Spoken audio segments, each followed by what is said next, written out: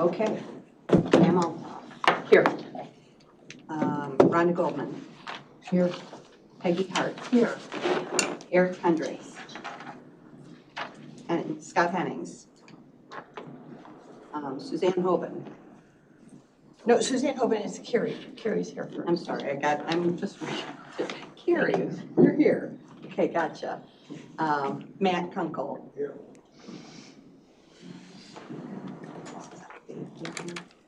Kara Louise. Here. Teresa Meshes. Oh, is that Her and Eric. Mary Reed. Here. Probably come after. Eric Ruth. Okay. It's gonna be a little bit of a weird switch off. I'm gonna joke. Eric Hendricks will be here this morning, but probably after, he's an attorney, so probably after court call. He'll be here with us this morning. I think he has to leave in the afternoon, but Scott Hennings will be back from his meetings in the morning, so he will join us, so we'll have. What happened to Teresa? She's supposed to be coming. I'm talking to stretch the time. Sorry. We can't do anything official. Yes, we can't do anything official, but I am sure she is on her way. And Teresa has also been very much engaged in the past in the deliberations, so I'm sure she's very familiar with the process. But even so, Hans, do you want to kind of walk up here slowly and I am kind of slow anyway. So go through, maybe go through our, you know, the agenda and what we're doing and where we go from there. Yeah, so I just wanted to go ahead and first off introduce our new staff person, Mary Lankoff. She's over here. Nice to meet She you. started with us on Monday, so she's here kind of observing everything and seeing how the process goes, so. Introduction under fire. That's what I just said, trial by fire. We're nice to Mary, so it's funny. So anyhow, I want to talk about a few things, just kind of like housekeeping type things. Good morning. See, I knew. If I talked long enough, you would show up.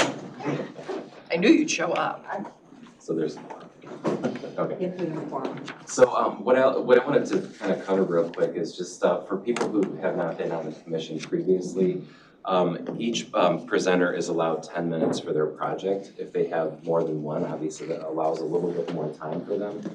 Typically, it's around 5 minutes of time for questions for the commissioners. It's sort of a guideline.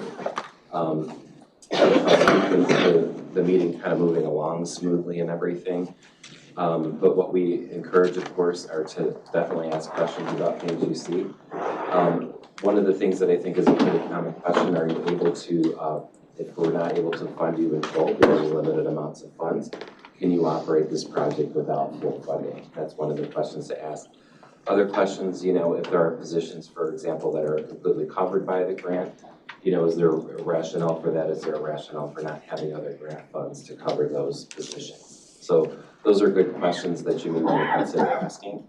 One of the other things that we did to operate these is we were asked to go ahead and create this list of projects that will give you probably no day unless you want them now. And this is just a simple list of what people are asking for. It's nice and big so you can read it. But we're asking you to, That was for me, just so you all know, that was for me. and we're asking you to pick half of them, put a check mark next to them, of ones that you would like to be discussed first, and whatever ones have the highest number are going to be brought up for discussion earlier on. So that'll help kind of guide things along. If you want these now, we can, oh, you want them now? Yeah, I Okay. think This so. one? Yes, but I did it a lot bigger for We you. did a jumbo, Okay. so That way you guys can take notes too if you need to.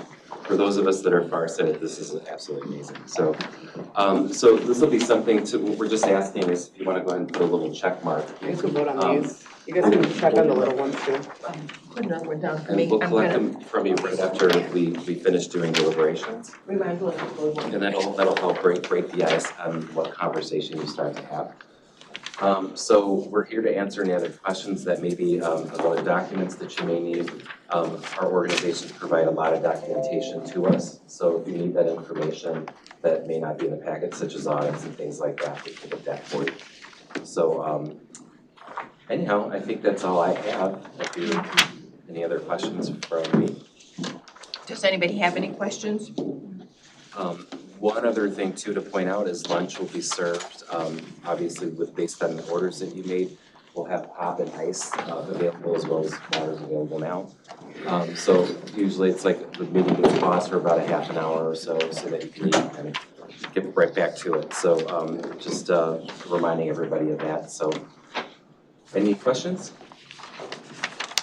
All right, did I cover it? I think you did. Awesome. All right, And I talked to, Mary and I had a great conversation, and my understanding is you did something a little, more informally, but very similar to what we're asking you to do with kind of designating your top 10, that's the way the conversation went anyway. I'm just trying to make it a little bit easier and have visuals. I'm a real visual person, so I need that kind of reminder. We can't start till 9, right? Well, we can do our minutes Okay, so, and public comment. we've added Teresa to the roll, correct? Yes. Okay, motion to approve the minutes as presented, So moved. seconded by Teresa. All those in favor, voice vote? Aye. All those opposed? Excellent.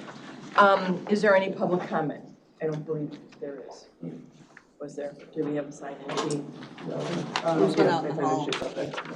That's not, Oh, there's one. Oh, there is yeah, no, one no, I person. thought we were just supposed to sign in on that. I Oh, don't have- okay, there is one person, but no public comment, very good.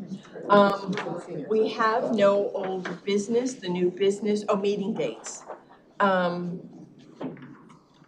we wanna discuss that now? Yes, so our admin office does need our meeting dates by, I believe it was like November 30th. So we would have to go ahead and, if you guys want to change it next year, we can. It's just a lot harder to actually get a room and get the technology that we need. Like today, we don't have a clicker because they're using in the next room. And you guys think we'd have lots of money? We don't even have money to buy 2 clickers. We have to share a clicker. Yeah, so they want us to go ahead and pretty much set dates already for the following year.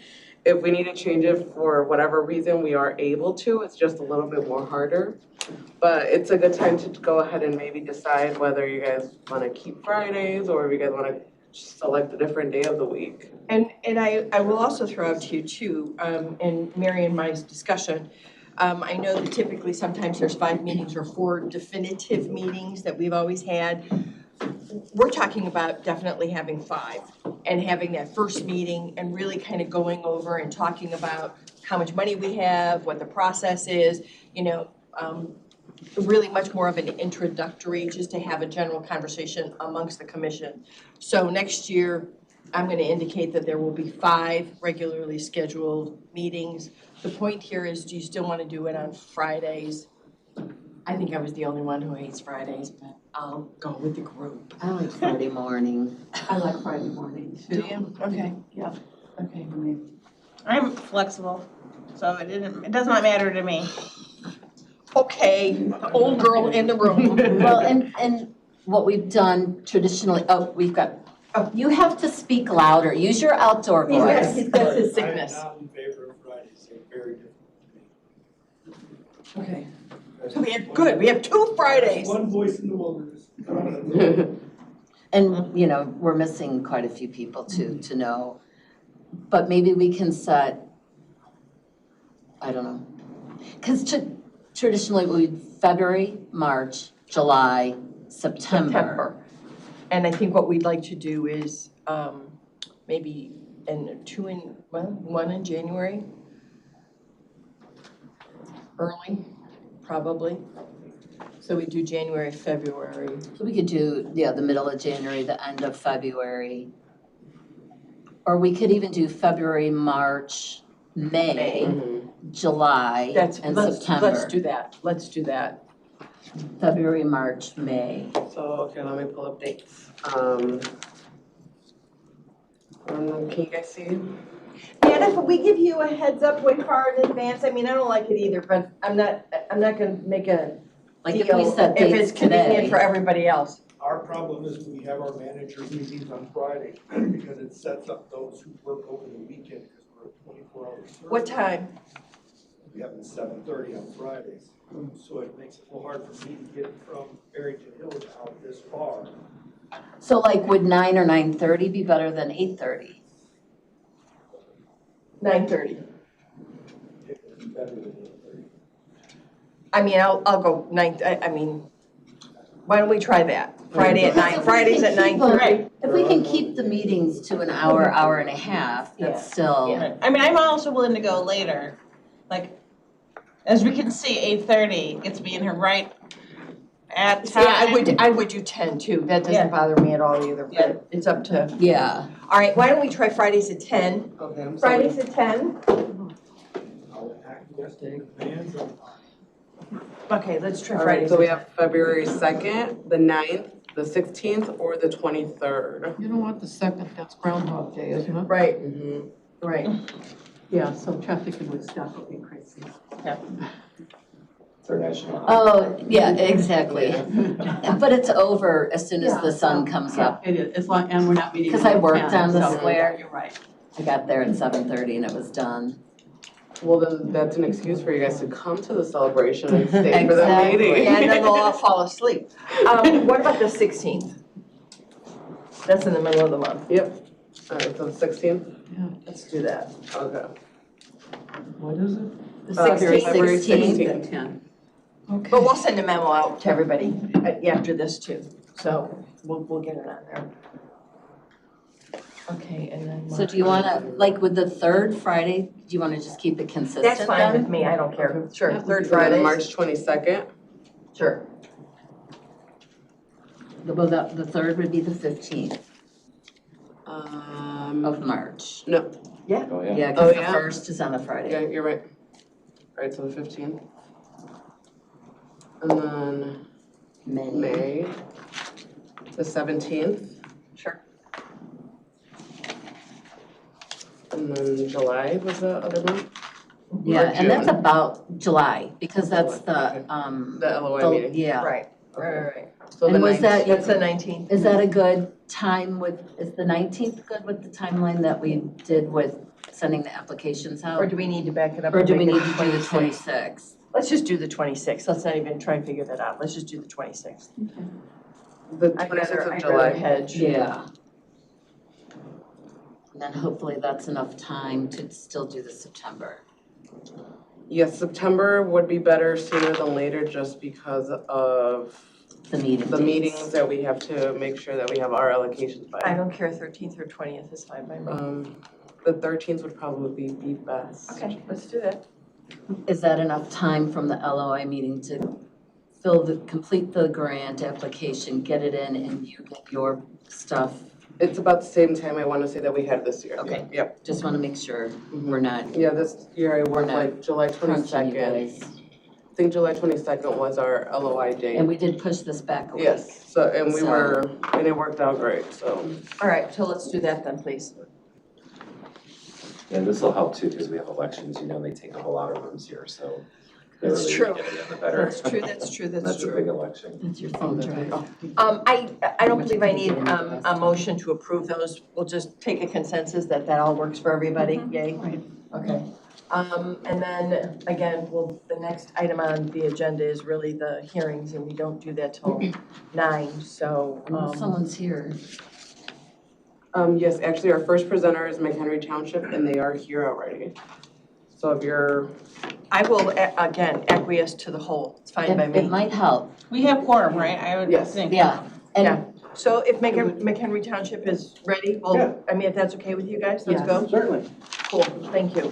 Hey, you know what though? because we Before you do could that, lose Gary- time. Yeah, Gary, come up here, but maybe what I should also do is just give you a little bit of an update on kind of sort of the conversations that are going on. So as we talk, Gary, Richmond, Hebron, all were kind enough to come in and meet with myself and Scott Henning and who else was it? And Han, Bianca.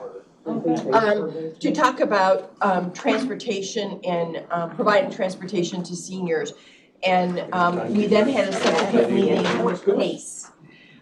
PACE is revamping their transportation program to be a little bit more personal. So what we're in discussions right now is one of the suggestions that was made by McHenry County, McHenry Township, excuse me, is for them to kind of take the lead and do some senior transportation in that quadrant of the county, so that they would be responsible for that kind of Riley, Hebron, Harvard, McHenry area. Work in conjunction with our dispatch potentially. And they could then reduce the time that seniors in that quadrant would actually be on the bus. That seems to be the biggest complaint, right, is that the seniors are on the bus way too long. So we're working with them to see if we can't wrap that into our regular PACE routes. And then PACE is really investigating, they've got a pilot program going on right now in DuPage where they are providing vouchers. And there's a program where the county would pay the first $5 and then PACE county money, but we pick up the rider would pay the first $5 and then we would pick up the next 20. So for any ride that costs $25 or under, it basically would be subsidized by the county through the PACE program. And they think that generally that would cover more than 95% of the actual cost of providing that service. So we are investigating those types of improvements to the overall transportation. You should know that, and it was stimulated a lot by our conversations about funding a taxing body to provide transportation services. So that's going on. Mary and I had a conversation again, and we're going to continue those as we move forward over the next several months and meet with those and see how we can coordinate a program that might be better served for our seniors in that area. So. Thank you. Thanks, Gary. Scott did get a hold of you, correct? No, I have not heard from Scott. Okay. He was trying to reach you, but okay. My name is Gary Barlow. I'm the McHenry Township Supervisor. Appreciate your time this morning to discuss this and the grant we're asking for. We're asking for $30,000 out of the total cost to run our program today is about $132,000, of which we get about $4,000 approximately in donations. We don't charge for our ride, it's a donation. Bianca, if you would pull that up, the first slide. So we're as you can see, I think last year we got $20,000, if I remember correctly, from the county, from this commission. That's correct. And so we carry the burden, our taxpayers carry the burden. And the reason I say that is that during the previous administration of the township, when they tried to abolish the program back in 2021, the first thing we did is reestablished it. Because there were over 3,000 signatures gathered to put a referendum on the ballot in McHenry Township to keep our bus service. So that's, just want to make sure you're there. We're also looking at other grant sources that we've had in the past, because when the previous board, they killed all applications for grants and everything else. But Northeastern Illinois Area on Aging, they were one of our sources. They are no longer offering transportation grants. So we lost a considerable amount of money there. If you want to go ahead and click.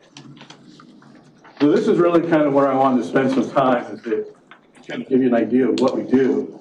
We've got 186 registered clients. 51 of those are wheelchair clients. We have 24 registered door-to-door service clients, 9 developmentally disabled clients. We've given out 5,435 one-way rides so far this year. We're on pace to double that this year with what's going on. We got 1,805 wheelchair, walker, and cane rides for about 33%, and then 1,041 food and drug trips. I'll show you that here in a little bit. A couple of those slides are just informational to kind of see where we go. This is really the meat and potatoes of it. 881 disabled or intellectually disabled folks that are also riding our bus service. Well, it doesn't click, but if you need a laser pointer. I'm okay. Well, Dave. I appreciate it. Do you have to put it up there? Nope, right there. See, that shows you how nervous I am, though. So what did we accomplish this year is our bus service. We continue. We've been in agreement with PACE before regarding their dispatch. We had to discontinue that. So reinstituted a new software package that we're running, which is allowing me to get the data from the system on our ridership.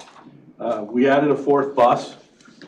As everybody's struggle is, it's trying to find bus drivers. We had 7 interviews so far this year, and we ended up with a net of 1.5 drivers. So we have a part-timer that's gonna come back in November. He's seasonal.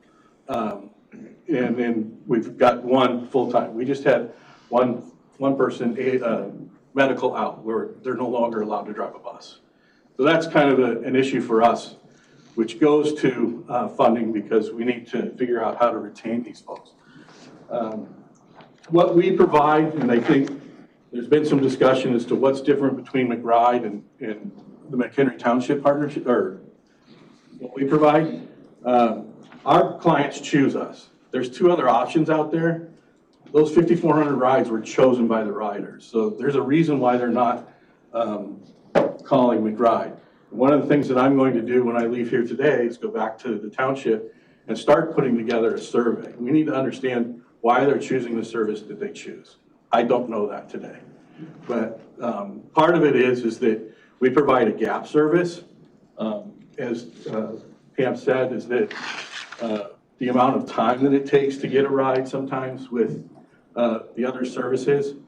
We've got a 5-minute window. If somebody wants it at 8 o'clock, we'll be there at 5 minutes, and then at 8:05 we'll leave if we can't find that person.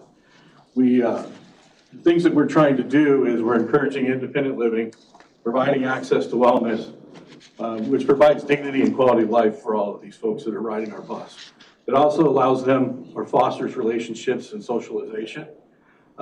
It's a door-to-door service. We will typically go into the driveway and pick everybody up. We'll also walk up to the door. Our driver will get out of the van and go to the door and help somebody if they need it. If they're coming out of the grocery store, we'll help them with groceries. We're also looking at a bag program for that to add to it, because they'll come out with 8, 10 plastic bags. We're looking at getting the big, kind of larger that they can use and put in there. So the bus driver only has to carry 2 bags back. We do have a 2-bag policy, but we kind of shine it on and just help them as we can. So they're picked up and returned to their driveway. Grocery bag assistance, I said, personal dispatch service. We've got a front desk person who picks up the phone and a dispatcher. It's one of those 2 people. In the short amount of time that I've been around, and they've been here at the township with me less than a year, they've already developed those personal relationships. So the folks, they know the riders intimately. They know their strengths and weaknesses, and it's all documented in our dispatch service what we're to provide, so they don't have to continue to ask for it. And it leads to reduced waiting times. You want to go ahead? So essentially what I try to do is scramble some data together real quick. 42% of our rides, and I just used food locations and medical rides. 42% of our rides today go to food and wellness. So that's a significant amount, I believe. So, and on that list, for the number of rides for medical trips, 430 of those came out of Northwestern Medical. So when they stopped their van service, we ended up picking up a lot of those rides in our area. So it's just one of those things that, we do over there. If you want to go ahead. Have you tried to get their drivers? No, not specifically, but. They're unemployed. We have, well, they've been unemployed for a long, long time. Yeah. I think if I'm not mistaken, somewhere during the COVID period, or right directly thereafter, they got rid of them. Okay. This is just a slide to show you some of the locations we go to outside of the township and inside, but go ahead, you're right. So conducting a rider survey is number 1. We want to grow our ridership, and through growth and ridership, we're partnered with Richmond Burton and the Village of Hebron to figure out a way to service that northeast quadrant. We've already held 2 meetings to kind of put our brains together and figure out what we can and can't do.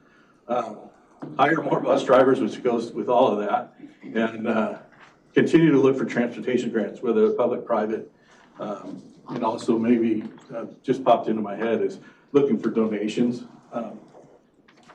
You mentioned one thing about if I'm not funded, from this commission, our buses will continue, but I'll have to make cuts in our budget somewhere else to make this happen. This is the #1 priority my electors have chosen me to focus on, so I gotta make it happen. That's all I have. And, I was gonna do Mr., but I can't. So Gary, Yes, I'm sorry.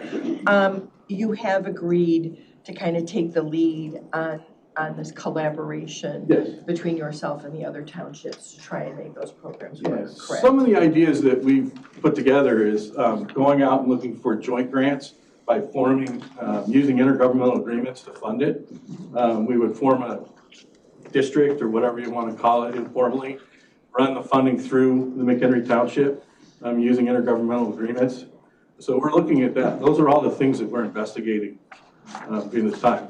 We're looking at currently, and I don't mean to steal your thunder, Hebron rents a school bus from the district and they provide a driver.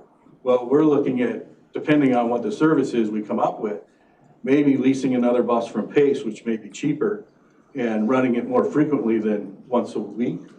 Yeah. So maybe 2 times a week if we can do that.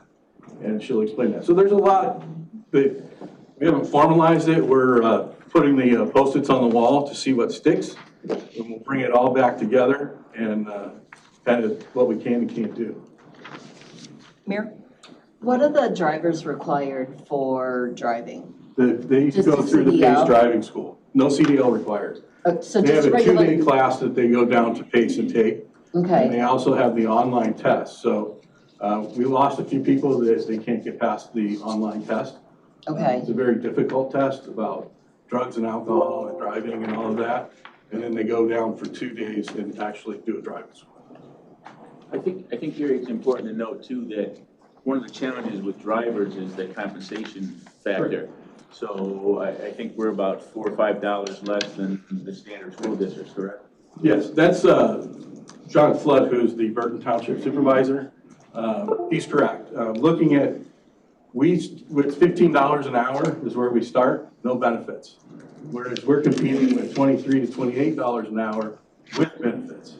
And they're guaranteeing hours at the school districts. Right. So that's very difficult to compete with. But they also don't have to go through the CDL process and all that either and If have they're special license. self-certified, they can, if somebody on the staff at that transportation department for that school is an instructor, they can self-certify their drivers educationally. They don't have to go through the long drawn out, Okay, very expensive process. And then they would take them down and have them do their driving test. But they can be taught at their own facility. and you're still doing drug testing just like regular, It's a requirement, yes. Okay. We have, anybody who drives I'm for just us. trying to think Yeah. of people I know. Oh. So I'm trying to gather as much information. Sure. And my last question before I open it up, so think of your questions if you have any. What would you say is the average time your riders spend on a bus? On a bus? Yeah. The most they can spend. From is their home one- to their stop? Yeah, correct. So, I mean, it all depends Where they're going. yeah. And what we're starting to do too is we're Give me adding, give me an average, I understand that. I don't Give me have an average time. 15, 20 minutes, 45 minutes? from the center of the township to the farthest edge would be the time. So Well, I 20 guess- minutes probably. It's too hard to pin down. 30 given traffic and stuff like that. Yeah. Okay. To get from one side of McHenry to the other, And depending. my question also is do you find that when you deliver your rider, that you stay and wait for the rider to be done? We- Or are there other rides? We do not to be- stay. We have a route and they'll drop that person off and it may be the same bus or a different bus driver that picks them up. Okay. We're typically running 3 buses a day. And yesterday we ran 4 buses. Just trying to, Yeah, I hear you. any other question? So like when you have these trips to the grocery store, presumably there could be a group that goes to the grocery store together. Do All you depends on do what that? time they're available to go. So that's one of the differences is that person's schedule will pick them up at 8 a.m. Yeah. If there's somebody at 10 that wants to go to Meyer, we'll pick them up at 10 and take them to Meyer. We work around their schedule, not our schedule.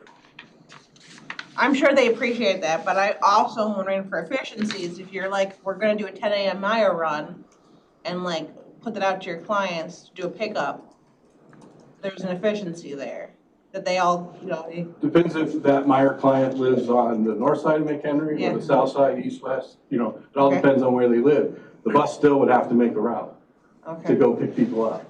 If we wanted to say, if they can get themselves to a community center or the township or someplace like that, yeah, certainly we can take them, but that's another added hurdle that they have.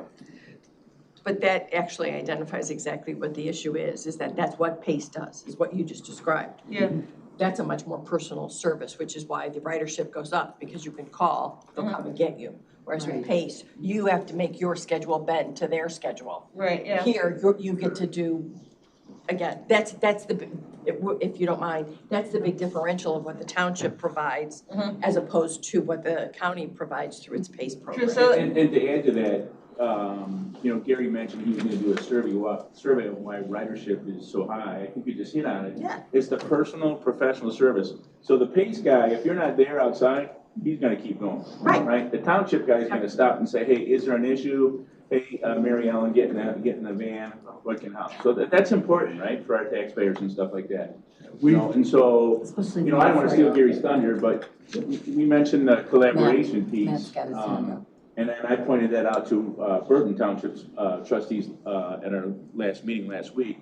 And they were very excited about the collaboration piece and then raising the bar on our senior transportation services, which is so important to the taxpayers is, a service that the county and or the townships can provide, so. And can I ask on your survey, Gary, too, can you ask age, if they're willing to provide? That would be of interest to me. Since I didn't get any sleep last night thinking about this presentation, that was one of the things that I can't get out of our system, is age. I don't believe we've asked it just because we don't think it's appropriate, but yes, we're gonna start collecting age. Because I think there is a distinction.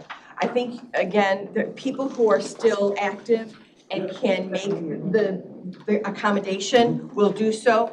But people at a certain particular point, when they become extraordinarily frail and their needs are different, would prefer a much more personalized service that helps them with groceries and things. the follow-up to my question was, how many people were on the bus at a time? Is one person on the bus Could at a be time? one, could be two, could be three, it depends. Depends on how the software routes it. Yeah. Could be the most efficient for that group of rides that day. You talked about age grouping. I got them. 46,562 in the township, based on the census estimates. And from age 50, which we consider senior in the township, to over 85, 18,871. That's 41% of who live in McHenry Township are over the age of 50. Mr. Coco, you want Yes. to ask a question? On your phone as you drive? That's not real dangerous. They're the ones that Pace gives us. They're an 8-passenger, and they all have wheelchair lifts. That was my question, that they're all under. Yes. I'm certain that the CDL. Correct. I did not hear a man ask. Well, and that's. What kind of buses? How many people can get on a bus? And they're all PACE buses. Yeah, it's expensive getting the C8s. CDL. You know, Okay. the smaller Yeah, we little just don't have mini them. buses, and they all have wheelchair accessibility. Okay. And when you get a CDL, you're gonna have to pay a little more too, to that driver. Correct. Can we make sure we've added Mr. Hendricks to the roll? Any other questions? I had one and phew, it's gone. Closing remarks, Gary, anything? Well, if you wanna flip to the last one, I just wanna I thank think you all. we'll just a thank you. Oh, that's okay, that's and okay. take it It's on the off. back of this piece of paper. I just wanna thank you all for your time this morning. We've already gone through the questions and just, we appreciate your thoughtful consideration on all of the transportation programs that are gonna be coming up before you. We appreciate it. Thank you. Thank you. All right, rolling right along at 9:15, Richmond Burton. Hey, Paul. If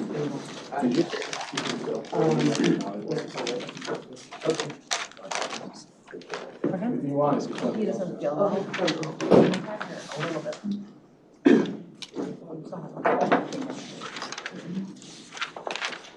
Good morning to you.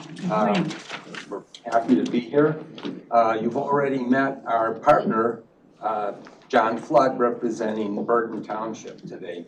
And our partnership has existed for a long time, actually since the inception of our transportation program. Burton Township, we started our senior transportation program in 2004 with a senior service grant from this board that provided us a bus and money for operations, and that got us off the ground. Since then, the program grew, but the grant has shrunk.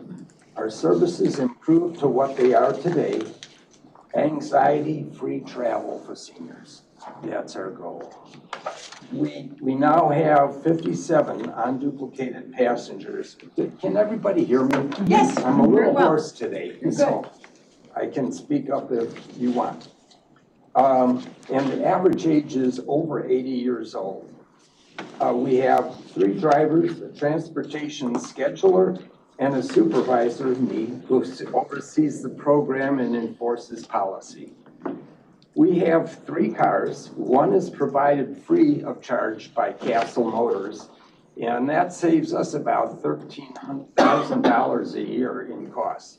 They provide all the service, maintenance, tires, whatever, and then every 2 years they give us a different vehicle. So they're very, very nice to us. During the fiscal year that ended March 31st on 2023, we provided 724 rides, averaging 60 per month. So while we're less population, our population is around 5,600 people, so ridership would be less. I mentioned that their ages is over 80 years old. Most are low income, living in a subsidized housing like Silver Tree and Creekview apartments, as well as Kensington Manor on Route 12. Income of all passengers, we ask just if they're at or above $50,000 on their application. None of them do. So we just estimate that they're in the $25,000 maybe to $30,000. There are some that have less money than that to live on. Our rides begin and end in Richmond, Burton Townships, and travel within a 20-mile radius for doctors, therapy, shopping, personal business, and special events we offer throughout the year. We take them to their destinations and we stay with them until they return home. And this is a very big issue with our passengers, and it's one of the main reasons why they don't call Pace or McBride. Our evaluation is done with a questionnaire. More important to us is the constant daily feedback that we get from our riders that they're very accustomed to telling us what's good, what's bad.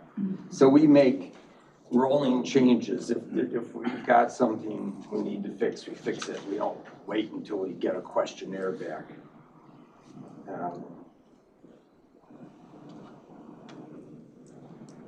Our goal is always to improve the quality and the safety of our transportation program for seniors. Not more that I can say about it that I haven't already heard years going on in the past. So that ends my program overview today. But I ask your attention to what I have to say about the Senior Service Grant Program. I would like to read from the Senior Services in McHenry County. This is a report that was prepared by the county here. Some of you recognize seeing that? So to quote from that,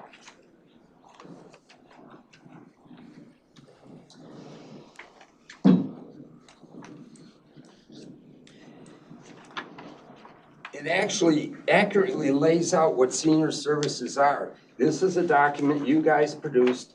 Can we all agree on that? On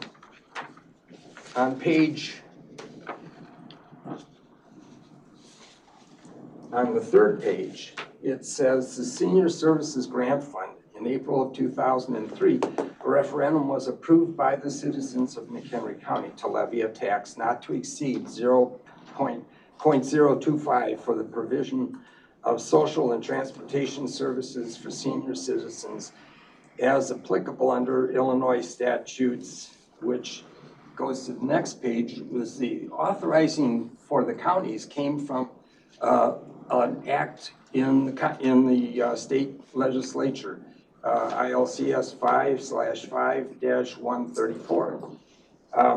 Funding recommendations are made by the Senior Services Grant Commission, you guys, and are ultimately approved by the McHenry County Board.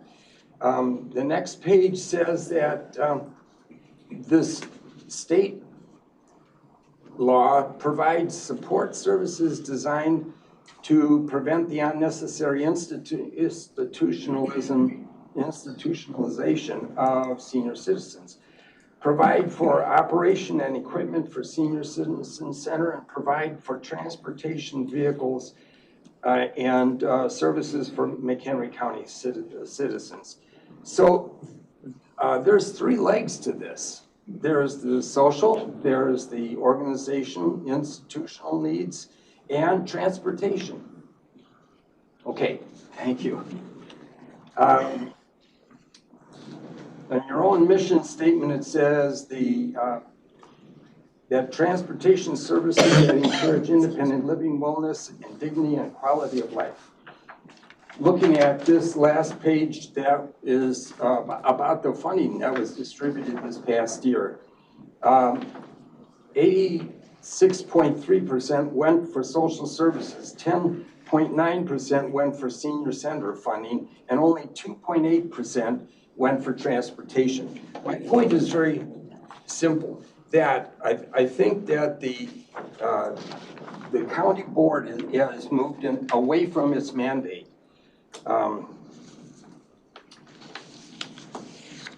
This is the top heavy with social services. I think all grantees are worthy, don't get me wrong.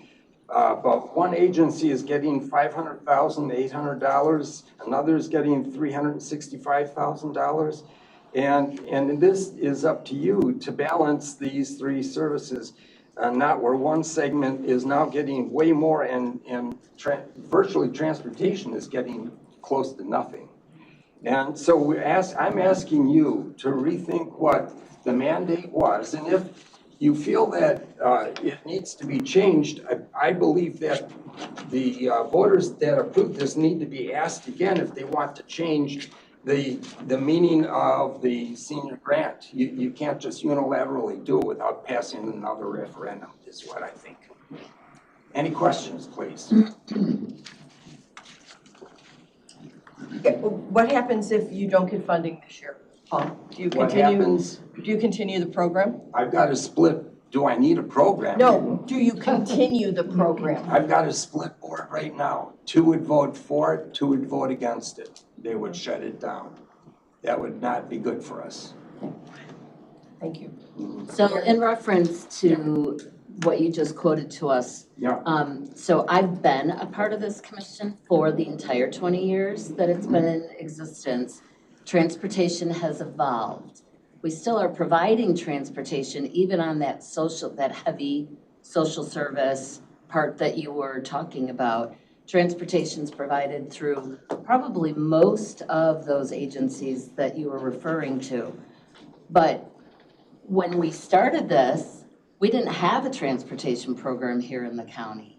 And that has evolved. When we first started this, we probably had 8 different transportation. We had almost every township come in asking for money. And what's happened is PACE has come in and our program here in the county has come in.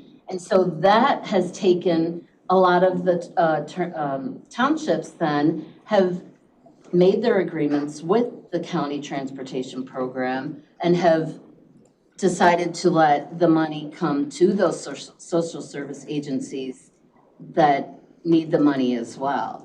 So it's not that we are getting away from transportation. Transportation being funded through here is evolving and changing. Transportation's still getting funded through here. It's just not going to be necessarily the way it was 20 years ago. Thank you. And to that point, so I know, I guess I won't name my name, but one of the grantees has a volunteer network that kind of, I just put their name in there. That let the volunteers do the driving, right? So I look at the cost, you said last year you had 724 rides. The program costs over $60,000. That's $85 a ride, right? And that seems like there's a lot of stay-at-home moms who would take $85, less than $85 to give a ride to a senior. So I think we need to be innovative. And $85 an hour is not just the pay. Right, per ride. It's maintaining the overhead. vehicles, it's Right. insurance, it's all the other variables that have to be taken care of.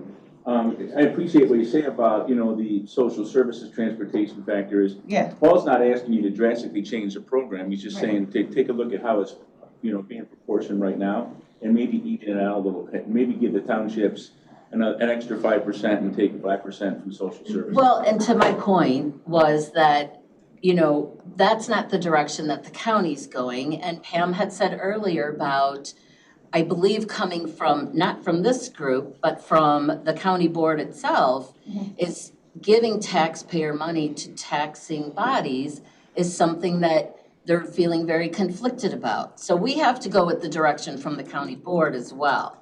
And it doesn't mean, but we also have to look at where we're putting our money and that we're getting the best bang for our buck.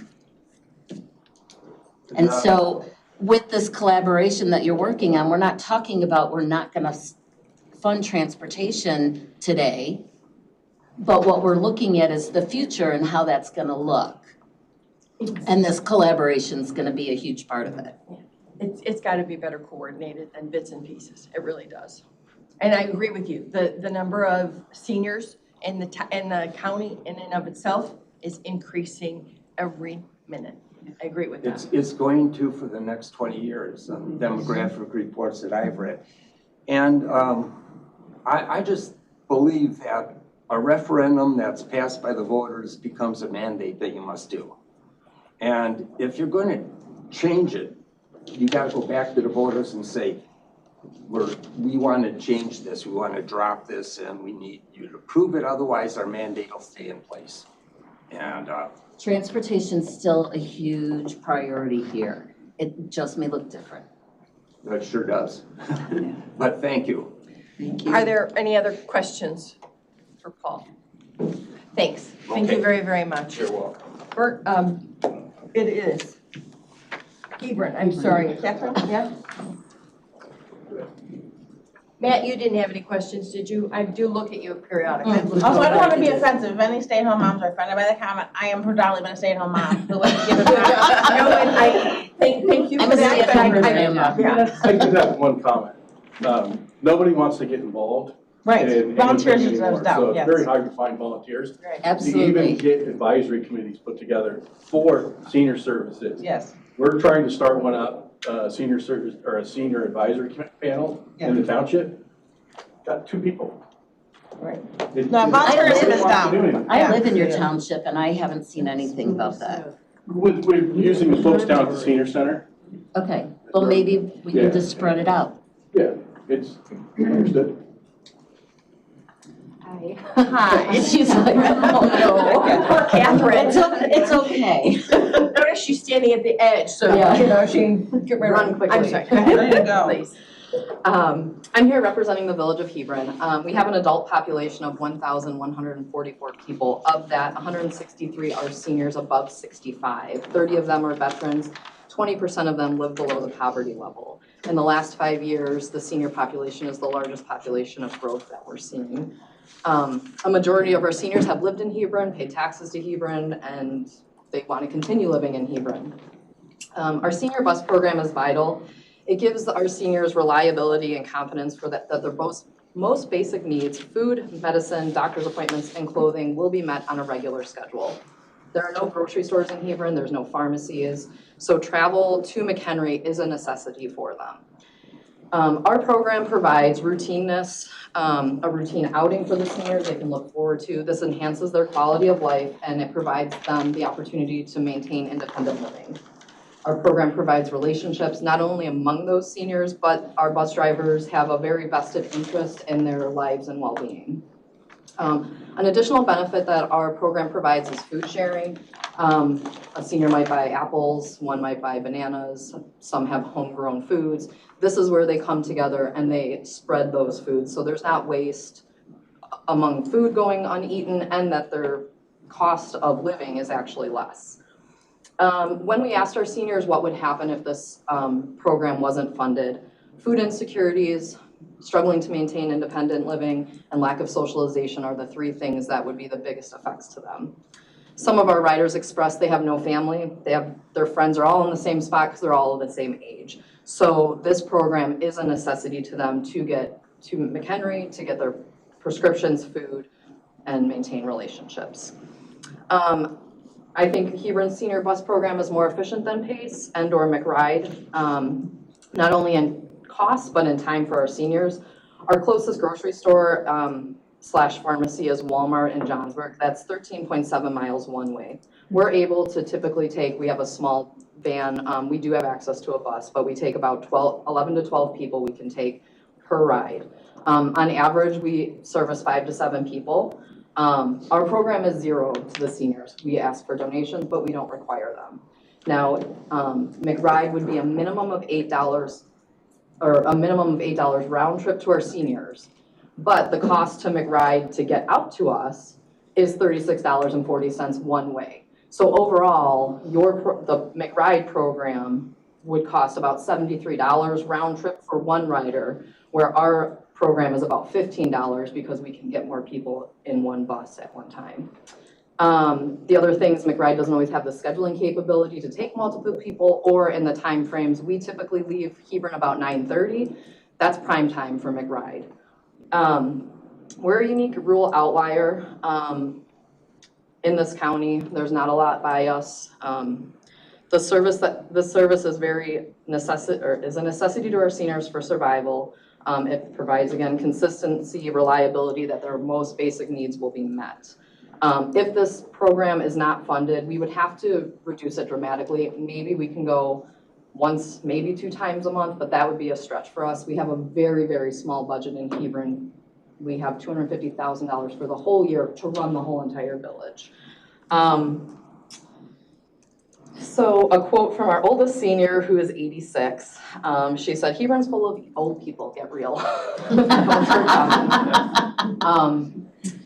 My dad personally took PACE. He's been left at the bus station for 3 hours. He's had to drive by a road for over an hour because he was 5th on the list, even though it was more efficient to drive it or stop at our house because we're driving by a road.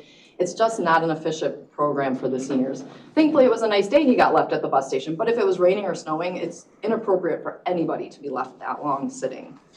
For the future, we are planning, Richmond, McHenry, and the Village of Hebron, on teaming up to create a Northwestern Transportation District. We want to serve the seniors we love so much with reliability, cost effectiveness, and efficiency for them. Okay.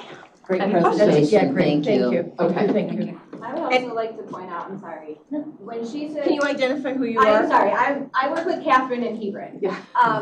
So I want to point out, when she said that the seniors, population percentage rose between 2017 and 2021, 65%. It went up 65%. And I don't know if any of you know where Hebron is, but it's farm country. It does not have a huge influx of young people who come live in the middle of nowhere, 30 minutes from the closest grocery store. So that percentage is going to go up dramatically every year. So this is essential for these people. And you know, you had talked about doing the vouchers. Most of our riders are below poverty level and they're 80 and over. They don't use a cell phone to call an Uber. They barely do the PACE. That's not how the program would work, but that's okay. Oh, I'm sorry, that's what I understood from the so I apologize. No, if that's not okay. how It's Uber-like, but yeah. Okay, so, you know, I mean, and even getting to the automated PACE system, you know, they struggle with. So this is essential for these people that have lived here most, if not all of their lives, where we just don't have the option, and honestly, McRide is inefficient this far out. I don't disagree. Matt, I looked at him 2 seconds I ago. know. Jeez. I know, that's why. Mr. I Kunkel? believe that your district, the whole idea to enhance your service in Hebron specifically? So I think that's gonna pull away from. No, I think it'll enhance it. I think if anything, we might be able to see more access on a different schedule and maybe be able to capture some other, so we don't have wheelchair accessibility. So by partnering, we have drivers. They have that connection. Correct, so then we can connect more with whoever's out there we're not servicing.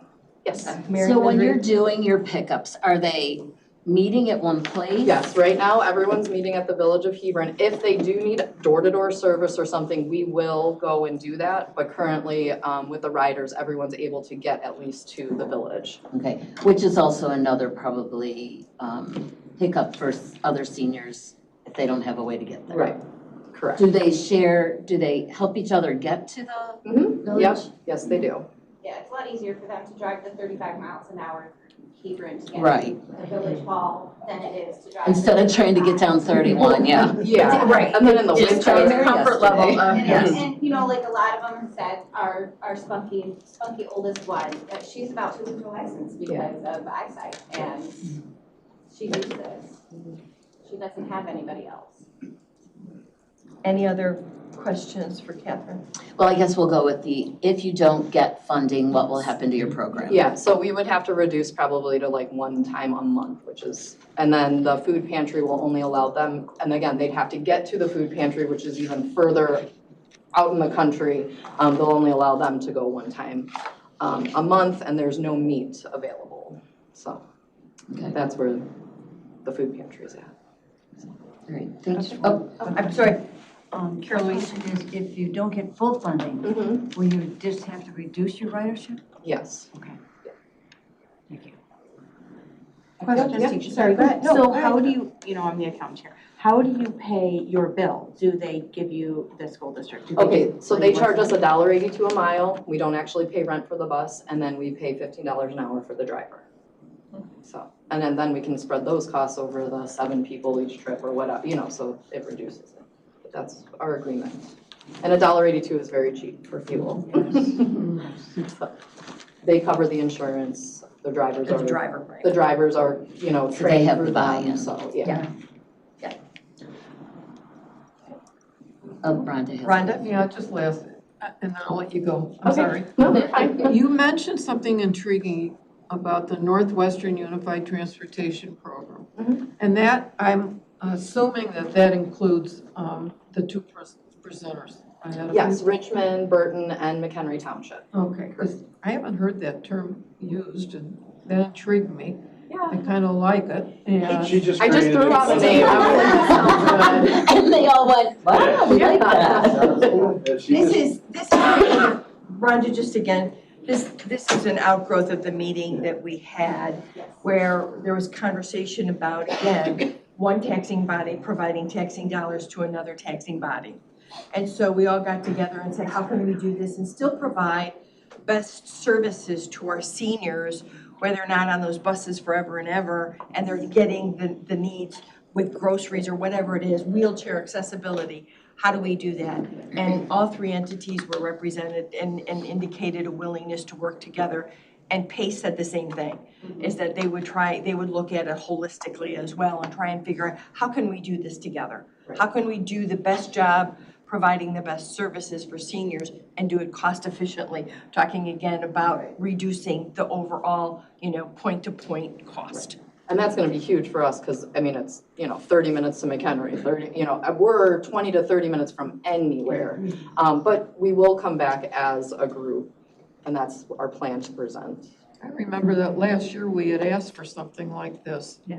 And look at it's happening. This is my 3rd year here, and it was last year, wasn't it? That we asked Yeah. them to come by? I would love to take credit for being brilliant, but no. No, it was last year. This is something that people have been talking about. Talked about for years. I mean, it's not new. It makes sense. Right. Well, I think we can service our seniors better because we each have unique things, like some have transportation software, some have more vehicles, we have more drivers available. So if we can pool our resources, everybody will be served better. And I think in the past too, some of the question was whether or not each individual township or village with that crossover with the municipality or whatever your restrictions are. Right. I remember that from 10 Gazillions years of years ago, ago. that being a question of how you could collaborate within your own statutes. So it's nice to see that.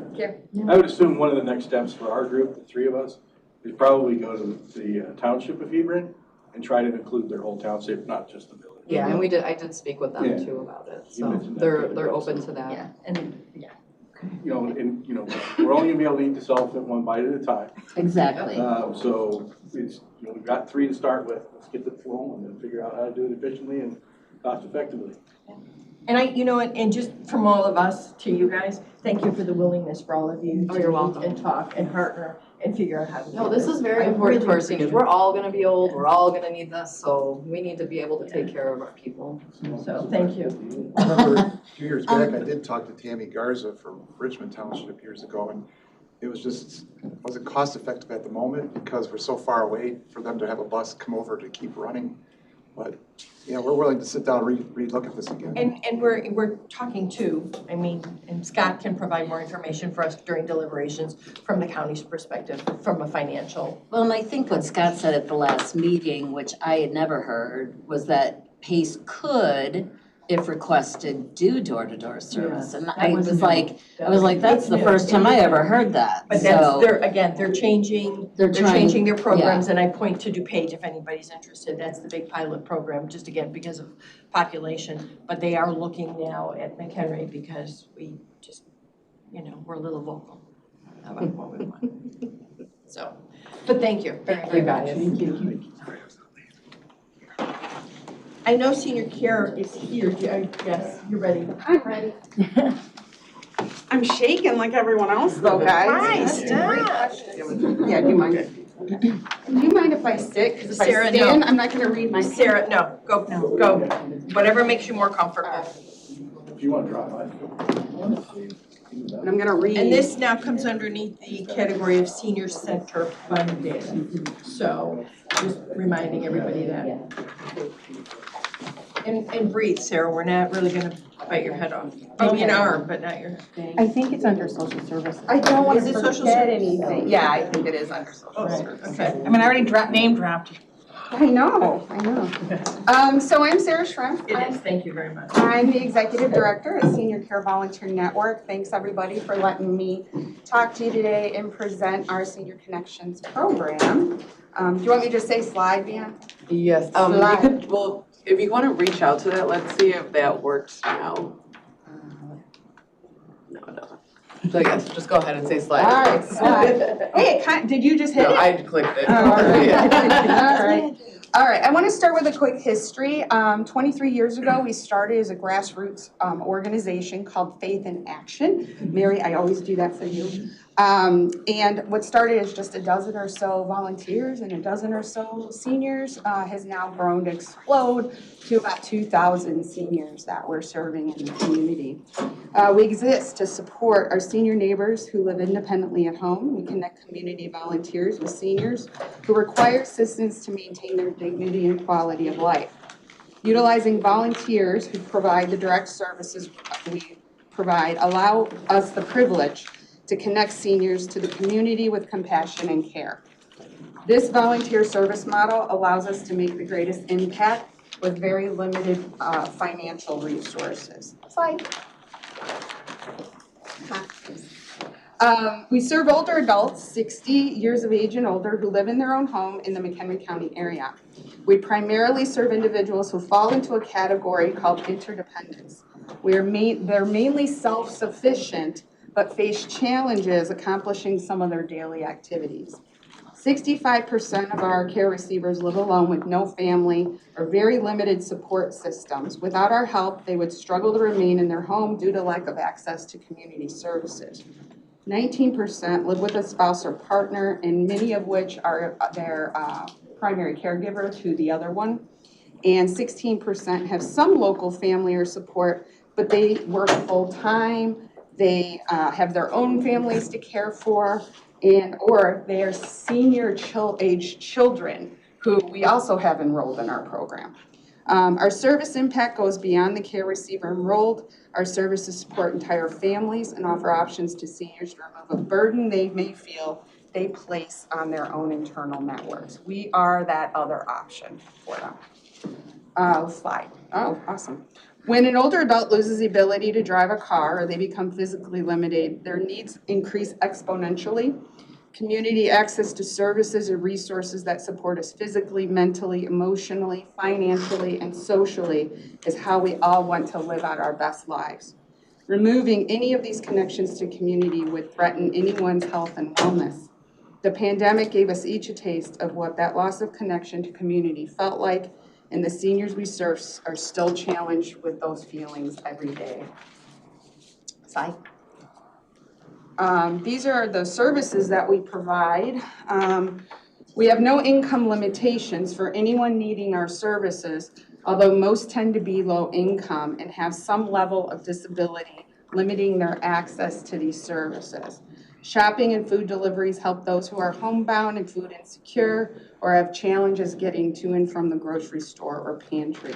This is especially important for those with dietary restrictions but still prefer to cook their own meals and freedom to choose what they want to eat, including fresh foods, dairy. The volunteers will take them to the store, bring them home, carry in their groceries, and oftentimes help them put them away. Durable medical equipment loans, like wheelchairs, walkers, canes, commodes, shower benches, are donated to us from the community to repurpose for those who need it. Be it short or long term, it alleviates the expense of purchasing those items that the insurance doesn't cover, or having to make costly home modifications, saving seniors thousands of dollars.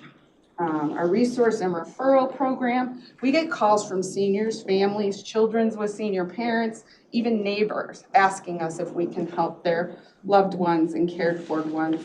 The independent seniors who are between independence and dependence, we likely have a service that can address one or more of their needs.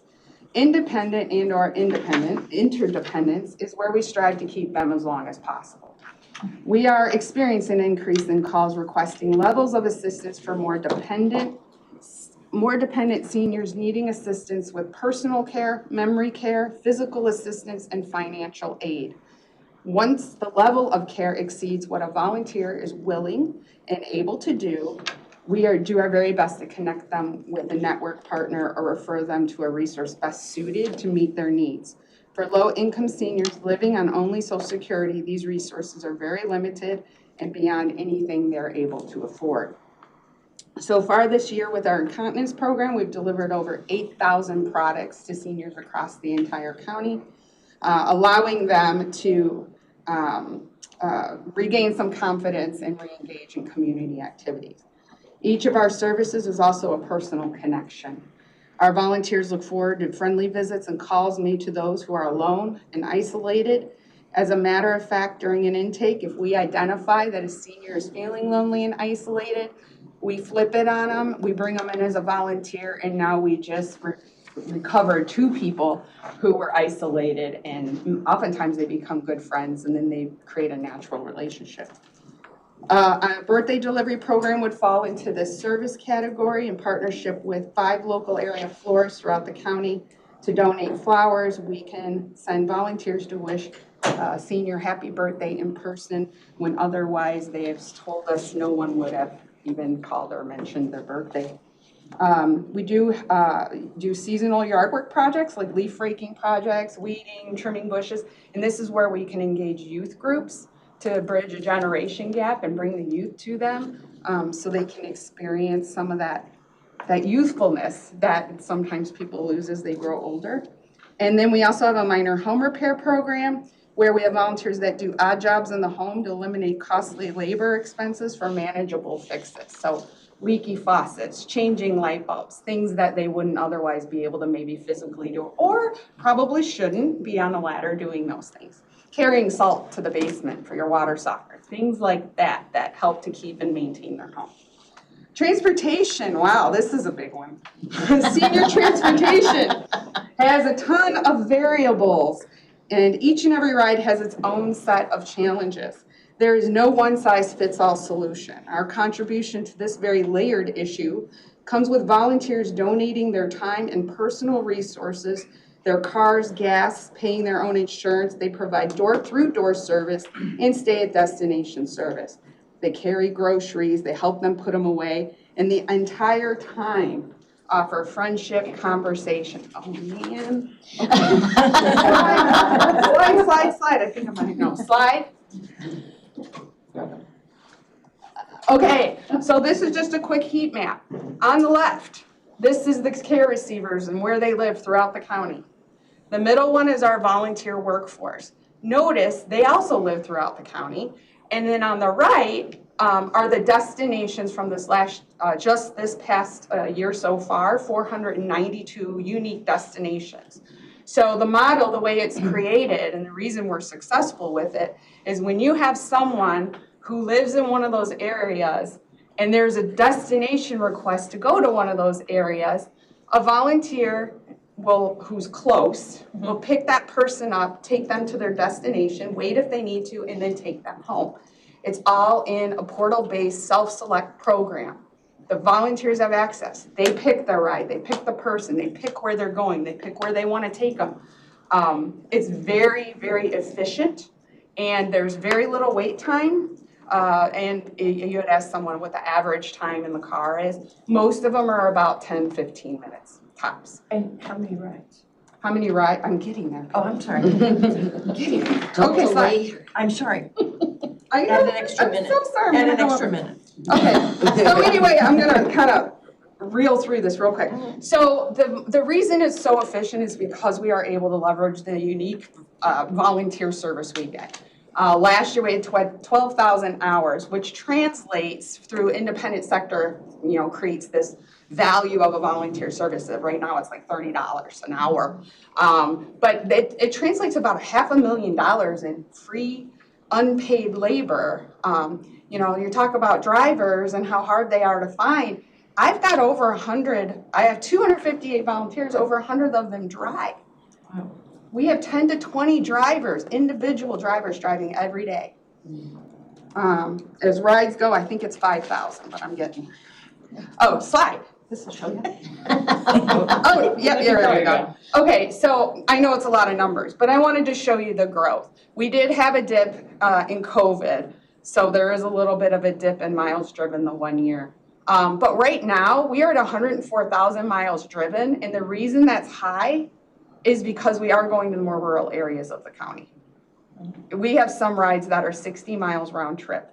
Wow. Because they're going from the driver's home to the pickup to back to the destination and then back home. So, sorry. Just because you're on it, where rural areas where? Is it more in the southeastern quadrant of the county or is it more in? We have Spring Grove. I looked at the map, but it's also, I also saw hot in McHenry. Yeah. But where? Yeah, it is, it's everywhere, but we have new care receivers coming in from Spring Grove. We do have Richmond, and we do tell them about the bus services that are up there. They're aware of them, but we're able to do some things that they can't in the sense of, we can take them where they want to go, not necessarily in a certain. But the two hotspots were Marengo and Harvard. Yeah, there's on big that ones map. up there. And then, let's see, you can do the next slide. So this is the part I wanted to point out too, and you guys already know this, but in the community assessment, I found this in 2019, they estimate in 2019, age 45 to 64, there's 91,000 people in the age group in McHenry County. Now some have probably, more than some have probably moved away, but the seniors aren't necessarily moving away.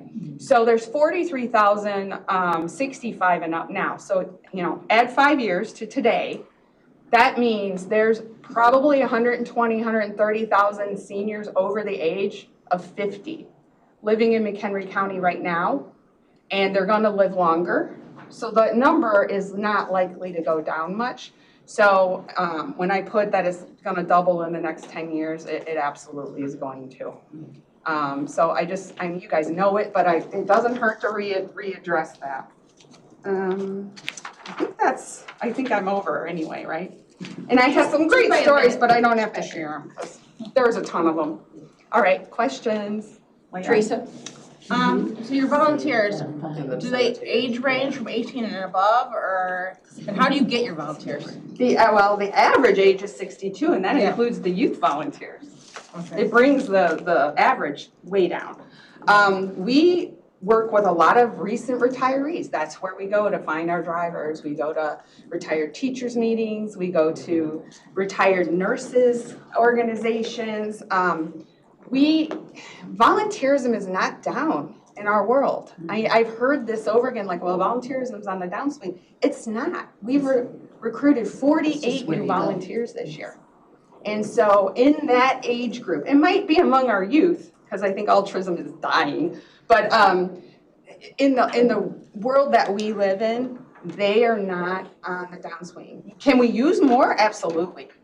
You know, we got to do what we have to maintain the volunteer, force that we have. But no, we're doing quite well. I was just going to say the funding question that I know is coming. We would have to I would have to reduce staff, which would then reduce the support, not to the seniors, but to the volunteers, which are the commodity that we have, the greatest commodity we have to serve and do the direct service. If we can't fully support our volunteer corps, we're not going to be able to recruit them, we're not going to be able to train them, we're not going to be able to maintain them and keep them active. A big part of what my team does is reach out. These people like phone calls, the volunteers, hey, we need you to do this. They're not going to do it if they're not asked. Someone's got to make those calls, and that's what the team does. What I was really going to ask outside of that question is, have you contacted the county's Human Resources Office when we do our outreach, when we have people who have days where they provide services? It's actual county employees who volunteer. You should call Cheryl and yap at her and say you want to be on that list. Yeah, I know that United Way has sent us groups from the county. Right, it's another outreach, it's the same. Yeah, You should do it they do direct. yard work. Yes, Well, exactly, they're younger. With LGMC, right? Yes. Because they have their day of giving too, which could help with some of the bigger home repair projects. Yep. Other questions, Rhonda and then Carol Louise. Thank you. Sarah, did you get any volunteers out of the St. Mary's appearance? Well, that's 2 more. I'll take 2. Yeah, and are you tied into the 211 network? Exactly. We Or are. is it We just are senior listed. services? It's United Way, I think, is what. United Way. United Way 211. Because I Yes, use we it are. all the time. We are in their directory, and we do get referrals from them. Yeah, so, and obviously, I don't know if people realize, of course, Huntley's across 2 counties, of which the majority of the people in Huntley, we have 30,000 now, live in McHenry. So I appreciate your services because I hear that from being on the village board, I hear from everybody, and being a senior, I hear from everybody. So I want to thank you for what you've been doing. It's grown from when they first came here. Right. Carol Louise. People were I just want to commend you because I came there for your service for a family member. And you were very good about not only loaning equipment, but giving information about other services that were available. And that was very helpful. So I appreciate your services and your employees. Go ahead, Carrie. I should know this. Are you a one-program agency? Is this your entire? It is all submitted under one program. Because it's very hard with the volunteer commitments, it's really hard to create a functional budget on each service. So we present on one full request because that is a really hard thing for me to do. And because we're requesting staff salaries and we're very small, everybody does a little of everything. So again, it's hard to tie those staff salaries to one specific task. So that's that. Do you have a waiting list? We do not. Any other questions? Closing comments, sirs?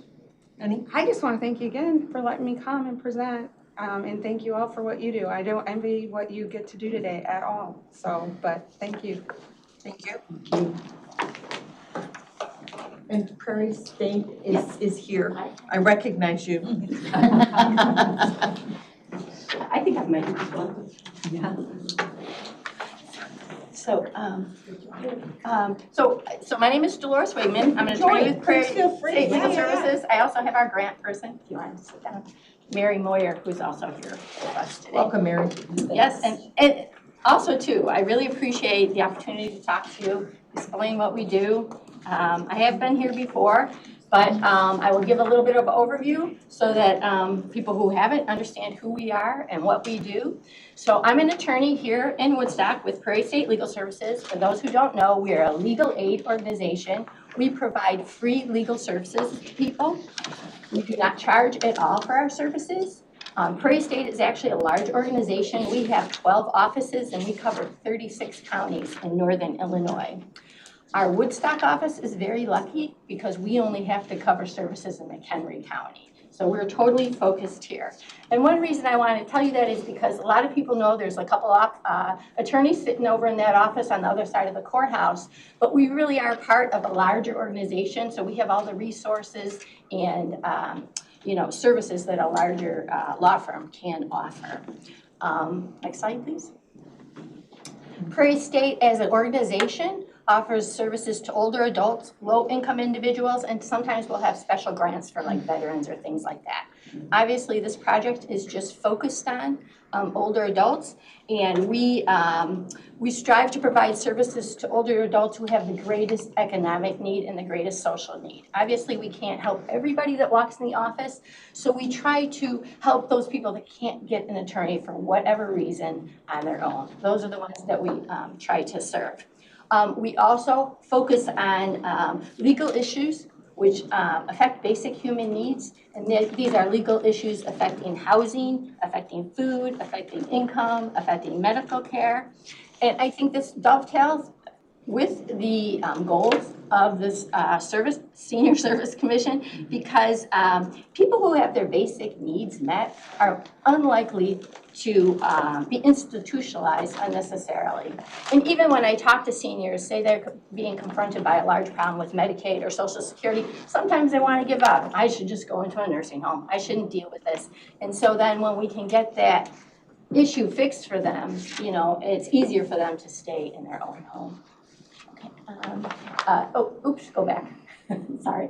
So when I say housing, what do we do with housing legal issues? So we help with evictions. As everybody knows, there's been a lot of evictions. I don't know if anybody ever hangs around the courthouse, but there's a lot of evictions lately because the eviction moratorium ended with COVID. We help with those. We help with mortgage foreclosures. There's been a lot of good state money where we can have people hooked up with the state if they're in a foreclosure, and the state's been helping people get back on track.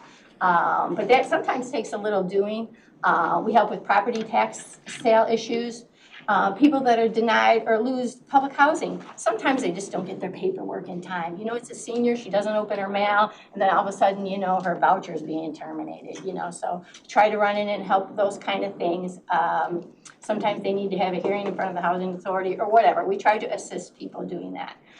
Nursing home and assisted living discharges. Some people don't know, but it's a thing. You can be kicked out of your nursing home. And we saw a little bit before COVID, but now some of the larger counties like DuPage and them, they're seeing a huge uptick in this. And the reason it is going on is because nursing homes are understaffed. They're way understaffed. And so what they do is they try to kick out those residents that need a lot of care. People with dementia, people that have a lot of services, so they try to kick them out. But the thing is, there's lots of rules about who and when you can discharge somebody from a nursing home. And of course, hospitals, they try to send people to the hospital and not take them back. And that's, there's federal rules. If these facilities receive $1 from Medicaid or Medicare, they have to follow the federal rules and regulations. And those are very strict about who can be kicked out of the nursing home and when they can be kicked out of the nursing home. We also have state rules. And so we, usually the long-term ombudsman or somebody calls us and we try to jump in and make sure that those rules are followed, that the person has a notice, opportunity for a hearing, that if they do have to leave, that there's another facility they can go to that will help protect them and take care of their needs, and that they have a discharge plan. If they're going home or something like that, how are they getting there? Are they getting their, are they getting services once they go home? Are they getting their prescriptions? So those are some of the kind of things we do in nursing home discharge cases. Like I say, I haven't had many in McHenry County this year, but I'm just waiting. I'm waiting for it to happen.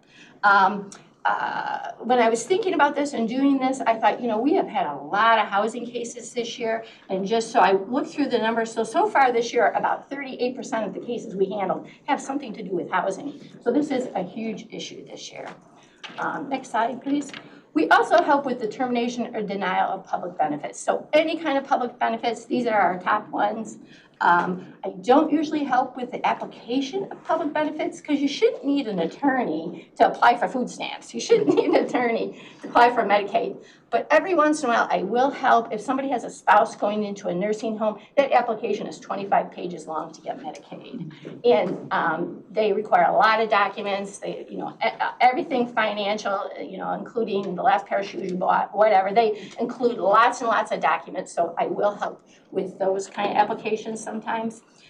Lately, we have had a lot of Social Security overpayments. These are really scary because people will get a letter and it will say, we overpaid you. So Social Security, if you don't know this, they can go back 10, 15 years and say, we paid you too much back then. You have to give us money. So this happens a lot when people are on disability. So if you're on disability, you can work, but you can't make over a certain amount of money. So last year it was $13.50 a month. This year it's like a little bit more. But so Social Security rules, of course, are complicated. So you can't make over that amount for 9 months. So you could be on disability for 10 years and it doesn't have to be 9 months in a row. It could be 1 month, 1 year, 1 month, another year, 1 month, another year. And then all of a sudden you hit your 9 months and then they terminate you. And sometimes they don't catch on. And so 5 years later, they'll say, hey, we should have terminated you 4 years ago. So I had a man who came in, he got a letter and it said, you made over the amount in 2018. And this just came in like March, April this year. So you need to pay us $76,000. Please put the check in the mail in the next 30 days. Sure. So he's in a panic. And this gentleman worked for a hardware store. He was only making $1,000 a month now. I don't know. Sometimes the retailer organizations, that's what it seems like a lot of people work for. They don't realize they give them more hours over Christmas, right? And then they go back and they go forth. And people do not pay attention, and some people don't even understand, right? So anyway, he only made $1,000 a month. All of a sudden, he has no income, right? And so he had called Social Security, and luckily they helped him file an appeal over the phone. He comes in, we set him up an appointment really fast to do what's called an expedited reinstatement of his disability so he could get back on right away. We hooked him up with, the township, the local charities to get his rent paid. He also was eligible for early retirement, so we got him on early retirement until the reinstated disability kicks in. And what else do we do? And so then they come down there and say, oh, sorry, we made a mistake. It's only $22,000. From one month to another, it just changes, and it's kind of crazy. And so then, now I couldn't see any reason to appeal the $22,000. So now we just filed a motion to reduce his amount of payment. What they'll do is they'll take your whole check unless you ask them not to. So lots of times we can get people to pay $20 or $50 a month rather than like having their whole check go. So, and he's just one example. I think I've had like 4 this year that were similar. We had one woman who was paying, she knew she had $15,000 overpayment. Then all of a sudden they said, oh no, we made a mistake. It's $118,000. And then we appeal, and then it was back down to $20,000. Sorry. Anyway, this is how this goes. So lots of Social Security lately. I don't know. I feel like they started going through their old files or something. I don't know what happened. Nothing better to do. It's always a money crunch. Yes. Next slide, please.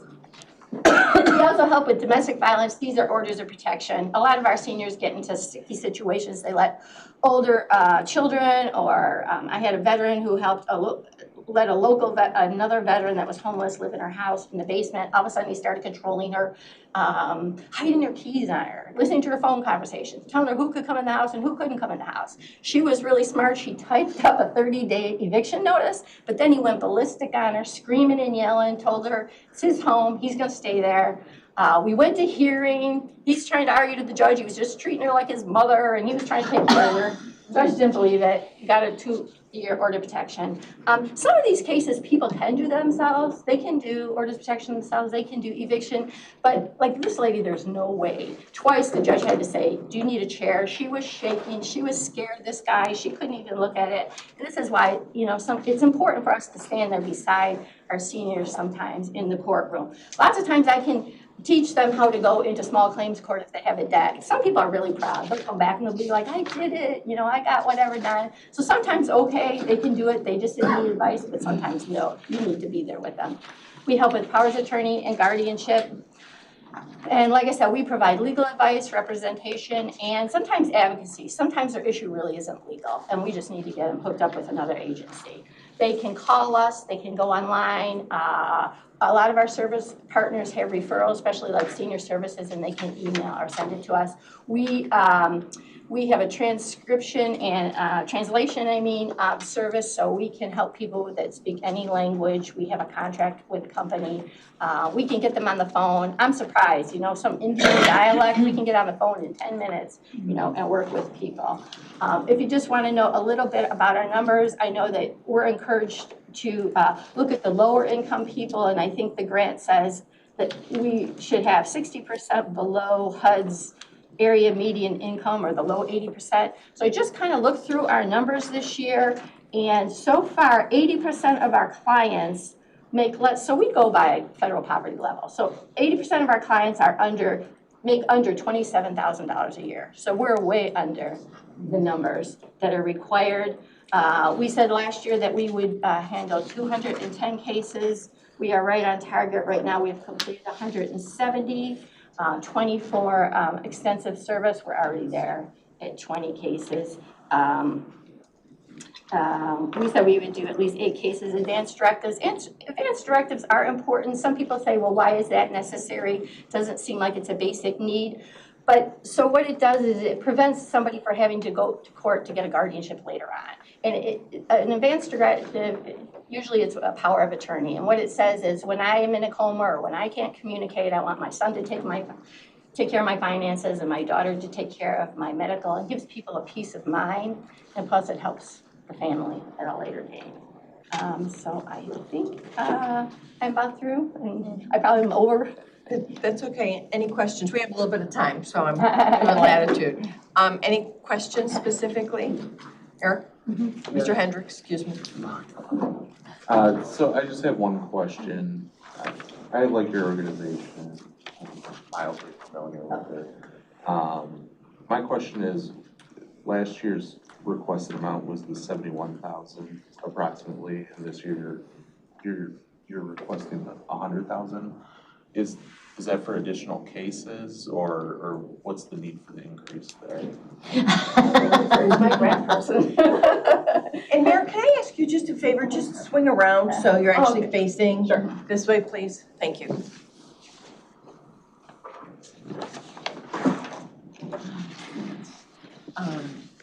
So we are anticipating Can more you speak costs. up just a little bit, please? Thanks. Use your teacher voice. We're anticipating higher costs in providing our services, so we just had a salary increase to bring our salaries up to market.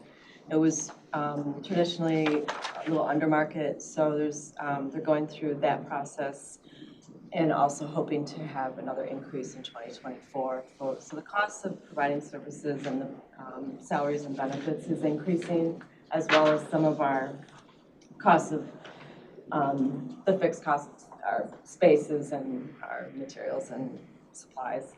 And we are hiring in Woodstock because there has been vacancies in Woodstock and the Woodstock office. So not operating at full capacity maybe for the last 12 months or so. About to hire a new attorney. I think any day now that person's coming on board. Also, a paralegal was hired last year to replace a long-standing paralegal that had done a lot of senior work. And there's also a community resource specialist hopefully coming on board again for Woodstock. So providing a little more staff, and the community resource specialist is part of a new team, community engagement team that is, we're placing community resource specialists in all of our offices and helping to increase our outreach and develop those community connections with partners that are serving the same population. So is the majority of that $30,000 increase related to the, I guess, filling in prior vacancies? That would be a lot of it, Okay, if not 90% of it. okay, thank you. Yeah, but our numbers have gone up though. And You said that the last grant said 210 and this grant says 270 individuals we will be serving. So some of it has gone up. So, Mary? yes. And that's kind of what my question was, because in 2022, you had number of unduplicated clients is 242. And so then last year, you said 210, and now this year you're hoping to serve 270 clients. Yeah, and I can explain a little bit. So one reason that it went down is we were getting more of these cases, like these social security cases, they were taking a lot of time. Like if you go into eviction court, you might get the whole thing done, spend 3-4 hours, right? When I do a social security case, it could take 40 hours. And so all of a sudden we were seeing these bigger cases. And so we went down a little bit last year. Maybe I'm gonna become more efficient. I was gonna say, so do you see that changing then? The cases changing, because now if you were at 210 and, you're on target for that, and now you're saying you're gonna do 60 more clients, is that a realistic target? Well, I'm hoping if we get another attorney, to assist, get our paralegal. We used to have a great paralegal that did social security work and did a lot of the tasks for me, and if we get this new one trained, I guess. Then it is realistic. That is the hope. Okay. I feel, there's kind of a chicken and egg thing where, we want to increase our capacity and to serve more people. We know the demand is there, but it's like getting some folks in place to help generate that. And I think reaching out to the community more and really putting a lot of effort in the community resource to bring people, to connect people. And can I just say this? I am worried. I am worried a lot of people don't know, and a lot of people about us, and a lot of people don't know what services we do. So let me just give you an example. So I hardly ever get a Medicare case. I don't know why. I never get a Medicare case.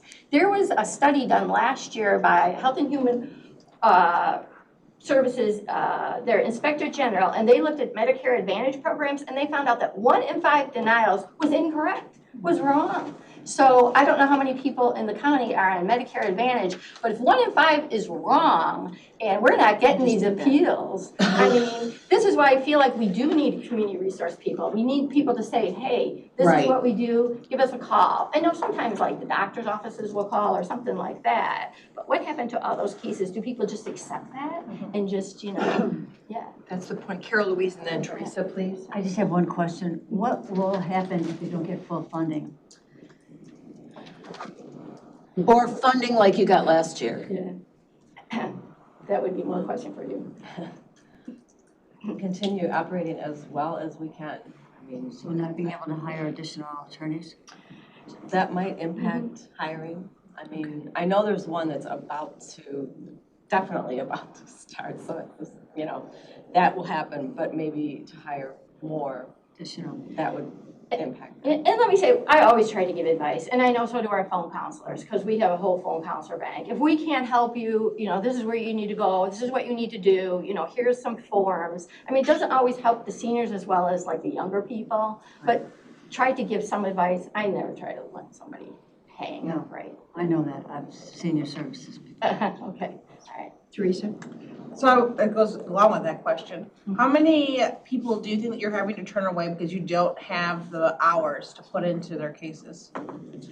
You know what?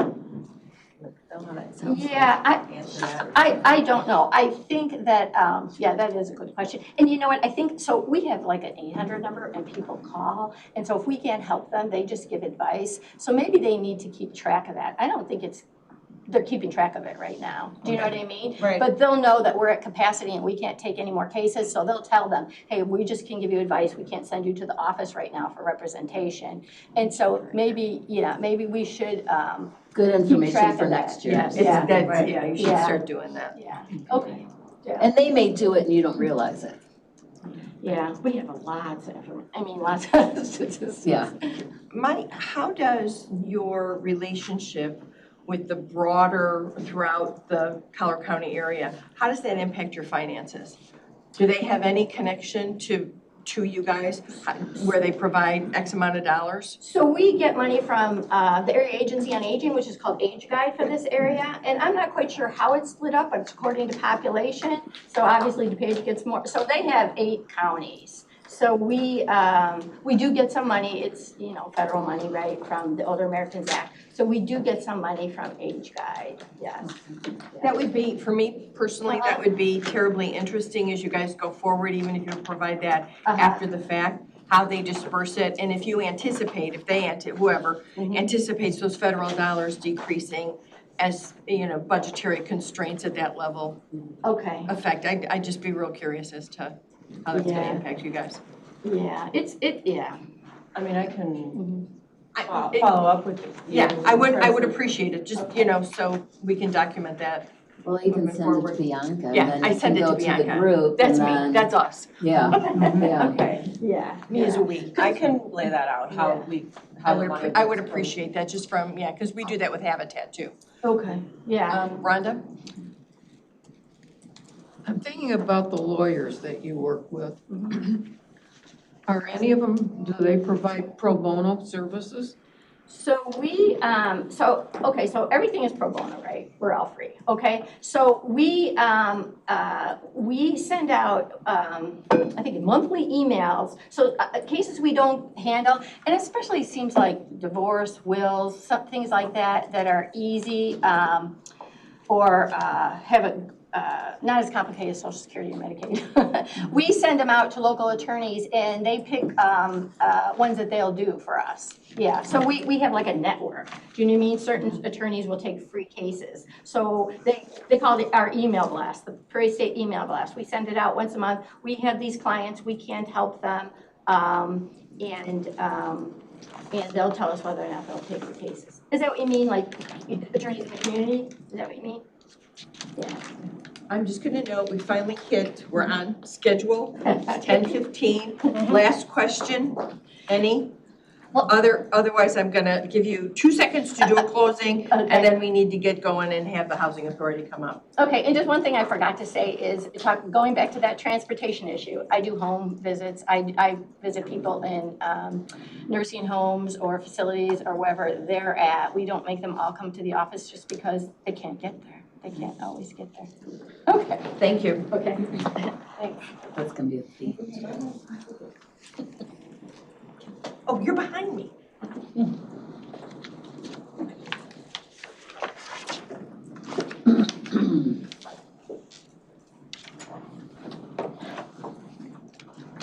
Good morning. Whenever you're ready. Okay. I'm Kim Albrecht, I'm with the McHenry County Housing Authority. Thank you very much for supporting our dental program. It's our 14th year with the senior dental program. And we're very grateful to the county and the commission for supporting these type of programs that help keep seniors in their home. Do you have my program? I never received yours. Okay. Do you want, I have it on this. Do you want? Yeah, that. Here. Here. Thank you.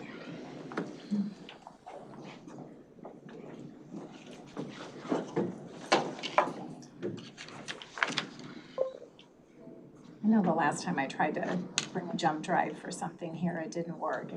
It worked this time. All right. Well, it's there now. It's on this one, it's not on the big one.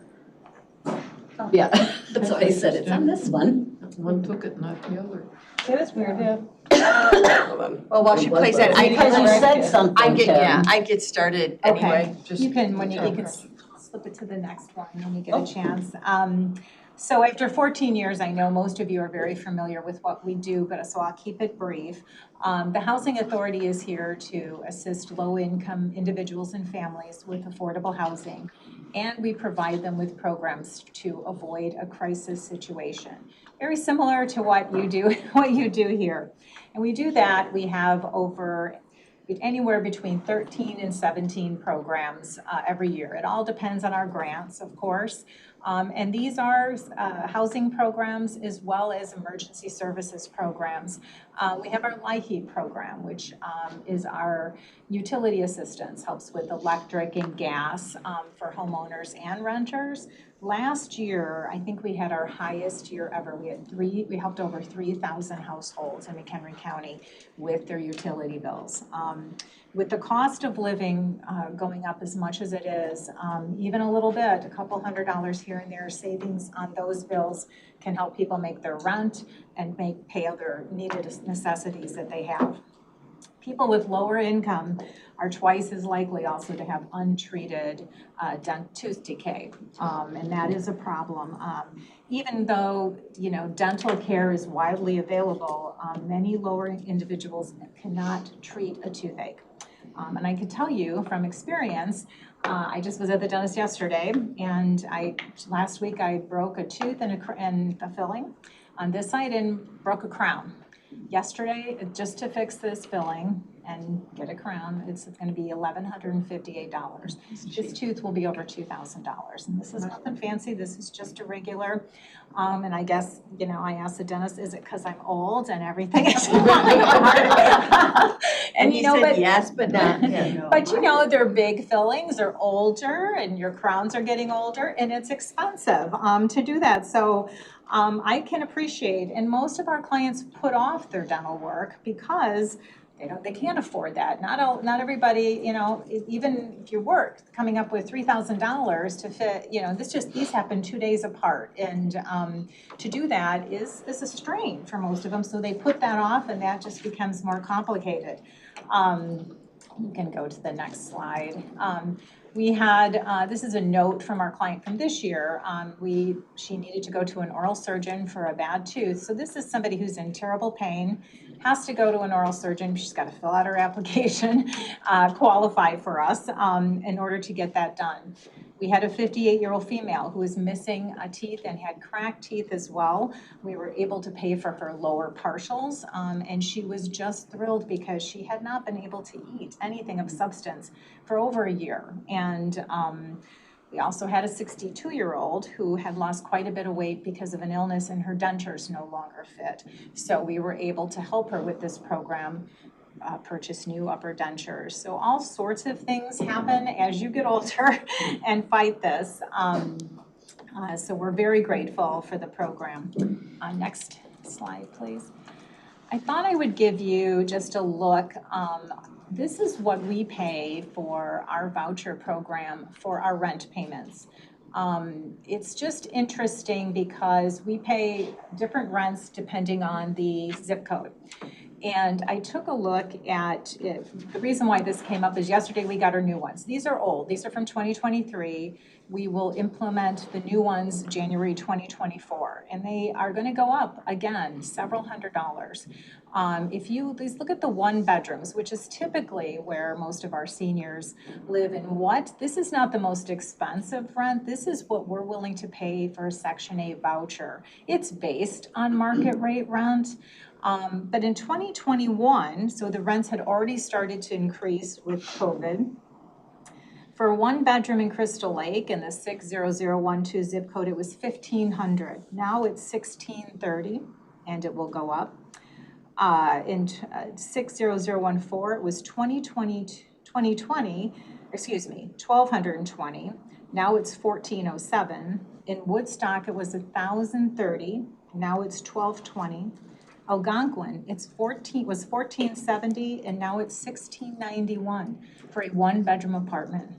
And that's not food and gas and the increase in all the other costs that are happening. So it is very difficult for households that are struggling, that are on fixed income, to afford their rent or their mortgage. And of course, I think that this program is a wonderful way to spend a couple $1,000s or less on someone, and it helps them, not only helps their overall health, but could help them stay in their home and not have a financial crisis when they have a tooth problem for a very small amount of money.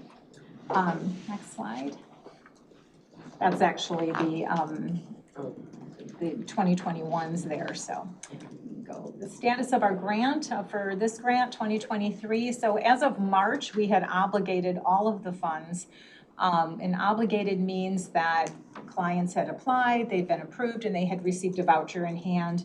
Then they were out to go get their dental work.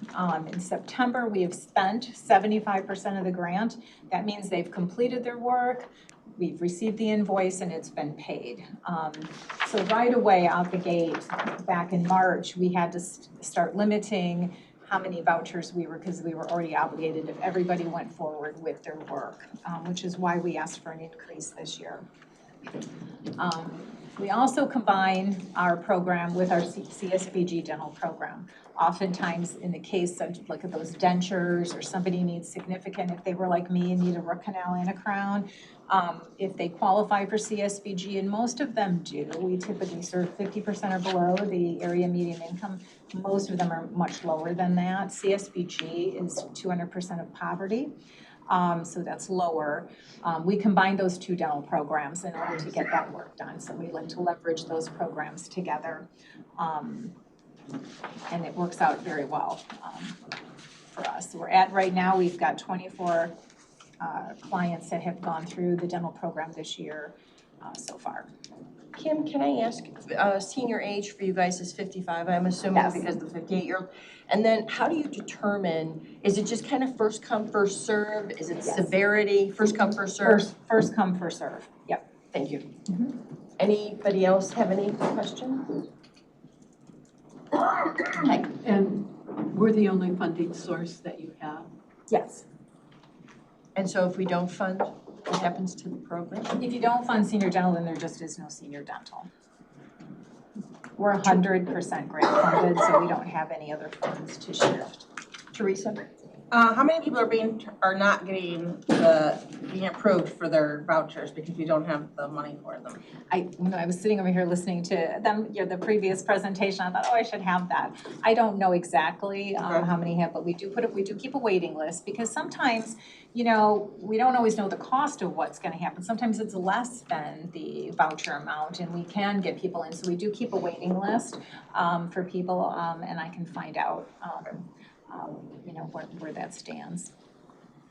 And then Mary, do any of the dentists give you any percentage discount, or are we paying full fare for all those services? Some of them do, yes, some of them are. And do we direct, how do you determine, or is that an individual choice of the client? See, because they can go to the voucher and they can go to any dentist. And so they can choose to go to their dentist if they're willing to cooperate with the program.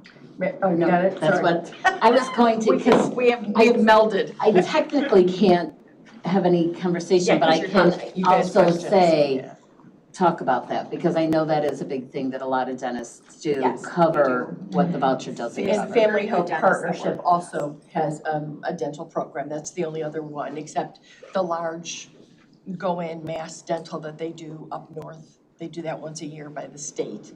So there's a lot of dentists that do pro bono, but it usually happens once a year or every other year. And Family Health Partnership is the only other entity I know that provides dental Absolutely, coverage. and they refer in the us, county, they refer people to us all the time, because they can't take care of everybody. Any other questions, Matt? Got anything? You're good? All right, thank you very much. I appreciate it.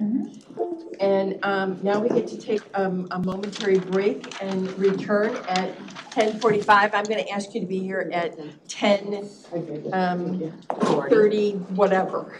But yeah, before 10:43.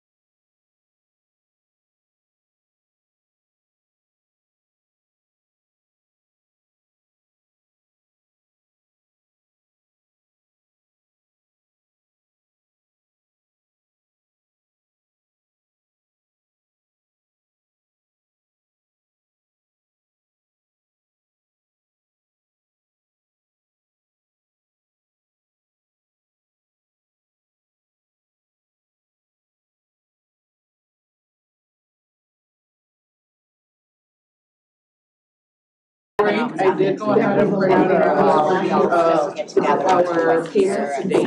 And then there's a code on the bottom. Is this the one that you sent? I had updated it since then because I did receive a couple more.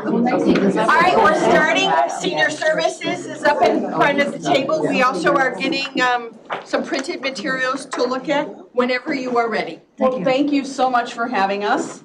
I'll speak first only because I'm going to probably run the slideshow, but the more important person is to my right, which is Mickey Miller, our Executive Director.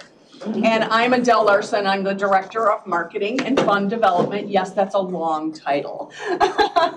So I do marketing and I do all of the grants and such with a lovely team that we put together. And Margot is new to our team, and we also have Lisa Small here, who is our CFO. So thank you both for being here to add a little support.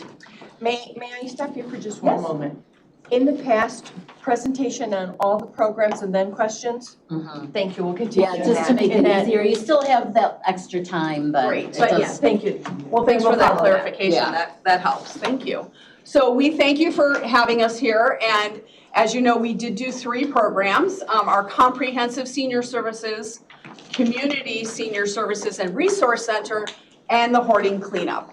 So if you could please move the slide. Thank you. So we have a lot of collaborations in McHenry County, as many of you know us already.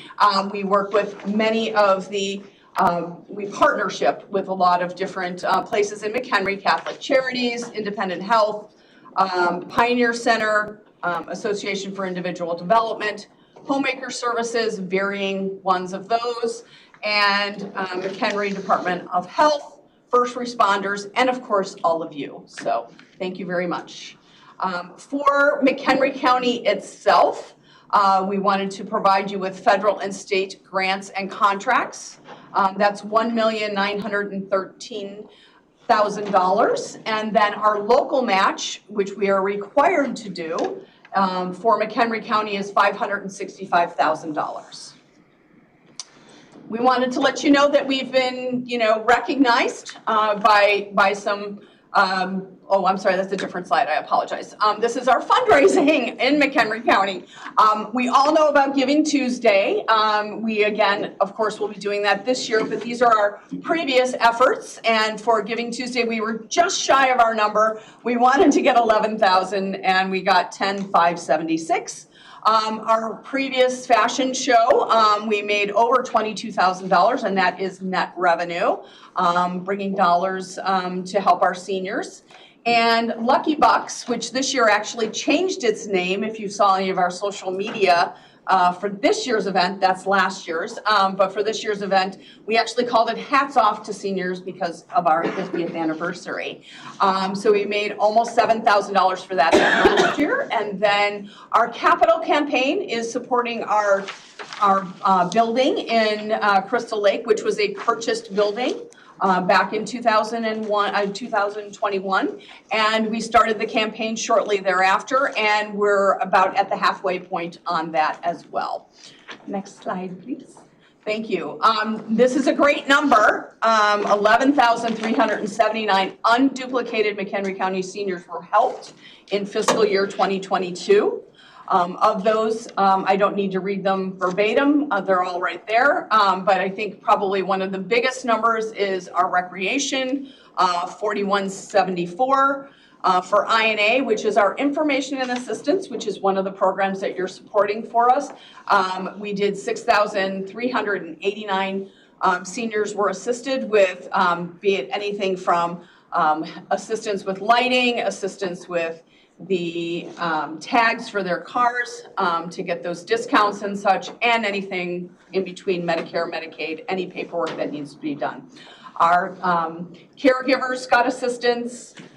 We, through our ombudsman, were able to help give seniors, 2,697 of them, help with long-term care facilities and basically be their advocate and protect them, and the 318 for the abuse, which would be kind of piggybacks to our hoarding cases and such. So there we go.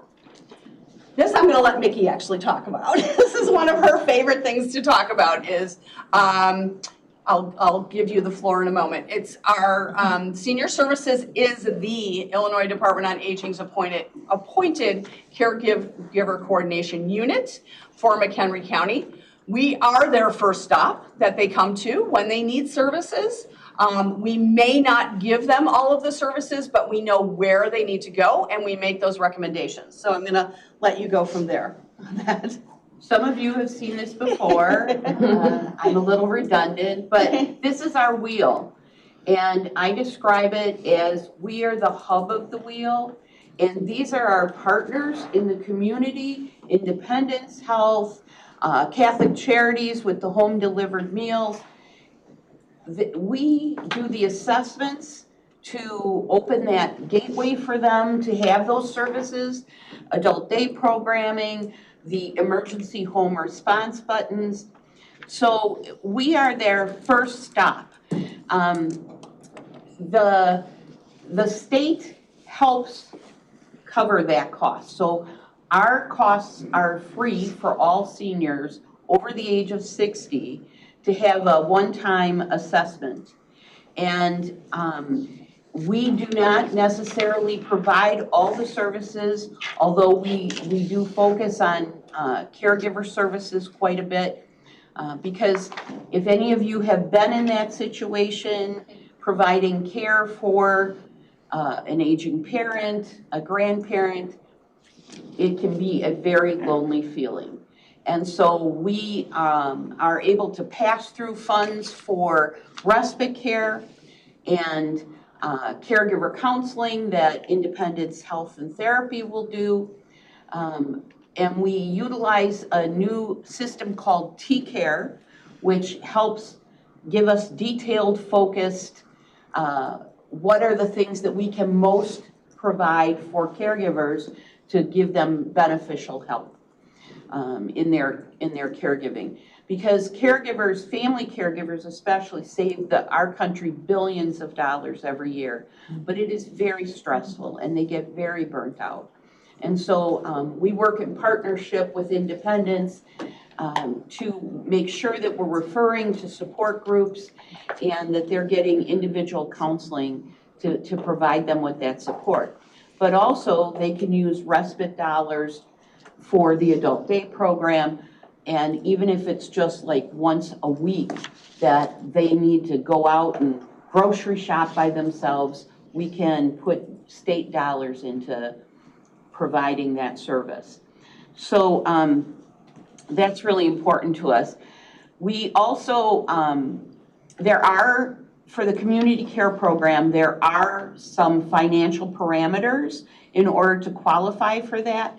But even some of the agencies that provide services are willing to take the state rate for non-qualifying people because they know that the needs out there are so great. So we refer to those agencies frequently and let them know that, you know, this family really needs homemaker service at the state rate or adult daycare at the state rate. So we're lucky to provide that. And even those who don't qualify for that program, we always make sure that we give them referrals for other services that are out there, like for private pay. So we work to do the assessment for the home delivered meals. Catholic Charities then provides the home delivered meals. But we look at the strengths and the weaknesses when we go into the home to do the assessments. And those assessments, as I said, are free. And there are currently people who are helping them stay safely in their homes. And we look at what help do you already have and what help do you still need. There is a bit of a waiting list to get those assessments done, never longer than 4 weeks, but you know, when people are in need, they need us to get out there very quickly. So So there's the hub of the wheel. There's the hub of the wheel. Thank you. So one of the grants that we submitted was for comprehensive senior services, which is for us equal to our care coordination unit.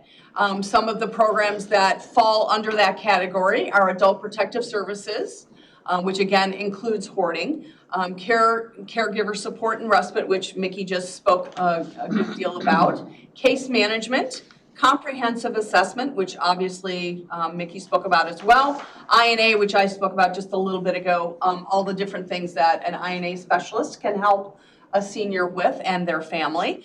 Long-term care ombudsman, which basically are advocates for the senior in an assisted living community.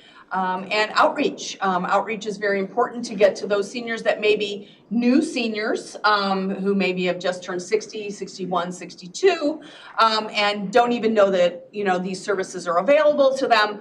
Or it could be someone that maybe we haven't spoken to in 2 or 3 years.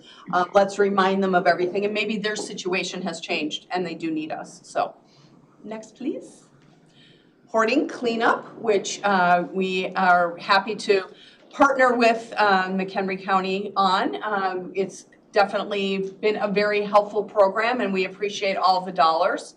The way we use the hoarding cleanup dollars is basically a pass-through to help all of those folks that may be in need for some hoarding assistance. We work closely with community partners to keep the costs as low as we possibly can. And then we will conduct assessments for some of the folks that may need help as far as self-neglect and they're just not quite where they need to be, and we get that help for them and make sure that we're getting that intervention and get the families involved when we can. We keep, as I said, keep the costs low, and we just try to get as many local partners involved and try to help these seniors. It can obviously be very expensive because not only are you removing everything, but then of course that's that follow-up. We generally try to follow up within that 6-month time frame, so to make sure that things haven't gotten bad again. In some cases it's so bad that we have to rehome people, and so we get a lot of other services involved. As Mickey mentioned, we're kind of that hub, and we see it to the end, and we try to make sure that the senior's getting exactly what he or she or the couple needs. Interesting story about the hoarding this year. We have been slow at using those dollars this year because there aren't enough people to clean. The companies that we utilize, it's been very difficult to get them to have people go in and clean. We just did a $4,000 cleanup this last month, actually. And we have a set number of hoarding cleanups to do yet before the end of December. I'm sure we will spend all the dollars that are given to us, but there's a backlog for the actual cleanup crews that go in. It's been very difficult for those of you who are employers. You know how difficult it's been to get employees, and it's not any different for the hoarding cleanup people either. So that's why you'll notice in our budget that some of that's not been spent yet, but So it will be. Is that the increase then to be able to, because I saw that you're asking for more this time, is that to help maybe with the cost of employees or staff to? Well, we contract with cleanup crews. Right. Not us, our staff. So is doesn't. that increase that you're asking for to help be able to secure contracts? I don't believe that's why we asked for the increase. It's to actually serve more people. So. We served 8 with the last grant. However, we actually in McHenry County served 32 hoarders. So we used other grants, other dollars, other coffers So that's why we're asking for some additional dollars, since again, these are passed through. And we would like to be able to, with this grant, be able to assist more. Yeah, But if you're having trouble spending it, that's, my question is, how are you going to spend more if this, I mean, we're in September and you've got 96% that hasn't been spent.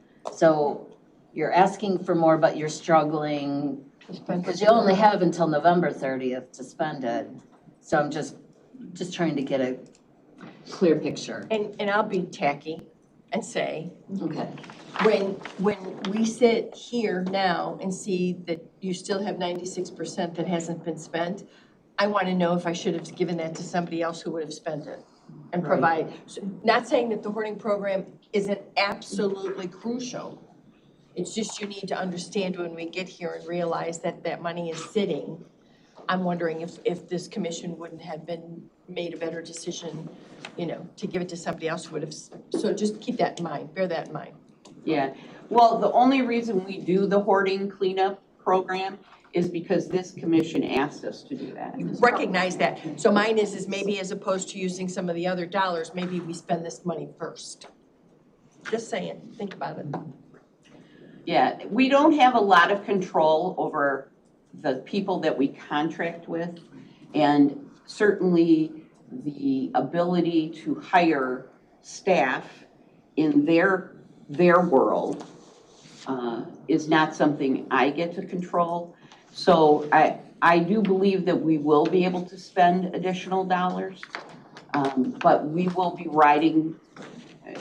frankly, riding their butts from the first day we get the funds. Because I don't want to end up in this situation again. There are needs out there, and we have people on that waiting list waiting to have their hoarding situation here. How many people do you have on that list? I believe there's 14 that we have. Thank you. So it's, we will be riding that agency's butt. So. Partnerships. Next slide. Carol Louise? Nikki, I just have a question. Is there anybody, I know you use one particular agency to clean up on hoarding. Is there anybody else out there that you can hire? We've used ServPro, we've used SteriClean, we've used ServiceMaster. All of them are struggling. Okay. All of them. So we have approached other companies to also contract with us, and they're in that same, having trouble finding workers who can do it.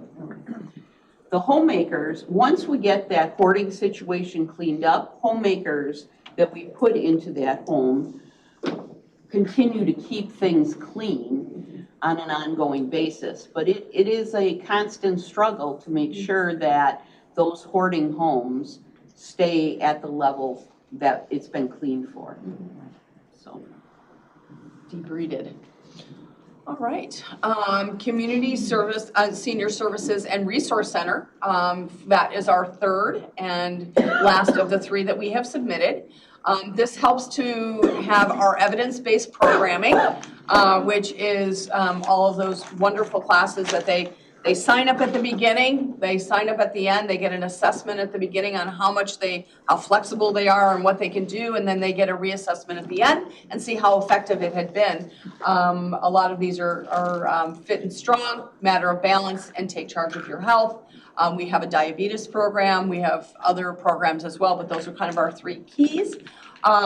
We have education and recreation, which is obviously local social events and things like that to keep, obviously, that social isolation at bay. And transportation and friendly visiting, we use our volunteers for those two programs to keep seniors either to medical appointments or keep them, again, that socially engaged situation that is so key for seniors to keep them mentally alert and keep them social. So the Friendly Visiting Program matches someone with similar interests, and they meet at least once a week for an hour. And that senior generally, looks forward to those opportunities. One of the things that we like to say is that they're strangers for a moment and then they become friends for a lifetime. And we just love that program. It's a beautiful program. Transportation, as I mentioned, just getting those seniors to appointments and such. And the more volunteers that we get, the more we can take them to other things beyond those medical appointments. Maybe they need you to go to the grocery store. They haven't had their nails done in 3 months or whatever, and we take them to those kinds of things. And again, that helps with that socialization. So we're more than happy to do that once we have that bandwidth. And volunteer opportunities obviously envelopes into both of those topics that I just discussed, and just having those meaningful opportunities for volunteers in the community to be able to drive seniors to work with them and get that, social engagement engaged. So I do want to talk a little bit about transportation for those of you who weren't able to come to some of the open houses that our Age Strong McHenry offered. Transportation is it's a black hole of funds, and we all work on this together. I know Senior Care Volunteer Network does it. And one of the questions that people had is, well, isn't that duplication of services? I can tell you that the needs in McHenry County for transportation are so great that not one agency could handle all of those requests. So we do work in conjunction with each other. We refer to each other very frequently. And if we can't make a transportation program happen, then we call Senior Care Volunteer Network, or, they call us. And we try very hard to work in conjunction with each other because there are so many requests out there. When you think about a dialysis appointment, that's 3 times a week. And we can't always make all 3 of those. So that's why we work as partners in the county to try to meet as many of those needs as we can. So it's not a duplication, but it is Collaboration. Collaboration, yes. And then I also wanted to say about the social isolation. Some of you may have heard from the Surgeon General that social isolation is the pandemic of the pandemic. And those of you who were socially isolated during the pandemic probably felt it yourselves. But it's as much as smoking 15 cigarettes a day. That's how detrimental social isolation is for seniors. So we are working very diligently to work on providing outlets and getting people reconnected after the pandemic. So that social isolation is a very important piece. It's not all just fun and games. People think that that's, at the senior centers especially, that it's all just fun and games. But it is really a way of delaying health issues for them. And we get them involved in whether they think about this or not. The evidence-based classes, bingo size is a perfect example. Every senior loves to play bingo, not me, but they do. And we have partnered exercise with bingo, so they don't even realize they're exercising. It's a part of the bingo program, and we've suddenly snuck in the exercise piece. So they are getting involved in exercise whether they want to or not. So I have to be snuck into exercising myself, so. But I'm not a bingo player. Is because of this, you don't want to exercise? What? Because you don't want to exercise, so you're like, no. Bingo drives me absolutely crazy. I love bingo. Before we move on, I thought, because we only have a few minutes left, I just saw the 5-minute warning. What we passed out is our annual report from last year. We thought that would be a nice thing to leave behind. It's got a lot of great facts and figures in there. It's got some great photos of some of our seniors.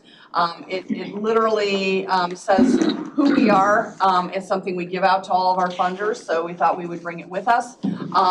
We are on the cusp of our 50th year. Actually, as of today, we are already in our 50th year because it started on August the 31st. So you'll be seeing our little 50 emblem everywhere that we go. And we're very excited. We're kind of theming everything to our 50. So just wanted to let you know that that's why you have the handout. Can you just do one? These are just some of the awards that we have won. The social isolation prevention feeds right into what Mickey was talking about. We won that in 2019. I was honored to be able to do the in-person presentation in Washington, D.C. and tell other senior centers how to do what we did. So very exciting. Age Guide, we got the Opening Doors, which basically is about diversity and helping every single senior. And we've gotten that 2 years in a row. Very proud of our staff and our agency for that. And I think we can just move on to the next. And then we just wanted to say thank you. Is there anything that we didn't bring up? We've probably got maybe a minute or two, Mickey. The one thing I was gonna say was that we also have federal and state dollars, but we are required to have local match dollars, as Adele explained in one of the earlier slides. But that also allows McHenry County to have the dollars that we can bring in as an agency from the state and federal government to put into programs for the seniors. But no gift goes unblessed, we have to provide that local match. So that's very important for us to make sure that we have local dollars. I may have missed it. Did you tell us how many volunteers you have? We have. It's actually in that book. Yeah. If I can look at that book. We have over 500 volunteers. Thank you. And what's interesting is we value their time. So a driver, we value at $15 an hour, minimum wage. When we added up all the volunteer time for last fiscal year, it was over $267,000 worth of time volunteered. And if we didn't have those volunteers, we'd either have to not do those services or we'd have to pay somebody else to do it. Understood. Yep. Is that are those numbers just McHenry County? Just McHenry County. Senior services in total was over $500,000. I was gonna say. And Teresa had a question too. One more I have is, yeah. Go ahead. Your clientele, does it come from all over McHenry County or is the balance really from the geographical area around your actual physical location? It's everywhere.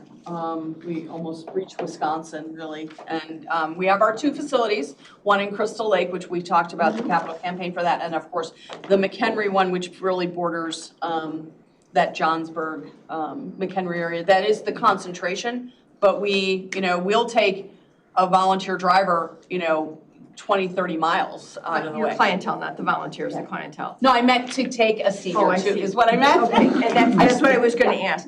Tell me about how your transportation program kind of feeds into those numbers. Yeah, so what we'll do is we actually reimburse them for their mileage. Sometimes it'll actually be someone from, I can't even think of a particular city in McHenry other than those 2. But let's say it's a 15-mile drive to go get that person. They could even go to the city. They could go to Rush, downtown Chicago, and we reimburse them for their mileage. And we actually do a appreciation for our volunteers as well every year and give them a nice luncheon and we thank them and give them certificates for their time. So we do take the extra mile physically to take care of as many of the seniors in McHenry County as we possibly can. But just so you know, when we say reimburse, we're talking like 25 cents a Yeah, mile. it's not the governmental rate. Yeah, thank you for clarifying that. But we do give them something and they appreciate it. Some actually donate it back. They say, I don't want it, I'll give you my mileage because we are required to record that. And they're like, don't give me the check, I don't want it.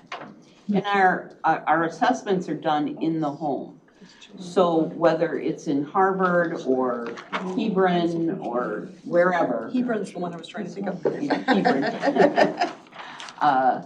Our care coordinators will go into the home and do the assessment in their home. Now, we've had a little problem trying to hire enough information and assistance staff. And so we are working jointly with Harvard Senior Center, and we're trying to make sure that all the SHIP coverage that's needed is done. We've got staff, trying to manage all of that, but we appreciate, again, the partnerships between our Age Strong McHenry group. We will call each other and just say, hey, I can't cover this, can you cover this? Thank you. Teresa? So historically, we have funded all 3 of your programs at a portion. There's some thought that maybe we would start fully funding items and then not fund others. Is it your preference that we still portion out any granting? Or for instance, if you're like, all right, we like this program better than the other program, we'll fully fund this one but not the other one. That affects you, right, with grant dollars? So would you prefer still? I would Good question, prefer. yeah. Full funded. I mean, who wouldn't prefer We full don't have funding, it right? full funded I mean, in the past, I'm yeah. so serious. Even a portion is better, I think, because we have matching for each of the programs. So if we even aren't fully covered, at least we could have a match from local dollars that we provide for the other programs. And Lisa had her arm up. I don't know if you had anything additional. I was just gonna say what Mickey just said, we have to have that local match, so if we didn't get a local match for a program, we'd have to deny that federal funding and it wouldn't come to McHenry County. Right. So. And that was a crucial aspect that we Yeah. asked everybody to note. Yeah. Mr. Hendricks? The hoarding is just a pass-through, that Yeah. doesn't really help us at all. No. We're helping seniors. Yes. Purely. We're keeping $2,000 for the administration program. It takes a lot more time than that. So if we had to give up something, I think we'd have to give that up, because that's not helping senior services with our funding programs. You know what I mean?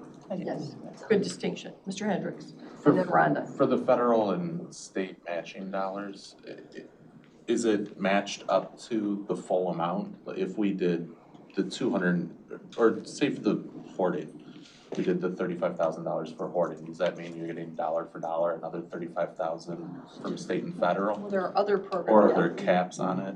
No. Not the hoarding program. No. For the other 2 programs, is that how it works? It's not dollar for dollar. Okay. For us, the matches vary from 10% per program to 15 to 25%. Okay, thank you. So it really does depend upon the programs. Rhonda? Are you getting referrals from the social workers? Like Huntley has hired one through the police department, okay? And then her salary's funded through the police budget. They're aware of you, right? I know Huntley can't be the only one. I know McHenry Sheriff has social workers, et cetera, et cetera. I don't know what other towns do. But are you on their constant contact list? I don't know if we're on their constant contact list, but You're we constantly in contact with them. We are also building what's called a triad for McHenry County. We have not had that before.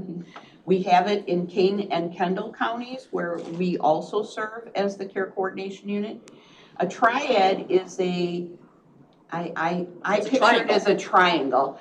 Law enforcement, senior providers, and the seniors. And we are having, I think they just had their first meeting this last week, and they only had like 2 people show up for it. And the state is encouraging us to build one up here in McHenry County. So it is the law enforcement people, our Johnsburg Police Department is involved. We're trying to have the Sheriff's Department, McHenry County Sheriffs be involved, the local municipalities, and their firefighters. I know, Carrie, the, Chief Andy is all we call him, is Chief Andy, I don't know his last name. What? Veek, that's right.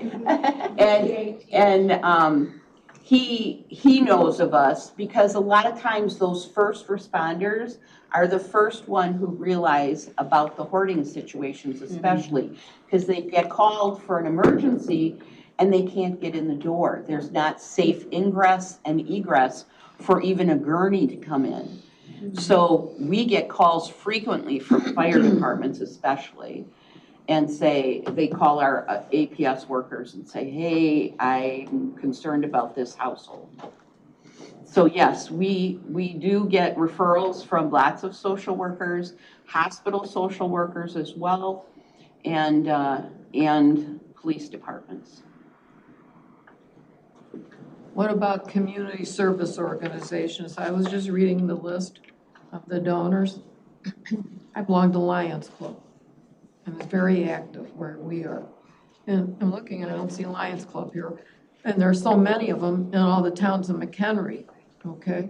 So I'm just wondering, if Lions, which I'm not the president, if they're missing the boat by not knowing about you guys, okay? So all of you, I'm gonna probably reach out to you to come speak to our. I'd be happy to do that. Love that. We have spoken to the McHenry Rotaries and have gotten very involved with them, Cary Grove, Crystal Lake Rotary. So we do go out and speak to them and let them know. We spoke at a community purse That was just event. like 2 weeks ago. So, you know, we do try to go out and publicly speak and educate people on the services that we provide. But we'd be happy to come and talk to Lions. Please just let us know. I'll leave you my card.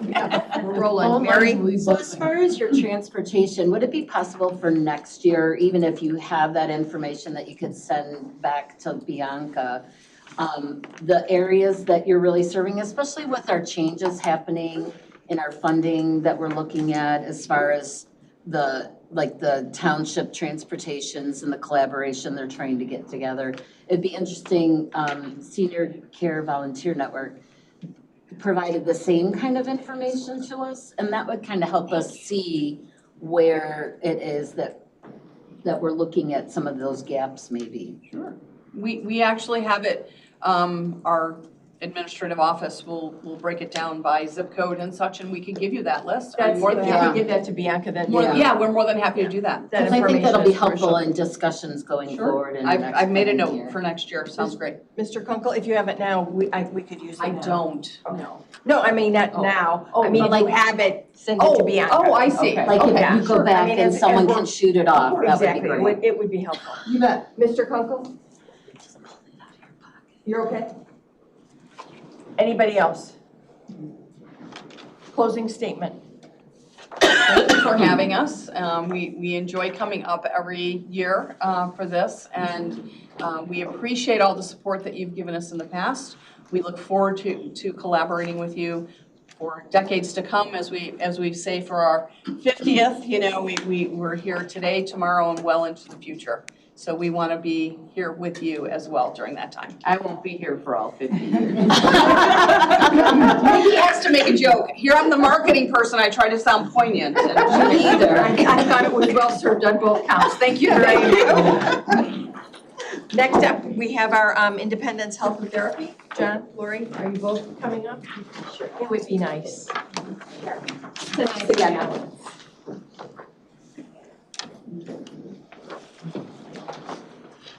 Morning, everyone. Morning. Morning. My name's Sean Buckley, and I'm the Executive Director of Independence Health and Therapy. And I am very pleased to introduce Lori Parrish, who everybody already knows, sitting on the other side of the table. She joined our staff in July as our Director of Programs. And so it probably, and don't tell the rest of my staff this, but probably the best hire I will make in my career. So I am grateful to have Lori alongside with me today. I appreciate the opportunity to present to you guys today. on our two programs, the Adult Day Health Program and the Memory Care Program. And you have the narratives, you have the budget, so I won't dive too deep into that kind of detail. We can keep it at a higher level, but then as you have questions, I'm happy to answer those. 88% of adults surveyed by the National Council on Aging reported back that they wanted to age in place. And these are adults aged 40 to 80. And really this program and all the programs we have here today is really designed to help meet that intent of that older adult. When you look at the programs we offer, it really comes down to the outcomes. And I know those were included in the LOI. We had 0 unexpected hospitalizations in our program last fiscal year.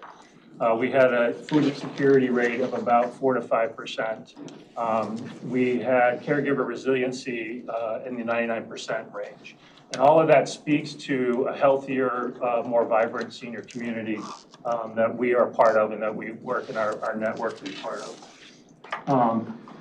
We work to manage cognitive decline. We work to manage health outcomes. We work to manage and counter social isolation. These are all things that significantly impact our senior population, and our program's designed for that. This coming year in this grant cycle, the coming one in FY24, we will provide almost 60,000 hours of service to 120 clients living in McHenry County. And embedded with that, because I think it would be, everybody's talking transportation, so I'll throw my number in there as well. Embedded in that are 10,000 rides. Our program starts with meeting the client at their door with our driver aide who greets them, greets the family, escorts that person onto our bus, and brings them in for the day, where they then proceed to have breakfast with their friends, move into exercise, mind and body, spa day today. So they're, I'm never there on Fridays to really understand what spa day is, but I'm sure it's great. It includes off-site activities. We don't call them field trips anymore. Off-site activities, we go bowling. We go get ice cream, have tea.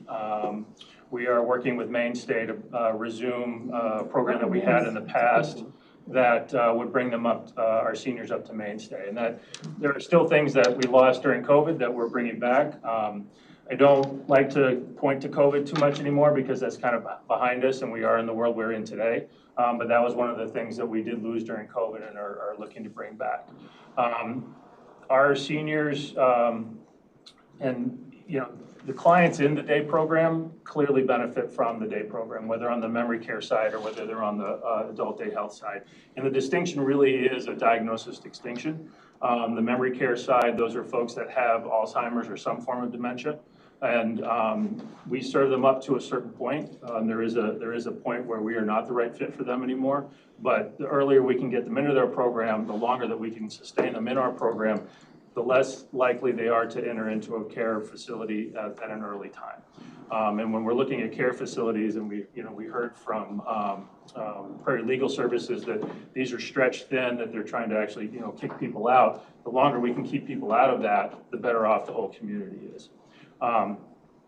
The other piece that was really served by this program is that caregiver. When you look at the values of Independence Health and Therapy, the first one is we care for the client. The second one is we care for the family. And really the core of this program is serving that client in that day program, but it is that caregiver that really also benefits from it. In 2019, Harvard Business Review did a study of caregiver issues in the workplace. Clearly that's their focus, is the workplace. At that time, so this was pre-COVID, at that time, 35% of employers that they surveyed said caregiving needs of their employees impacted their workplace. They went to those employees of those employers and asked the same set of questions. And 70% of employees said their home caregiving needs or issues impacted their ability at work. Whether that meant they had to take time off for take people to appointments, whether that means they had to take calls during the work time, whether that means they had to quit because they had to take care of their loved one.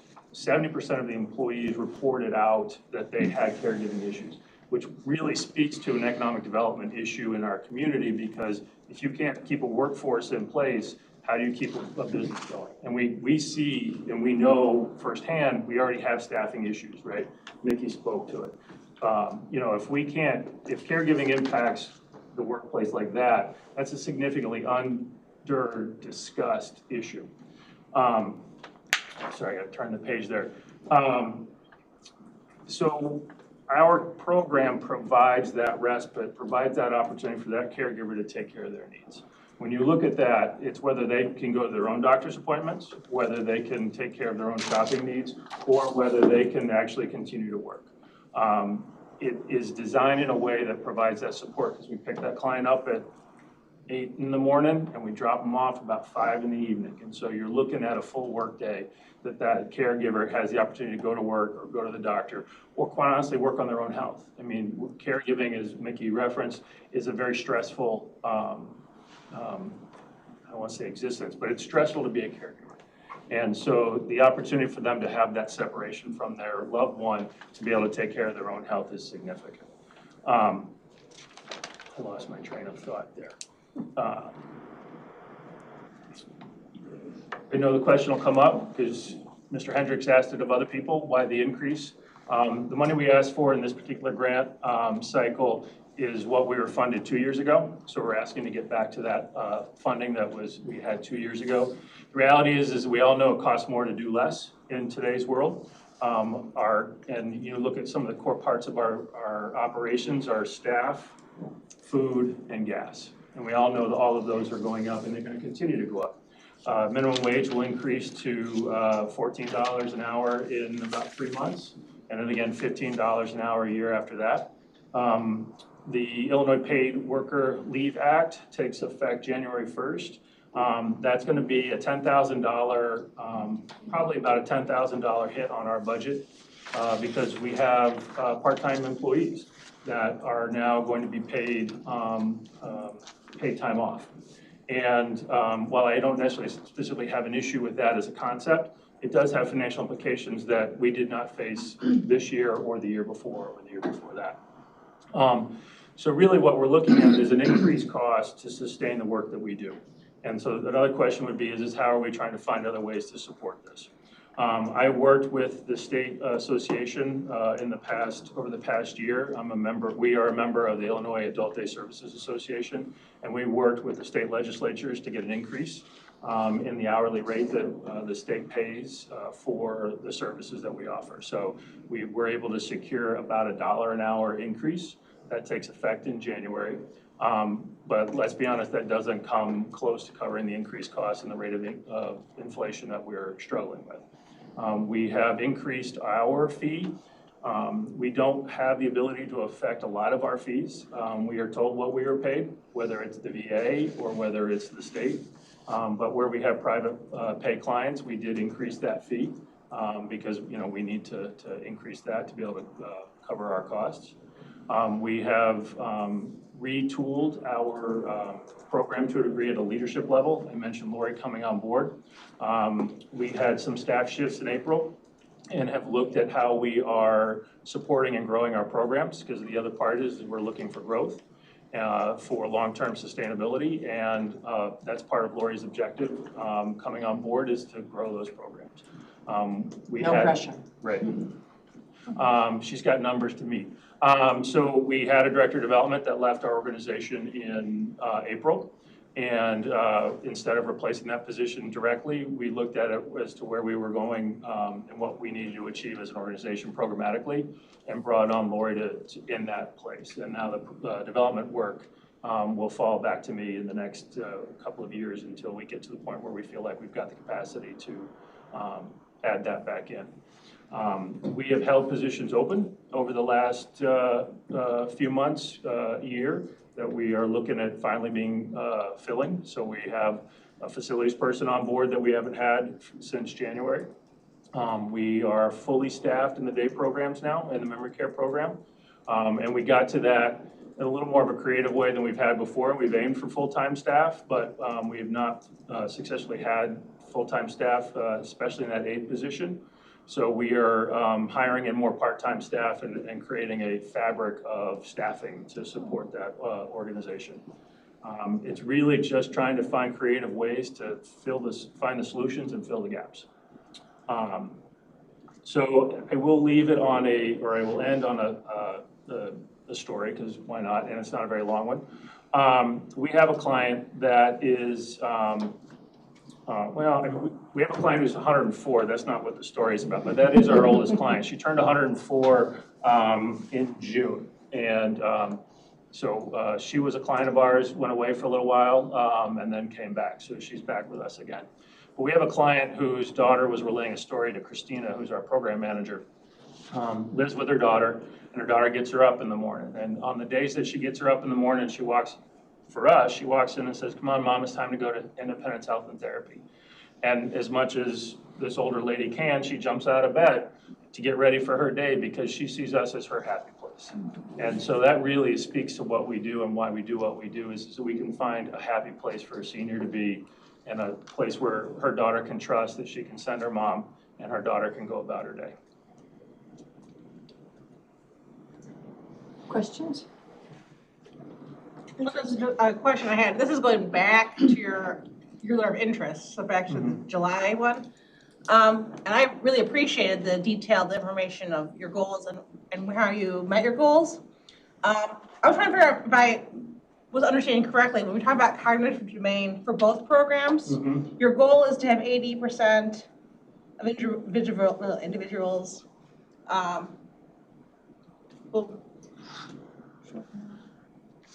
each individual served will show below average cognitive score, which is assessed.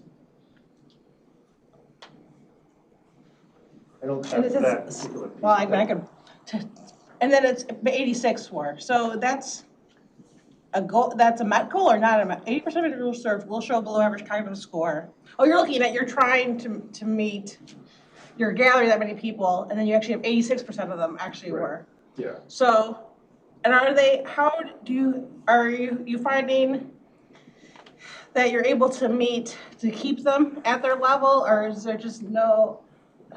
There is an ultimate, I don't know if it's, ultimate, there's a decline. Yeah. And at a certain point, they will get to the point where we are not the right spot for them, which, as I mentioned before. And really, a couple of those criteria, on the cognitive side, the criteria really sits to behaviors. Right. Do they engage in behaviors that are not either safe or appropriate? We have seniors that engage in sexual behaviors, and it gets to a point where we can't support that. But it's also, feeding is a big one. If a client can't feed themselves, if they can't get the spoon to their mouth or the straw, because it's not necessarily what they're eating, it's can they eat. If we have to provide that physical assist to the eat, then we're not the right place for that. But it's not also that we just say, all right, thanks very much, goodbye. We work with the families and we'll figure out a plan for them over a 2-month period to make that transition possible. And we will talk to them in weeks and months before to say, hey, we're starting to see some of these behaviors. What are you seeing at home? Our nurses and our program manager are in constant contact with the families, and actually our drivers too. They are that first point. So kind of like the first responders will recognize the hoarding, our drivers will see things in the home that they'll report back to the nurses and the program manager, or pieces that we can begin to address. Like, nobody was home when we went to pick them up, or something just didn't seem right, or they haven't been ready the last 3 times we've gone to pick them up. So it really is that kind of two-way communication with them. I don't know if I answered your question fully, though. I mean, you did answer the question. I think you're finding that your programming is able to keep them longer, maybe. Right. Like, can you do you have a way of comparing yourselves to other similar programs? Like, this is our only program that comes to meet us for this purpose of having the residential care. We're the only one actually in the county. And if you go further out, the next one closest to us is in Belvedere. There used to be one in West Dundee. It closed its doors. Cherish Place, it's a part of Lutheran Social Services. I don't know if they did it across the board, because they had Arlington Heights as well. There are fewer of our programs today than there were pre-COVID. Right. It is a shrinking program across the state. And that's actually true kind of nationwide too. Their programs are closing nationwide. I'll just keep going. Well, I've got some too, but go ahead. Are you having to turn away any clients because you don't have room? No, not right now. So our capacity for the space is high. Really what we're aiming for from a capacity perspective, based on experience at the moment, is about 30 per day. We aren't at that point yet.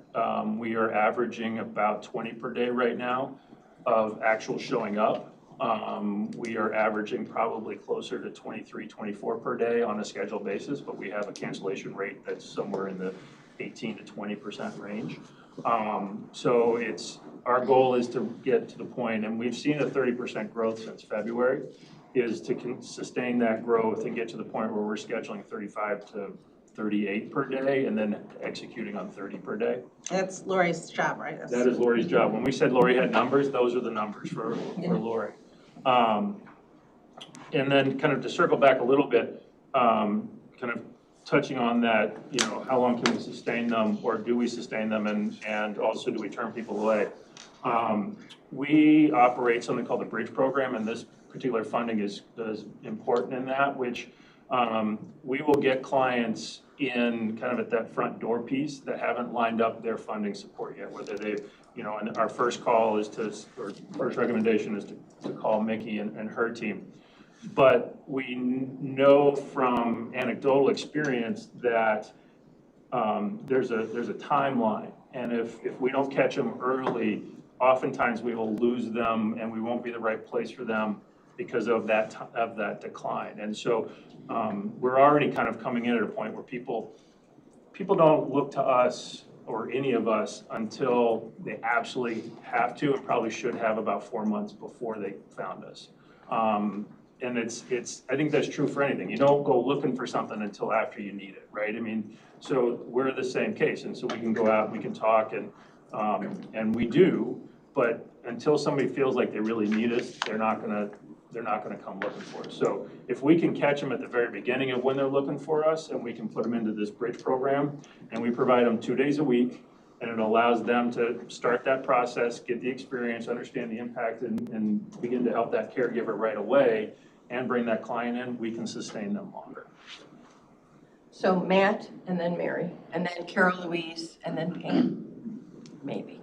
Matt? Do you have any clients that have transitioned from your day health care into your memory care? I honestly can't answer that question, but I would assume so. And I can find out that question for you. I don't know. I think typically what we find is, so the day health clients typically are coming in with a chronic illness, whether it's diabetes, quite honestly, it's social isolation and loneliness, some chronic mental health issues. When we're getting our memory care clients, they're typically coming in at a memory care diagnosis from outside. But I can get back to you on that. I don't know that off the top of my head. My question is the fact that theoretically, if the day health care is stimulating these people, the memory decline, their rate of going into memory decline should be helped by your first program. I just think it's something maybe that can be tracked. Yeah, absolutely. And if you do find that information, send it on to Bianca. Mary? So I have 2 questions. Public awareness, are you working on, so I work at the rec center in McHenry, and we see a lot of seniors that come in and participate. And being the introvert that I am, I've not really ever spoken to anybody, but I'm total sarcasm, I apologize. No, I understood, absolutely. I'm introverted too. So when I do kind of mention, and actually one of my coworkers, father was looking at some care, and I'm finding, even with senior services, I'm finding people that I'm just having conversations with, seeing when they're coming in and how they're coming in, that they're really unaware of either one of you, and so that's perplexing to me. I mean, and maybe it's just because I've been a part of this for so long, that I just have that awareness. So even on Facebook and some of the community pages, people will be like, where can I go for this? So I'm just curious how you're working on public awareness. That's that's an ongoing conversation we've been having, and one of the things we talked about were barbershops and hair salons. because those are trusted people that, you know, and I mean, if you Rec look. centers. Yeah, Yep. well, we have an ad for the day program in, this season's, CDC, in kind of embedded in that senior programming piece. We've done billboards and are gonna do more billboards up on 47, kind of that north-south, that digital billboard there at 176. We have looked at, you know, going to where the folks are. You know, we've tried, Northwest Herald campaigns. It's really more of boots on the ground and going to find out where the folks are. And how do we balance that with the staff capacity that we have? And again, and not to keep pointing to Lori, but that's part of that director of programs is her being able to get out to those places and helping her managers across all of our programs. Because the reality is that's true across all of our programs. And that's true for all of us. It goes back to, we are all the best kept secrets, right? I mean, but part of that is that we don't have the capacity to go out and, you know, and we do have an active social media presence. But you have to follow you to see it. Right. And so where and how do we expend the resources, and what's that best bang for that buck? Yeah, city newsletters and church bulletins. Yes. Well, Church and bulletins are definitive, we have Yeah. relationships with churches. Because I know Holy Apostles, I'm sorry to interrupt. That's right. Holy Apostles is doing a dementia group right now. Right, and we're part of that. Good. Christina, our program manager, is part of that. And we've had conversations with First Congregational Church in Crystal Lake. We have an active support group at St. Mary's in Huntley, in addition to two at, or one at Del Webb and one at Woodstock Public Library. So we're poking around and trying to find the best places where we can find the best bang for that resource allocation. Then my second question is, you were talking about you can charge more with your private insurance, private pay. So what is your percentages of your Medicare payments versus your private insurance, private pay? It's a little bit up at the moment, and actually that bridge program has led to more private pay clients. I don't know that I can tell you the exact percentage off the top of the head. Kind of post-COVID, we actually look a little bit different. So prior to COVID, we were fewer private pay as an overall percentage, and we're up. We were also higher in memory care pre-COVID than we are in the adult day health, and that's flipped. We have more folks coming in for adult day health than memory care. And that's a different dynamic for us than it was, 4 years ago. But I think you can point in part to the fact that within, that social isolation piece, everybody experienced that for a period of time at some level or another. And so now there's a different understanding of both mental health issues and social isolation. It's becoming a different conversation. Even caregiving is becoming a different conversation. There are 32,000 unpaid caregivers in McHenry County. If you extrapolate from the national data, so kind of running those numbers, there are 32,000 unpaid caregivers in McHenry County serving somebody who is age 50 or older. So that's, when you look at the programs we do, you talk about that caregiver and that client, that's 20% of McHenry County is impacted by caregiving issues. Carol Louise? Lori, my question is for you. In your position, what are some of the places that you intend to visit in order to gain some more clients? Thank you very much for your question. That's awesome, and we've been working on doing that since I started.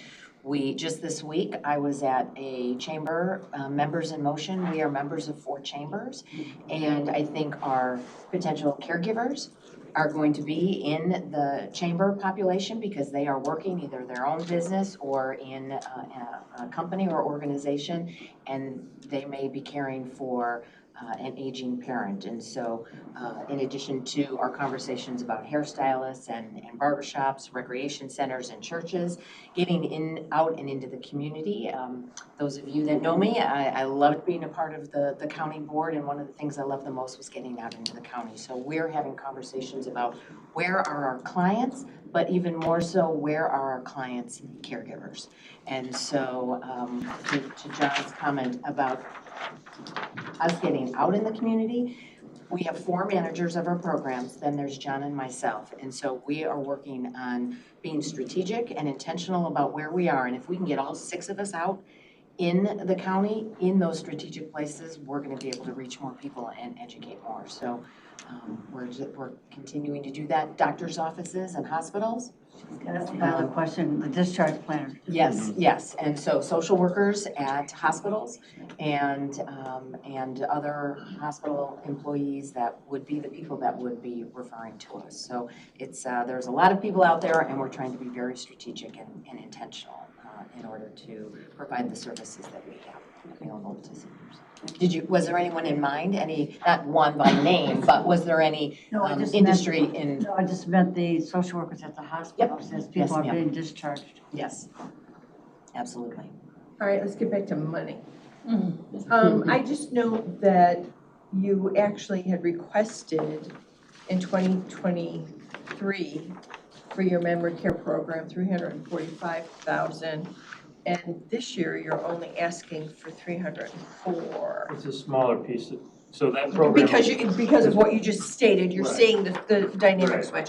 I thought maybe that was it, but I had to wait for everyone else. Any other questions for either John or Lori? Eric, please. I do have just two. So the amount you're requesting this year would bring you up to what was requested originally in fiscal year 22? Is what was received in FY 22. Okay. And so I guess my question is, I was just looking at your application. It looks like there was, in fiscal year 22, you provided 14,546 hours of service units. And you're proposing that in fiscal year 24, if you receive the full amount, there'd be 32,000 hours of service units provided. Right. With approximately like double the clients. So I guess can you talk about that, how after higher increased costs, we just talked about doing more or doing less with more. So there's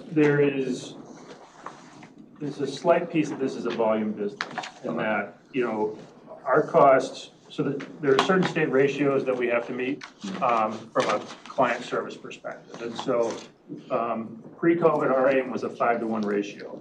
Post-COVID, we recognize that we can't sustain a 5-to-1 ratio, both from a cost and a staffing perspective, because one, we can't hire enough caregivers, and two, it costs us more to do that. So we have opted to meet the state minimum, which is the 7-to-1. But a lot of our costs are fixed in that, our staffing costs are relatively fixed, whether we have 15 clients or whether we have 30 clients. So as we grow and we generate more revenue from the client base, it sustains a higher proportion of the program. So it really is, there's a bare minimum of expenses we have, whether we have 20 clients or whether we have 30 clients, but as we grow and we add more clients into the mix, that revenue increases and lowers that percentage of what the Senior Service Grant Commission looks like. And my last question, it looks like in the application for the program description, it says services are delivered by multidisciplinary team of professionals, including, and then there's a list. One of those on the list though is mental health professionals.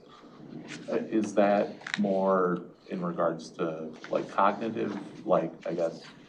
So it's actually across the board. And we really didn't touch on it in my presentation here, but there's more to that comes to this program than what is funded through, even within the concept of the budget of the program. So we have psychiatry and counseling on premise. We have a geriatric psychiatrist. So clients will check themselves out of the program and come and see that psychiatrist, and then we'll go back. They will check themselves out of the program, check themselves out, they walk down the hall. But they'll walk down the hall and we'll meet with a counselor. We also offer narrative therapy, which is a modality that not as much with the cognitive side, but it's really the behavioral health side of the adult day program. And they will do one-on-one or group therapy sessions. And we have a partnership with Aurora University and their social work program where their students are coming in and providing that counseling support.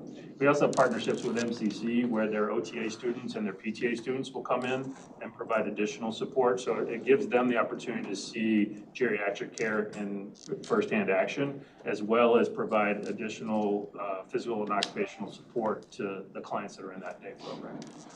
We provide also physical, speech, and occupational therapy at our other facility. And so if a client needs it, we will bus them from our one facility to the other, so they have that opportunity to receive that care, which eliminates another appointment that their caregiver has to figure out in the day. So it's that multidisciplinary team is both within the kind of the confines of that budget, as well as outside of that with the other services we bring to bear. And just out of, sorry, I said it was my last question. I That's got all right. a quick follow-up. We have more questions, so. They haven't timed me out yet, so you're okay. As far as mental health services, and I won't hold you to it, but if you had to guess, what percentage of the clients in these programs are in need of mental health services, or at least are receiving them through your organization? Just a rough Of the day best program, guess. I would probably say, I don't even know if I could give it a fair, I don't know if I could give it a fair estimate, because I don't know necessarily which ones are poking into or accessing the psych and which ones are accessing. I don't know that I really know that offhand, so I don't think I could give you a fair assessment on that. Okay, thank you. Mary? So one thing, so in 2022, we had 1.8 million to allocate. And then in 23, we had 1.6. So that's the difference also. And I'm kind of also talking to Eric. Why you'll see a difference in what was approved is because we had more money than we had last year. Last year we had 1.6, which is what we have again this year. So that's where you'll see your difference.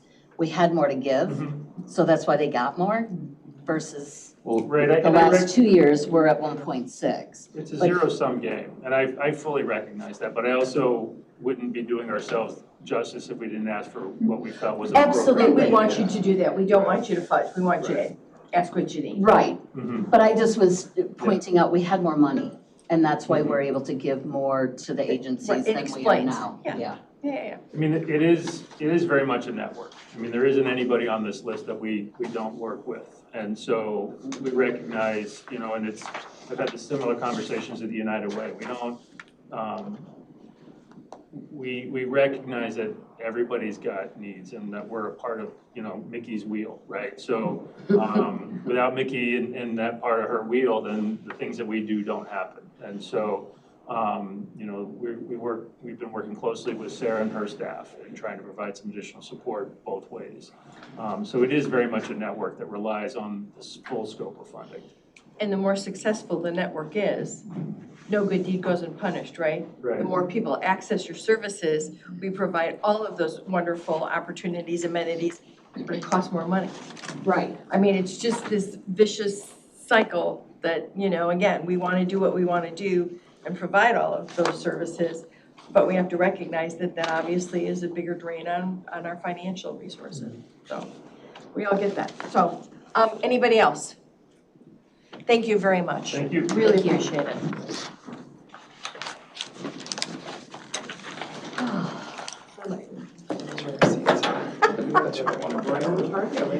Yay, it's my receipt. Pam, are you calling this a recess? I am going to call for a lunch recess until 12:30. 12:30. I was just curious.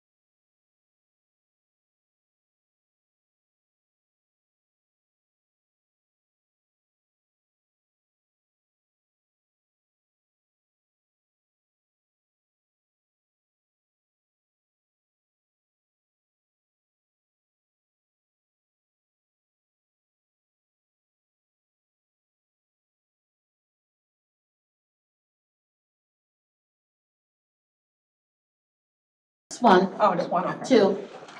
They'll be back. Yeah.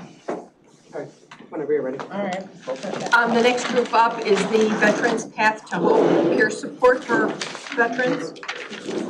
Hi. Long time no see. I know, my goodness, it's great to see you. Like 7 years now. You know what, don't tell anybody, but yes, long time. You know what, though, let's give it a minute and let me go out and see if I have anybody in the hallway. Realizes that we're starting, yeah. I'm surprised you're not cold. She's not spending the entire morning here. I'm like warm. I like No, and if they're in the washroom, I'm not going in there, so, please, go ahead and start. Okay, so hello again to those of you that have been here before. We're friends with Veterans Path to Hope, living in transitional living services. So that's what you see on our grant application. We're in our 28th year now. The agency has grown from a base of 1, which was the shelter that's in Hebron, to providing a wide range of programs to assist veterans. We have 8 different programs at this point. And one of the original 4 programs that was started 15 years ago with a SAMHSA grant was our drop-in center. And the concept of the drop-in center is that it's staffed by veterans only that are peer support specialists, and which means that they have had their own struggles with mental health, substance abuse, homelessness, et cetera, and they've been able to overcome those challenges. And they're at a point now where they can turn around and offer that same walking alongside with other veterans that are experiencing similar kinds of issues. So our SAMHSA grant was over in 2015, right after I started with the agency. And the Mental Health Board and Senior Services Grant Commission and private fundraising have been keeping the program going since that point in time, and we're very, very appreciative. The program basically serves more senior veterans than not. We still see that most of our population is veterans that are over 50. We have a certain percentage of younger veterans that are served by peer support and other programs, but it's primarily a senior population. And most of our peer support specialists are seniors as well. They've been through a lot themselves and therefore have that much to offer. So what it means is that any veteran and or family member, they can call, they can drop in, they can email. We get a lot of emails from info@VP Hope. We get a lot of emails on Facebook. Whatever it might be that they're struggling with, they can reach out to us. And it runs the gamut from, they need food from our food pantry that's on site there. They need counseling. They may be newly retired and stuff that they've never thought about in years is suddenly popping up again because they're not busy and their minds are available for whatever's happened before and thinking about it. Sometimes people have been sent to us from their doctor's offices because they're actively suicidal. It really runs the gamut. Sometimes it's parents, caretakers, wives, spouses of deceased veterans, like you name it. Everyone comes in. And if our peer supports are not able to find a solution within our agency programs for what it is they're struggling with, we're connected with a whole network of other agencies, both veteran and civilian, that will be able to provide the answers that the person's looking for, and it's a soft handoff. We do a fair amount of home visiting now. We found, especially during COVID, when people were not as willing to come in, that we increased our visitation, and especially for seniors. We're getting more calls for seniors that are homebound. So we'll bring them food, bring them the veteran peer-to-peer support. If they need transportation, we do a limited amount of transportation. If they need to go to Lovell or other local doctor's appointments, et cetera, we'll do a little bit of that depending on the peer support specialists and their comfort level with that. So it's really a very important service and a valued service. We get a lot of emails and phone calls and letters from people saying, thank you so much for helping my father. Thank you so much for helping me. You made a difference in our family's life. And in the last year, we've added a veteran counselor to the peer support team. He was a person that worked in our housing program for 10 years, got a master's in counseling, Navy veteran, and now he's able to offer counseling. And so we've had children of veterans coming in and meeting with him, as well as spouses and et cetera, and veterans themselves. So we continue to try to push forward. And then we also have with peer support, I love when we have people that come in with new ideas for how to reach veterans. And some of you have heard me talk about our gaming program, video gaming program. We had a younger vet that started that said, I stay in contact with battle buddies all over the US and actually the world through video gaming because you can communicate and talk while you're competing with each other. And so we started with the VAC and the Crystal Lake American Legion. They donated funds for us to buy machines that are mobile. And we're able to we've had one gaming night per month. And so far, it's primarily guys that bring their children in. And so it's the kids against the adults, and it's kind of cool. It's a whole different way of reaching out to different vets. And we're starting to take that on the road. Like different churches are asking us to bring the peer support gaming program in for a gaming night. So another way to reach vets, another way to get at the suicide rate that you hear everyone talk about, and just the lack of connection, the isolation that many veterans struggle with, that all of our programs try to get at it. And then the final thing I would say is that what I love about, we've tried so hard to build in an attitude of flexibility, even before COVID. We survived because we already were kind of used to that, going out, we're working in external sites, whatever, pivoting was like the big term, right? This team, if there's staff in other programs that are struggling with a veteran they're trying to help, we will sometimes pull a peer support to go with them. It might be a gender thing. It might be the branch of service. Marines hear most from Marines, et cetera. Whatever kind of resources that we can mobilize, we will do that across the agency. So the peer supports play a really central role in our agency, and especially helping seniors. Questions? I notice you're asking for the same amount. Is that because there's kind of been a stabilization in the program, or you were just being fiscally responsible? Or, where do you, two questions, why? And then where do you see the growth of the current existing program? Has it reached kind of a plateau, or do you see an opportunity for it to grow in the future as well? There's definitely an opportunity for it to grow, and costs have gone up. I think you've probably heard that, obviously, from all the agencies, but there's only this much money. So, we make do with, we've received the same amount year after year. We've made that work. I don't see your budget going up. I see more people needing the assistance, so it makes sense to me to it works, and so we'll keep on working. If you ever had a windfall and wanted to give people more, we would not turn it down. Like, it would be gratefully received, because what we do is all of our programs don't cover, and again, all agencies say this, like the grants we get on purpose, do not cover. They want you to have skin in the game. So we spend a lot of time fundraising, writing grants, trying to fill in those niches while expenses are going up. Gas, hourly rates for staff, et cetera. One of the reasons I love your organization is because you actually articulate that and follow that model. You've got skin in the game. It's important. Rhonda? Yeah, I'm concerned about the fact, I know your organization, okay? I have a husband who was in Vietnam. And so I'm really aware of what you do and what King County does. Okay, Mike Onwaniki and then Winnicking, all right? Yeah. I'm concerned about the fact you have 66% of your money that we allocated left. And this is almost October. And on top of it, I know there are a number of agencies, including the Lions Club that I'm part of, that gives you money, okay? I don't understand why you haven't spent $30,000 when we have a lot of homeless veterans and veterans who have or are thinking of committing suicide, have mental health issues, and our senior developments, not just in Huntley, we have senior developments all through McHenry, are loaded with veterans who served, who do not know how to reach out and where to go. And I'm most concerned about your agency more than any other. Okay, Okay? That's fair. So I would tell you that regardless of the funding, the services are happening. And I'm gonna have to go back and see where we're at with our billing and why. It sounds to me like there's an error there. Because the program is over 200,000 to provide.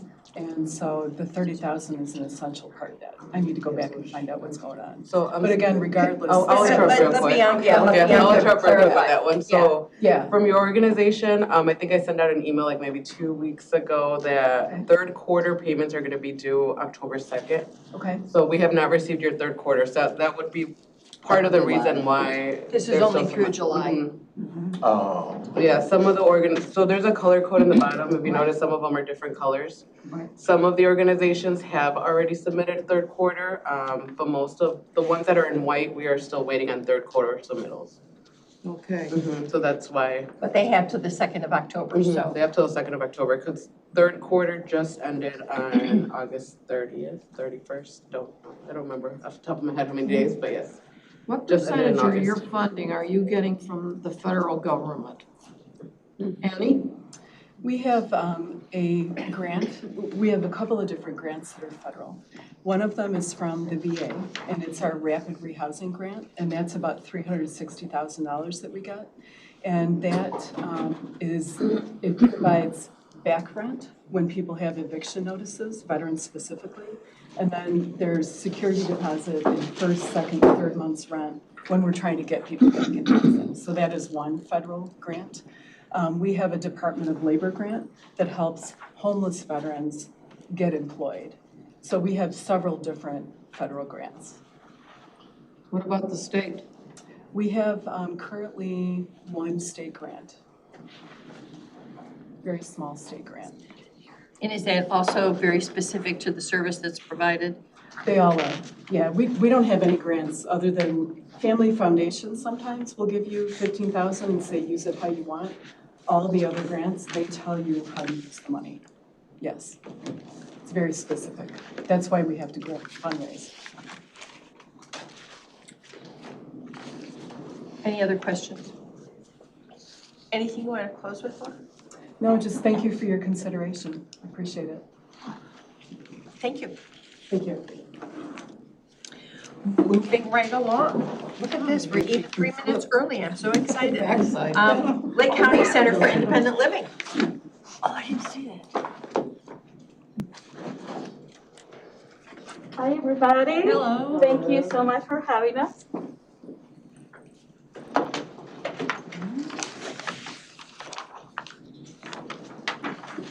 Whenever you're ready. All right. So, we are here to talk about our center. We provide services to people with disabilities. We serve all disabilities in all of McHenry County. The funding has helped us to equip the McHenry County residents who are 60 and over, who have a disability, to learn the skills they need so that they can live independently despite challenges posed due to their disability. Seniors learn different ways to complete daily living tasks that are otherwise lost with an onset of a disability.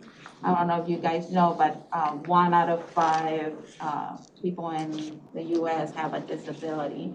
And a disability is one of the, sorry, I have it here.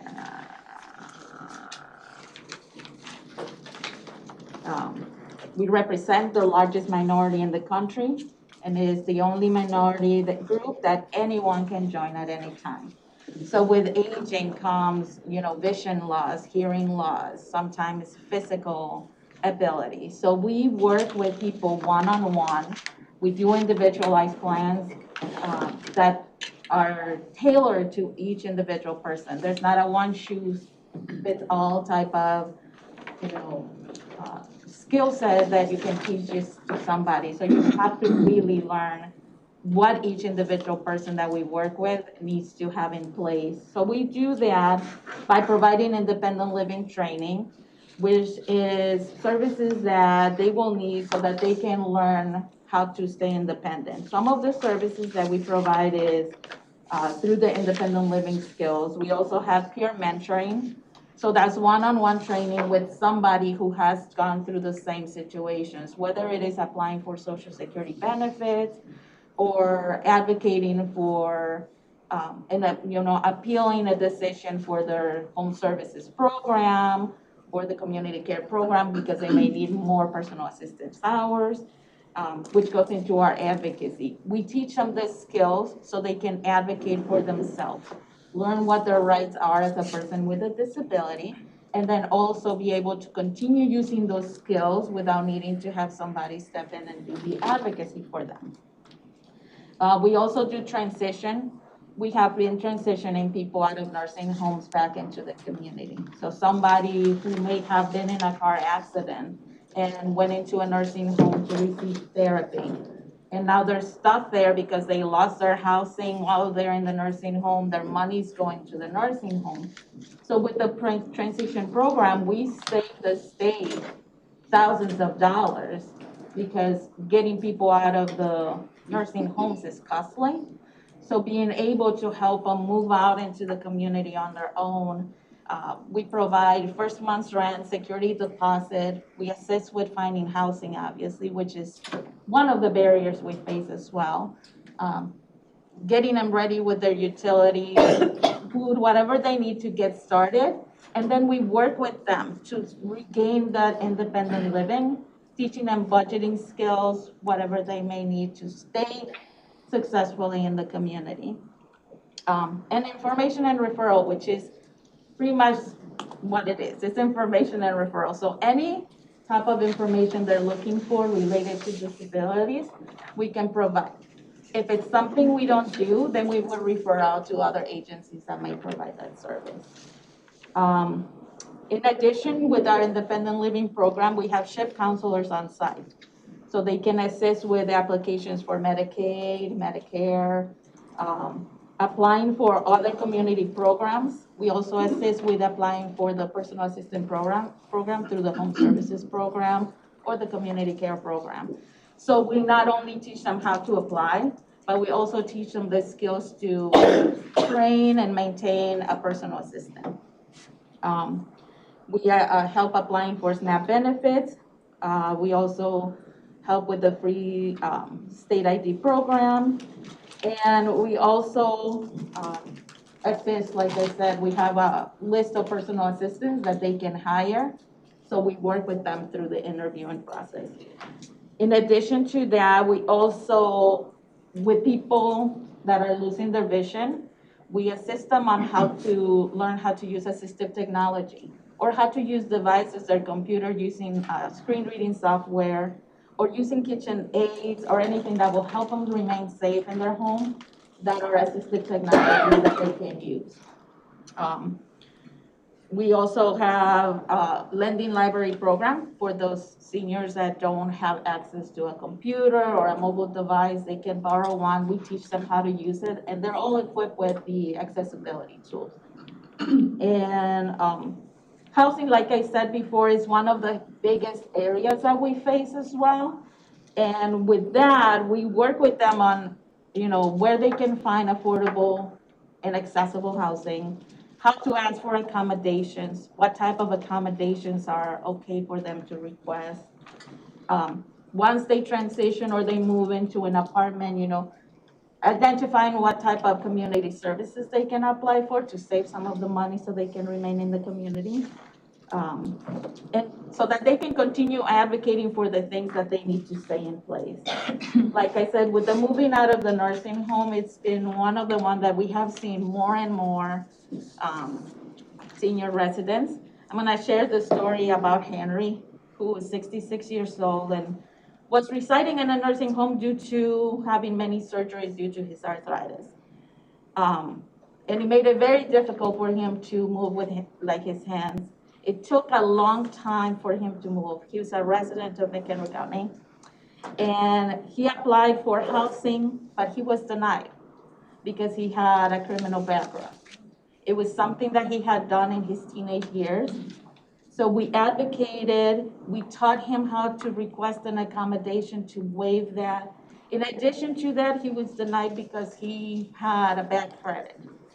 Well, when he ended up in the nursing home, he couldn't pay for his credit card. So we assisted him to learn the skills to advocate for an accommodation.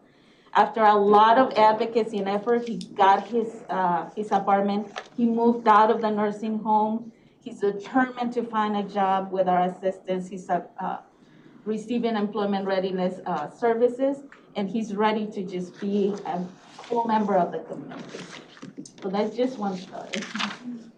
So that's pretty much what I have. Do you guys have any questions? Anyone have any questions? Again, I know that there's been an increase in your request, but there's also been a comment that you're going to try and add 10 additional cases, clientele. Anything that we should know if we don't fund the program or if we don't fund it completely, how that impacts moving forward with those programs here in McHenry County? So, pretty much same thing as what Laura was saying. We will continue to provide the services. We do fundraising. We'll apply for small grants here and there. We use unrestricted funds for some of the programs that we may not have funding for. So we will continue to serve. At this time, we have 49 consumers served as for Q3, which we will be submitting soon. So we have continued year after year to see an increase. With COVID, we started to see more and more of an increase. And we started to, address the social isolation, but also trying to address the need for how many. Because consumers can't come to us all the time because of transportation, we go to their homes. So we have seen a lot more people coming to us for services. And am I wrong, just from a historical perspective, didn't the Lake County Independent Living kind of assist and slide into McHenry providing those services? Because there was a big void in McHenry County and nobody was providing those type of independent services for our senior disabled population? Yes, you are correct. And so when did that happen? Give me a time. 2012. So 2012, they asked us to start serving this county. Just to give those people. When did you start coming here? Do you know? Do you remember? Oh my gosh, it's been a while. I want to say 6, 7 years. That's what I was thinking. Okay. Just to get one and to give the little historical and outside. Oh, okay. And outside of yourselves, another organization that provides specifically those services to that population? No, I don't think so. Thank you. Matt? Just wonder if you have a breakdown of what percentage of your work is McHenry County? I don't have the data with me, but it's definitely something I can gather and send to everybody. I do know that when we first started, it was slow, but now it's pretty compared to the Lake County. Were the numbers that you provided on your application the numbers for only McHenry County? Mm-hmm. Okay, that's it, yeah. Yeah, it has to be. Yes. Yeah. So at least 50, maybe 60. Yeah, I just. Yeah. Got it. Yeah, like I said, right now we're at 49 seniors as of this quarter. Anyone else? Any closing comments you want to make? No, just that we're really grateful for the opportunity. Times are tough, so we're trying to do whatever we can. We do see the need for the services. We continue to see the increase year after year, and we just won't stop. We'll continue going, and the funding would really, really help us to continue doing the good work that we do. Thank you very much. Thank you. Appreciate it. Thank you. Elder Sparrow is here. I saw you come in. So do you want to go ahead and again, introduce yourselves and whoever is going to do Bianca, did you get our PowerPoint? No, I didn't. Oh, I emailed you this morning, I'm sorry. That's okay, I promise. Hold on, let me. No problem. Unplug real quick, sorry guys. Didn't- Yeah, I haven't accessed my email. Oh, and I'm things sorry. Since I've been here, so that way I don't the know who to notifications send it don't to, pop I up. feel like if I copy everybody, they're all gonna be like. No, was that, give her 2 seconds, can you pull Yeah, it I'm gonna maybe? pull it up. Yes. I mean, do you want to introduce yourselves while we Absolutely. do it slowly? No pressure. Slowly? No pressure at all. So I was thinking that was one. So we're Home of the Sparrow. Thank you guys so much for having us. My name is Kristen Miller. I'm the grants manager at Home of the Sparrow. I'm Liz Hennicks, I'm Vice President of Programs. And I'm Lindsay Kellner, I'm the Housing Manager at Home of the Sparrow. So we come as a team. The sparrows always flock. So that's why you got the three of us. You got tonight. three of us Yep, today. That's right. We support each other in a variety of ways. There you go. That was quick. Beautiful. There we go. Thank you. You're a whiz. Okay, so I think by now, the commission, hopefully you guys are familiar with our mission to provide hope, opportunity, and support that empowers women and children as they journey from homelessness to self-sufficiency. We're celebrating 36 years this year as a nonprofit agency serving McHenry County. All right, so I'm not going to go through just because of time, all of our programs, but primarily shelter, rental assistance. But what I do want to highlight is some of our newer programs. So we started an employment program where we can help support our seniors that have been either on fixed incomes and now can't maintain living based on that. And so we actually have about 11 seniors that we're currently working with on increasing their employment skills and income. So that's relatively new. We saw that there's a great need. I think heard some of our colleagues talk about the employment. You need stabilization for housing, you need employment. So the other is our McEurope, again, another rental assistance.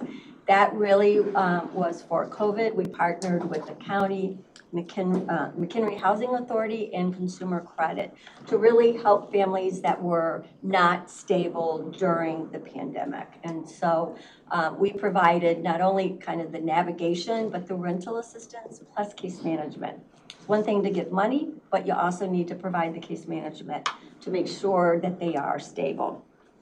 The other is we've expanded our subsidized housing program, and we're looking at purchasing some new affordable units. So that will be coming. And then we also have a new program where we can help families kind of short-term that are at risk of losing their current location or their mortgage, rental and or mortgage. It's a small grant, but I think it will make a big impact on keeping seniors from becoming homeless, given their situation.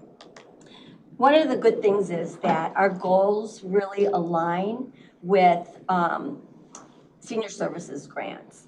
And one of our key goals just within the agency is to stabilize families and make sure that they have secure housing. And I just want to quickly just highlight two seniors that we were able to work with. We have a 71-year-old female. Actually, her grandson, beginning early COVID, died. And so very traumatic for her, still kind of dealing with some of that grief issue. But she was on a fixed income, $800. Her rent was about $655. And I mean, how do you live on that? 71, no, she had some medical issues. There's no way she can work. So we were able to partner with the Housing Authority to get her rent under 30%, or her, because her income is under 30%, we were able to reduce her rent to $250. So we were really excited about that partnership with the Housing Authority to do that. We also have partnered with Consumer Credit. We have another client that's in one of our affordable units, and bless her heart, she's 59, she works at Walmart, but needed hip surgery. And she had no income to cover that because she was part-time. So we were able to partner with Consumer Credit for that time she wasn't able to work. Now she's working kind of half part-time to help cover her rent during that time to keep her stable. So if we can't do it, we go to our providers to kind of really provide that support for them. Just in terms of, obviously I talked earlier about case management. So important just to provide that support to those families. And sometimes it could be just as simple as getting them a state ID or a driver's license. The other thing that we're seeing as one of the biggest barriers is transportation. And we were able to secure some funds for car repairs so that we can help people to maintain their cars so that they can, one, get around, not be socially isolated, but also work. And so when I just paid a car repair for $600, I mean, that's hard for any of us to afford, let alone a fixed income. So Again, talking about the no income, Social Security and other benefits do not cover housing cost. You guys know the rents are out of control right now. Limited job skills, and jobs that will help create a livable wage. That's why the employment person's here, to kind of help do that. They have no financial resources other than what they have. Moving on to that is we really want the being self-sufficient. And that means permanent housing. Housing means healthy clients, both physically and mental. When you have a place to lay your head down, you are going to feel better, both medically and mentally. So right now, we assisted, is it 40 to 60? Yeah. Yes, so this is what we're planning to do with our request for this year. So we're again coming to you asking for $50,000. We are conservatively planning to serve 40 to 60 homeless to imminently homeless women and men over age 50. And I'll show you later why I think that's a bit conservative. Just gives you a sense of what we're asking for as a cost per client. And this is a 14 to 20% increase from our previous year, from the current year we're working in, from our goal from this year. And again, this is going to support case management, a lot of that work that Liz is talking about that we do with our seniors. Specifically, what this grant is going to cover is going to be our shelter case manager at 50%, our affordable housing case manager at 50%, and our intake coordinator at 22.3%. Why I bring this up is because these are some of our hardest programs to fund with other sources. That's why the Senior Services Grant is so important to us. Also, these three areas represent where we see our highest intake of seniors. So unfortunately for us, the programs that have the highest number of seniors are the hardest to fund with other sources beyond private donations and unrestricted funds. So that's why your request is so important to us. This was our outcomes from fiscal year 22, just to give you a sense that we did increase or at least maintain across all of our metrics that we're looking at. We had 55 unduplicated seniors served, ranging from 50 to 73 years. And I'm going to jump to the next slide because I think it's a little more shocking. This is to date where we're at. We've got 84 unduplicated seniors that we've served. So again, why that 40 to 60 might be a bit conservative. 67 females, 17 males. We're already at 95% of our billable case management from last year, and we've still got a quarter to go. And also we've had 45 dependent children and grandchildren who've also been provided with services in these households. That's something we're seeing a huge increase in. Moving right along. What we're seeing, as Liz said, we've got an increasing need for supportive housing, rapid rehousing, and medium to long-term rental assistance. Rent is insane. There's no affordable housing in the county. You guys have heard this all before. It's very true, and that's something that we are actively working against at Home of the Sparrow. We're trying very hard to make sure that those things are taken care of for our homeless and housing insecure individuals. Increased barriers to independent living. Liz again mentioned a lot of that, economic hardships, reliable transportation, trauma, mental illness. These are things our case managers, again, are very aware of, and they're working very closely with our clients. And again, an increasing number of seniors are entering accompanied with dependent adult children, with grandchildren. They've got custody. They have adult children with significant disabilities or issues that make it hard for them to live on their own. So again, to Liz's point, those incomes often aren't just supporting one or two individuals. They're also supporting a couple of children. We have one senior who I know has as many as 4 grandchildren living with her at the moment. Which, again, if you're on a fixed income or a limited income as a senior, that's going to be difficult to take care of. Just letting you know, we go through all the proper channels to monitor our outcomes and make sure we're tracking everything in accordance with best practices, with HUD, with the county, everything like that. And as everybody else I'm sure has mentioned, but we'll just reiterate here too, you guys are not our only source of funding. As I mentioned, this request actually only accounts for about 4.8% of our senior program overall. So we do support it with other grants, individual donations, event revenues, our Sparrow's Nest thrift stores, which hopefully you've all been to and shopped at, as well as the support of hundreds of volunteers and community collaboration as well, which Liz mentioned. We're a non-duplicative effort, but we support the work that many, I'm sure, of the individuals who've come before you today to speak with. I'm sure we've worked with them in some capacity, and we continue to, and we value what they do as well. We're open for questions. Historically, when did you actually start to do more of these programs with the seniors? How long ago? That's a great question. I mean, we've always served seniors, you know, it's been part of our business model or our service model for a very, very long time. Specifically, we've seen an increase in seniors, I would say. Within the last probably 6 to 7 years, we've seen a drastic increase. And I think a lot of that you could tie to the economy, you know, you could tie to, you know, 2008 onward, I mean, when everybody started to kind of take a nosedive, especially that hit our senior population and our homeless population. Yes, exactly. So we've seen, you know, kind of an uptick every single year since then in the number of seniors that we're serving each year. In the state of Illinois, McHenry County has the highest number of foreclosures. I would absolutely believe that. I know that we're the second, we are the, I think, second right now, only behind, I think, DuPage County in terms of the most unaffordable housing market, period, in the state, for renters, buyers of any age. So that's a big part of, you know, again, as Liz mentioned, we're looking to expand our affordable housing program the next year. We have some funds available to do that, and to purchase some units. And I just briefly want to mention how that program is going to work. When we own these units, we own them for 15 years through HUD funds, and we have to keep these rents affordable for the individuals who are living in there. So that's at or under 30% of their monthly income. The nice thing about that program is, again, that's 15 years of assured affordability. So regardless of what's going on in the rental or housing market in the rest of the county, you know, we're able to lock that down as an affordable space. And like I said, our seniors most benefit from our affordable housing program. We have quite a number, probably over a third of the people that are in that program right now are seniors. And our waiting list for that particular program is about 60. Believe it. Yeah. Teresa?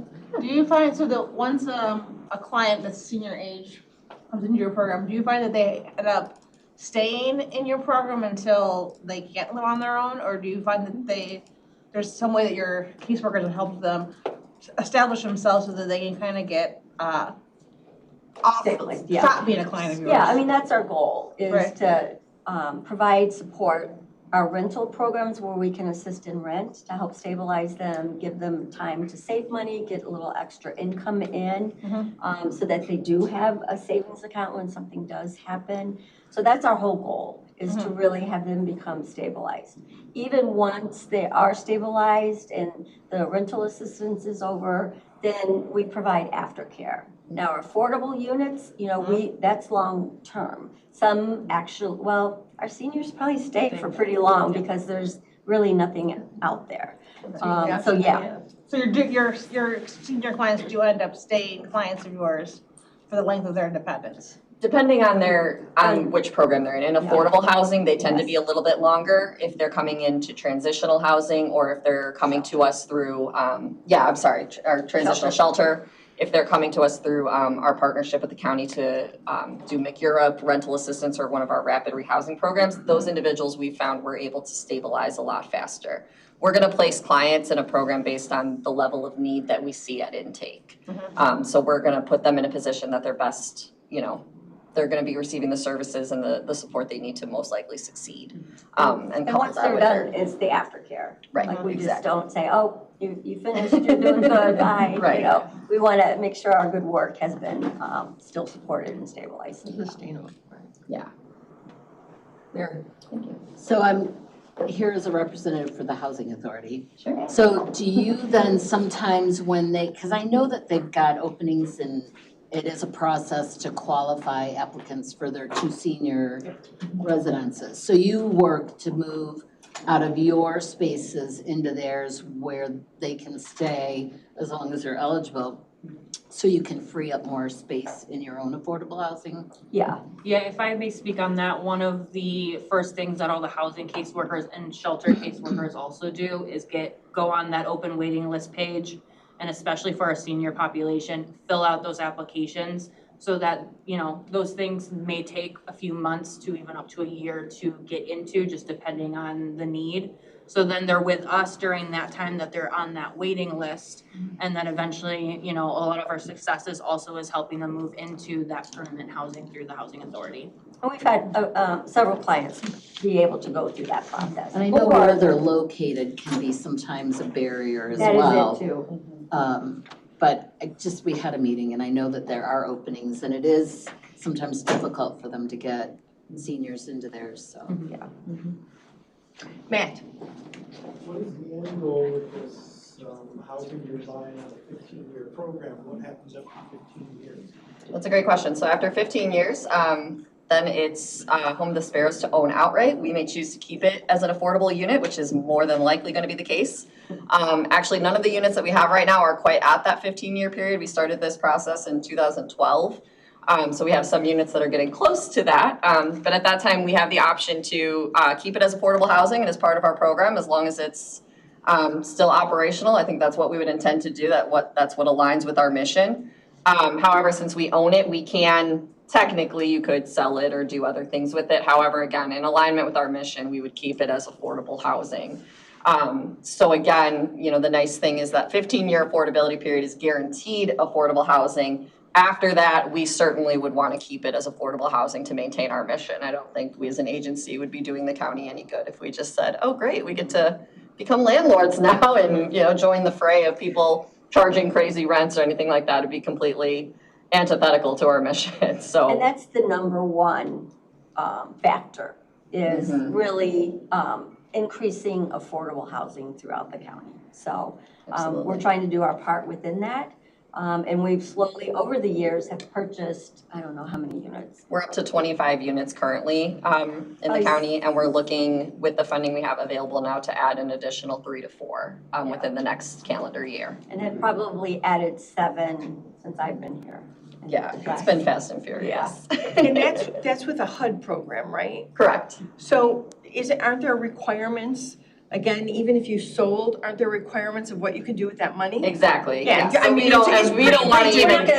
Okay. And we're looking at, like, we're talking about, I think our earliest one that might be even up for that discussion is still 7 years away. And again, I mean, it would be antithetical to our mission for us to do anything but keep it as affordable housing. So, you know, our intention is certainly to have these units be for the very long-term affordable housing in McHenry County, especially because, as we all know, and we just talked about, housing is not going to get any cheaper here anytime soon. And so if we want to do our part to assist the homeless population in this county, and especially with our seniors, you know, I think another thing with the county is that we're a county that's very attractive to senior citizens. We have a lot of amenities, a lot of things around here. We have a lot of great supportive partners who are here to help. And so we want to be sure that we're doing our part to keep them housed. And we could actually, in our affordable program, charge more rent than we actually do. We try to keep it even under kind of what we're able to regarding the criteria, just because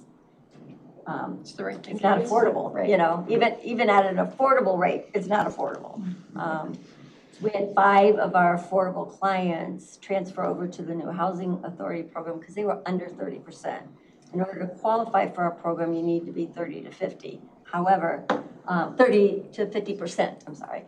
And actually, we saw that people losing jobs, people not able to maintain that 30 to 50%. Did that answer your question? You're good? Anyone else? Quick closing statement? Thank you for your time. We appreciate you guys' consideration. We know it's a tough job, and we're very grateful for all you do. Nice presentation. Thank you. Thank you very much. Thank you. Next up, we have Pioneer.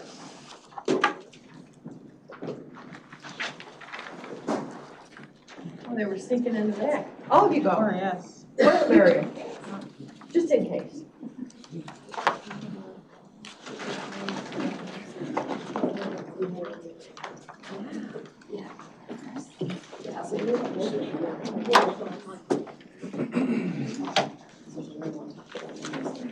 Anytime you're ready, Frank. Good afternoon. Thank you for having us. My name is Frank Samuel, CEO of Pioneer Center. I'm here with Jason and Stephanie. I'll let them introduce themselves, but we are here to present our senior residential program request. And my name is Stephanie Abdai. I'm the Senior Manager of IDD Community Day. And I'm Jason Clark. I'm the Senior Director of all of our IDD services. Oh, and then, I'm sorry, I'm just gonna interrupt real quick. The clicker doesn't work. I'll go ahead and now. Okay. Let me know when you're ready. Yeah. Let me know whenever you're ready and I'll change it.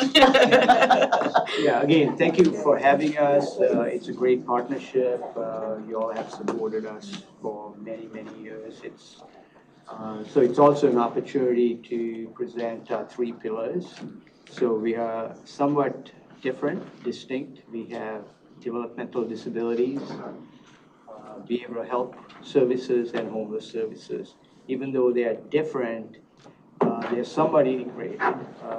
We have, on the developmental disability side, there are various programs, but then there's a common, always, there are some behavioral health needs. And then on the homeless services side, obviously there is behavioral health needs. So they're integrated. I would say the needs are increasing, they're not diminishing. And on the developmental disability side, we have resident clients who live with us across the 10 group homes, and they're aging. So the need is increasing, it's not going down. So that's why we need your support and help in meeting some of these costs and funding for it. Bianca, next slide. All right, some stats here. So overall we serve about 1,600 men, women, children, and seniors served. So we served about 31,000 meals.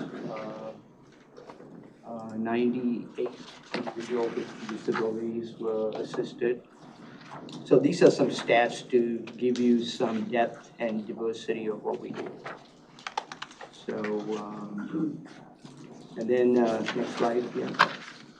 I'll let Jason and Stephanie talk through. Sure. Well, first of all, I want to thank everybody for the support and the years of support that we've been getting at Pioneer Center. It's an important piece of what we do and being able to support and maintain our mission. This is actually my second tour with Pioneer Center. I was here from 1998 to 2010, so I was actually part of the original group that came and got the money in the first place. So it's great that we've continued to be able to continue to get that support.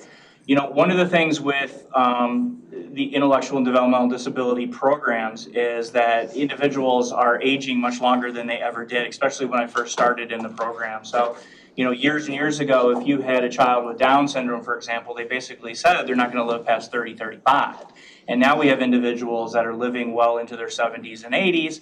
In fact, our eldest resident that we're currently serving will be 80 in a few months. And we have a few others that are 70s. In fact, 7% of our guys are actually over the age of 70. And really, when we look at that, I always, now that I'm in my 50s, always say I don't really want to consider that a senior anymore. But some of our guys are, clearly they have some issues because of their disabilities that, things happen a lot quicker. So especially somebody with, say, Down syndrome is very common for dementia signs to really start happening at the age of 40. So we really need to provide those services, even chronologically younger than we would necessarily the typical population. So, in our residential setting, like I said, we have about 60% of our individuals are over the age of 50. So for me, this is really not only a current problem for our current seniors, but really what the capacity is going to be as those guys age.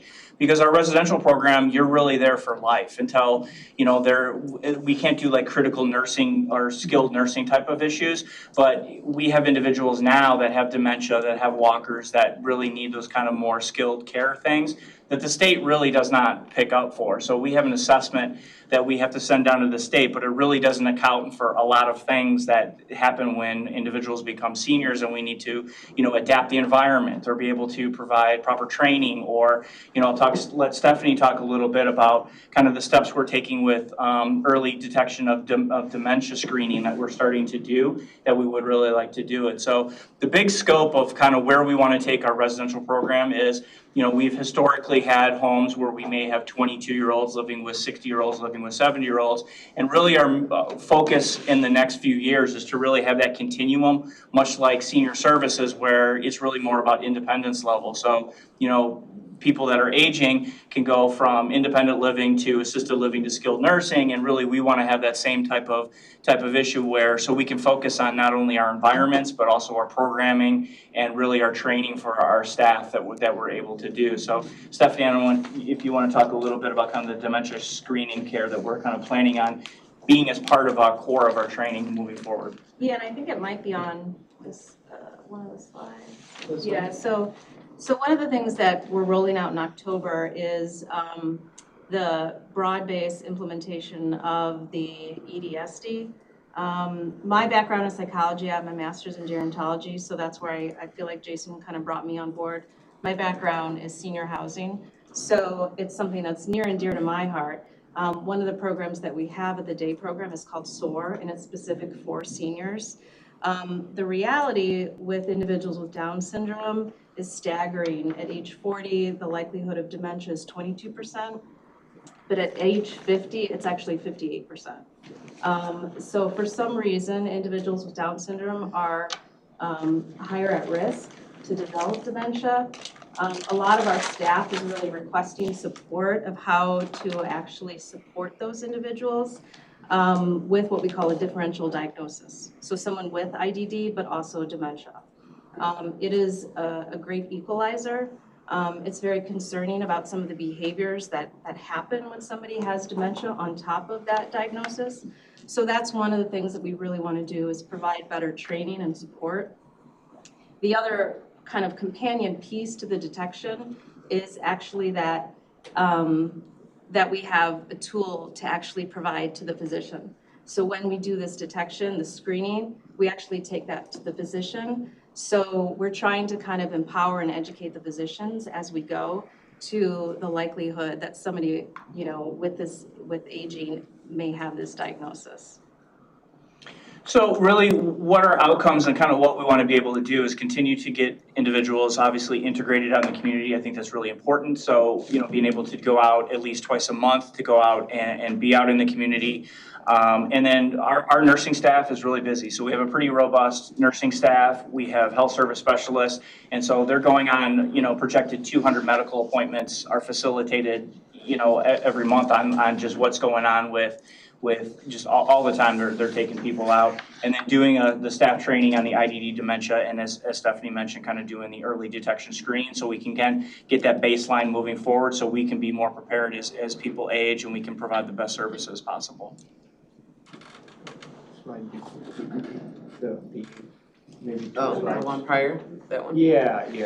You want to cover this? Sure. So our request is really, so it's 162,211, and so really that's covering the direct and support services, the salary. So it's about 5.5% of the total program cost.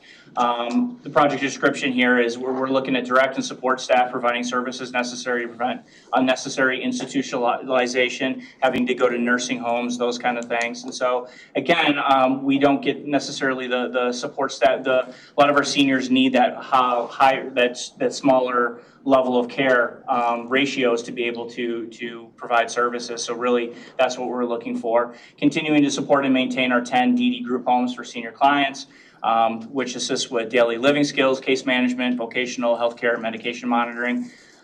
We're really focused on looking at really outcome-based services. So every home that we have really will be a focus on that. So regardless if we have a home with maybe young adults with autism, there's a special focus in outcomes. For our seniors, for example, we certainly want to focus on different types of outcomes. And that's what we're really focusing on moving forward. And then again, facilitating that community integration through going out shopping, social activities, recreational outings. And then, the most important thing, maintaining a safe and fulfilling home environment for our seniors with developmental disabilities.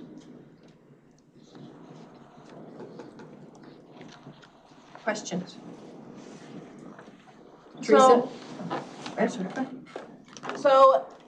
currently, the homes have varied ages in them, correct? For the most part, I mean, certainly we have some that are more senior heavy, but that's the push that we're going to, is to really have, we're looking to probably expand in the next year or two, and then again, as we expand, have focused homes. So, one area of concentration I mentioned before, the young folks with autism that are coming, that would be a home, and then we want to have an aging home as well too, so we can really, maybe have CNA level staff, training, nursing, more on-site stuff, and then again, the environment would be adapted. So that would be the push that we're moving towards.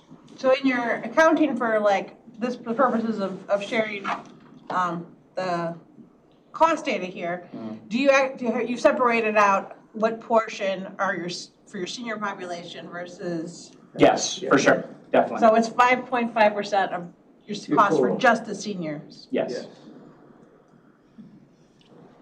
Brenda?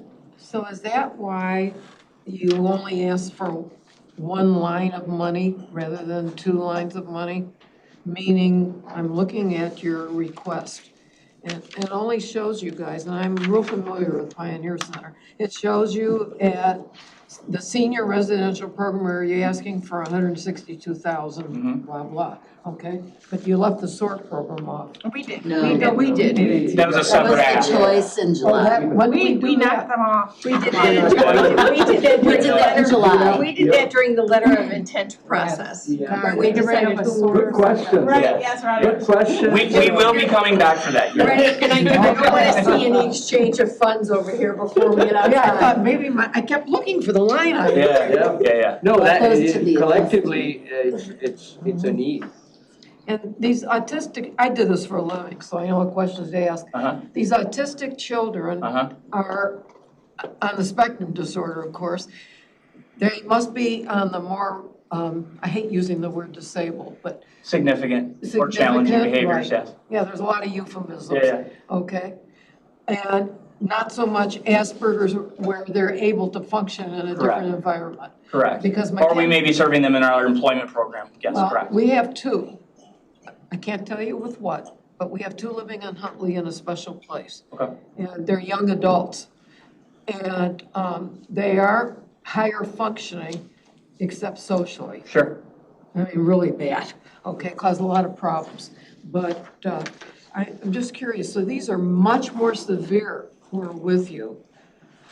For the most part, yeah. I mean, it's if they qualify for the waiver, we're able to serve them. So we serve a spectrum of individuals. I mean, I have individuals that we've served in various programs that live independently in apartments, have had driver's license. I've had married couples, all the way down to individuals that require one-on-one assistance, either through behavioral or medical challenges. So, and everybody kind of in between. So we're able to serve, and that's why when I talk about like putting individuals in the correct environment and the correct training, that's what I'm talking about. So we can serve people that are much higher independent and are focusing on, skills acquisition versus maybe behavior management over here, if that makes sense. Yeah, and you're utilizing different work services for these people, right? Mm-hmm. Okay, because I mean,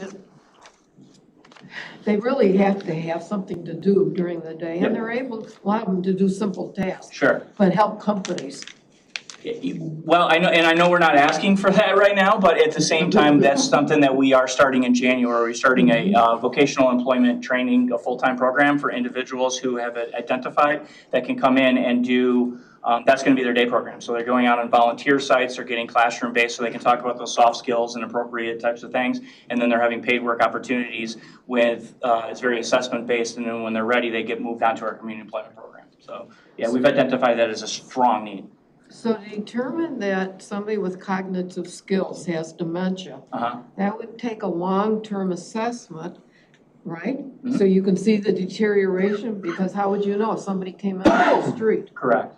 All right, because that's very difficult to determine what is the overwhelming. But that's why we want to start it now and we want to start it younger. So, like Stephanie said, anybody like especially Down syndrome is starting at 40, so we can start to get that baseline moving on, because most of our individuals come to us at, a younger age, 20s, 30s, 40s, and will be with us until they can't be with us anymore, they pass on.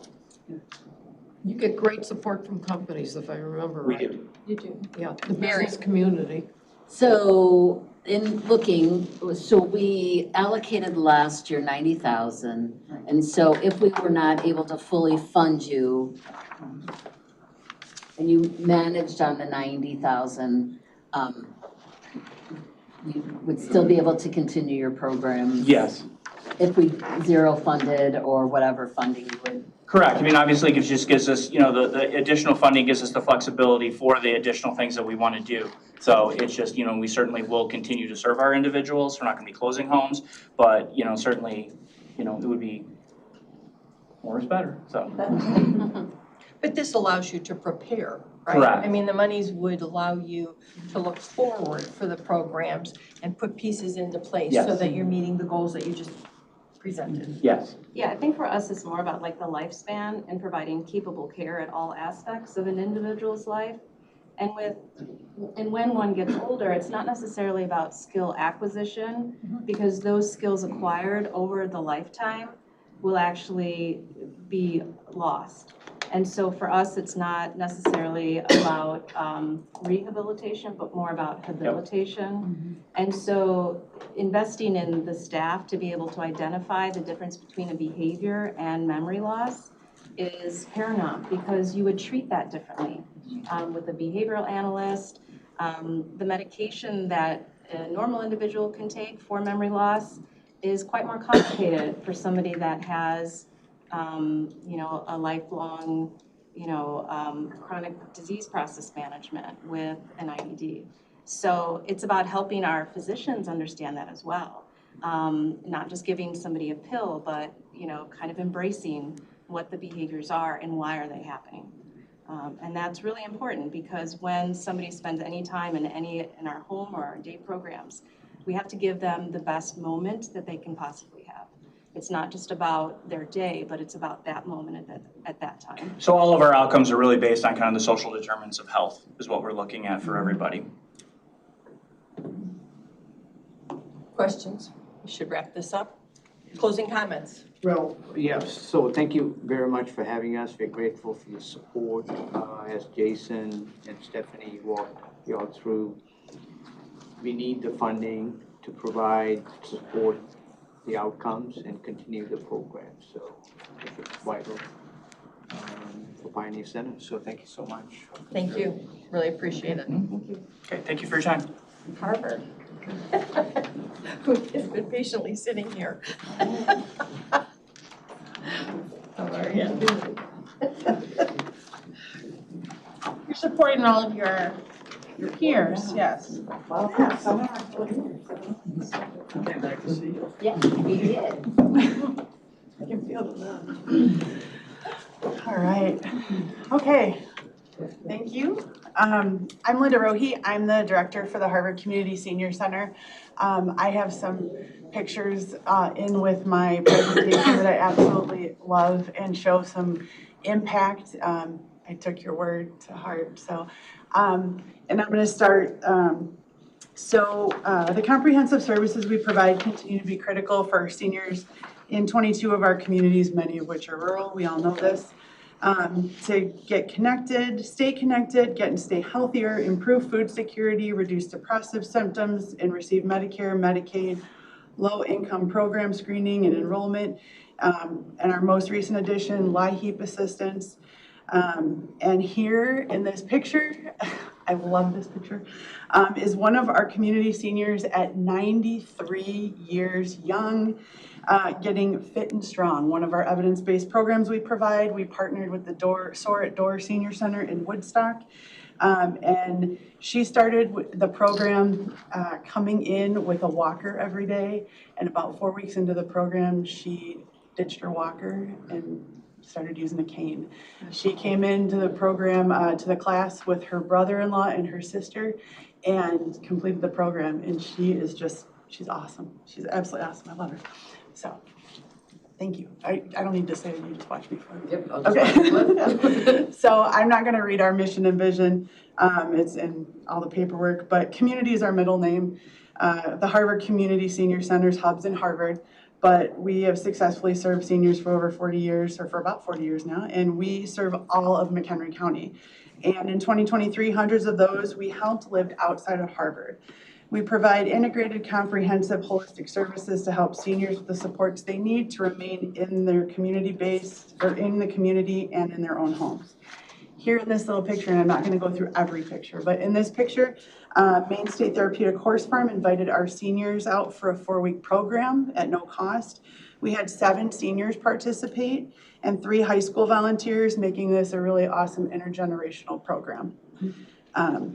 They were able to learn about the farm, take time with the animals, be in the gardens, and socialize with each other and the younger generation, which was pretty cool. So I guess I'm going to talk about a few of the first pictures. So my other positive impact. This is my other, I'm in the 90s. So this is my other lady, if we start talking about impact. This beautiful 94-year-old is Elaine. And she and I initially met through our Senior Tech Connect program. She is our most senior participant. She uses her tablet daily, and I had to take it for a couple days to actually switch out tablets. And by gosh, that woman was lost without it. She gets up every morning, plays solitaire, and watches YouTube. She's like a YouTube, I don't know, she knows YouTube better than I do, I think. But we met a second time through Fit and Strong, our evidence-based program. And during those classes, we do Matter of Balance, we do Fit and Strong, and we're gonna start offering Taiji Chuan, which is for better balance also. But during all those classes, part of what's built into those evidence-based classes is telling those participants about all the services that we offer, but also what's in the community. So getting them information too. So in telling about our services, I explained about SHIP services, and she asked about some help with some of her medical bills that she didn't understand. And Elaine is very hard of hearing and said her retirement supplemental plan that she had no vision, dental, and hearing with it. Now, being 94, you can imagine when she retired and how long she's been without vision, dental, and hearing, right?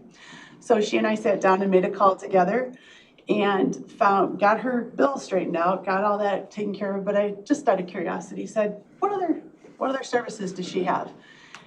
She's got X amount towards glasses, no dental. She's got $3,000 towards hearing aids. And I had the phone cranked up on speaker between us, and her eyes got so big. And I asked him to repeat that, and so then right after that, where do I need to go? How can I do that? Where can I go? So she went right away. I got her connected. She went and got hearing aids because she was not able to, she stopped attending her book club. She stopped attending some other groups because she couldn't hear people, and she felt like she was almost kind of getting bullied out of those groups. I hate to use that word bullied, but it was kind of what was happening. So because of those multiple interactions and multiple services, she even got herself a updated smartphone so she can raise and lower the volume on her hearing aids. Life is good for this woman now. This is why I love this picture, and those plates behind her, she paints those. At 94. Yes. So this is where the experience, all of our experience, taking the time with people and listening to their needs to give the best assessment for the services possible. This is what all of us in this room do. This is what Independence Health and Therapy does. This is what Senior Care Volunteer Network does. This is what we all do. We go in for one request, but the gears in the back are always turning. Do they need help with food insecurity? Are they depressed? Are they this? Are they that? Do they need to be referred somewhere? Do they need transportation? What do they need? This keeps people in the programs to allow continued contact to keep them on our radar. Okay. So this Cultivating Health Ministries is not a senior service grant funded program, but it needs to be talked about because it is one of the main pathways to our other programs. This one is a great referral source for all of our programs, and there's always a staff member at a health screening or a major event. So if there happens to be a referral made, if there's someone who is who's screened for food insecurity, insurance assistance, if they're feeling they screen on the PHQ-2, if they need tech help, any of those things that we provide, we're able to connect with them right away and set up a time to meet with them or step off to the side and talk to them for a little bit. If it's something out of our realm, we're able to connect them with those services. Also at those screenings, we bring in partner agencies, and then those that are not necessarily here, but other agencies, because Cultivating Health Ministries not only serves seniors, but serves younger adults too. So Cultivating Health Ministries is now in its 4th year. We are in 13 faith communities throughout McHenry County and have served over 800 individuals with over 7,500 encounters. That's pretty impactful, I would say. These encounters surpass just the diabetes and blood pressure screening, but continue on to mental health education and awareness, AED CPR trainings, Narcan trainings, and annual health fairs and mental health forums to serve English and Spanish-speaking residents of McHenry County. And right after this, I'm going to our mental health forum over at Holy Apostles that's tonight. So it's an amazing program, and it's a nice gateway. This SHIP sails all year long. It's a corny little thing, but I do it. But it's not just during open enrollment anymore. People are turning 65 every day. People don't know how to navigate Medicare, navigate through Medicare. Medicare is just, it's like a black hole. So we are there definitely October 15th through December 7th. It's coming up. It's our busiest time because all beneficiaries can review and change their plans during those 6 weeks, and I think every last one of them pretty much do. Excuse me. This year, though, we're kicking off open enrollment with 3 seminars across the county about Medicare 101, SHIP services, and most importantly, letting them know they don't have to navigate it on their own. In the last 9 months of SHIP services, we've increased our contacts with Medicare beneficiaries over 200%, and it continues to rise. We're helping beneficiaries to enroll in Medicare, Medicaid, and the Medicare Savings Program, and the Extra Help Program. And we have partnered with 3 different locations around the county to serve our seniors more conveniently. Senior Care Volunteer Network, the Community Foundation for McHenry County, and Soar at Door have all designated spaces to our SHIP counselors for increased ease of access. We serve in English and in Spanish and have gained 4 SHIP volunteers to the program. We continuously try to close that referral loop and keep people from falling through those service gaps. So we screen for food insecurity, try to connect for SNAP, food pantries, screen for depression, apply for LIHEAP, all at that time if possible. This is something new we've tried. We piloted a productive aging program in Hebron, which is a very underserved area, as we heard this morning. We started in the summer twice a month using a partner site through our health ministry program and advertised to seniors in Hebron to join. Our first program had 14 participants, which I think is pretty awesome for Hebron. And we've averaged about 10 each time we're there. And we've had speakers from the health department about monitoring your blood pressure. We've had the nutritionist from the health department about how to still keep cooking when it's just you or you and a partner and still enjoy it. We provide an exercise program to keep our seniors moving, and the youth group from that faith community participates and the seniors enjoy it, making it intergenerational. And they actually, the youth group actually provides a snack, a meal. They have gotten really involved wanting to do this, and they were actually really sad they were going back to school. So they couldn't, but they're looking forward to the days off that they have through school that coincide with our programming. So we offer opportunities to ask about Medicare and Medicaid and SNAP. And now we'll be able to offer LIHEAP in Hebron, to LIHEAP application assistance in Hebron, versus them having to go all the way to the far side of Crystal Lake now. They have the ability to ask for the programming that they want to have. So speakers that they want to have come in, info about the community, activities, certain types of education. And to that extent, we had, they wanted some tech education. So we had a tech education session, and one led to a gentleman learning how to do his first video call, catching his son completely off guard. And his son said, did you just call me on the video? They're sitting there together. So it's been a really cool experience, and we've had a lot of participation. The other part we're working out is we started it on the same day as the bus in Hebron, so the few people that wanted to come weren't able to come because of the bus. So we're moving the day to get some of those bus people.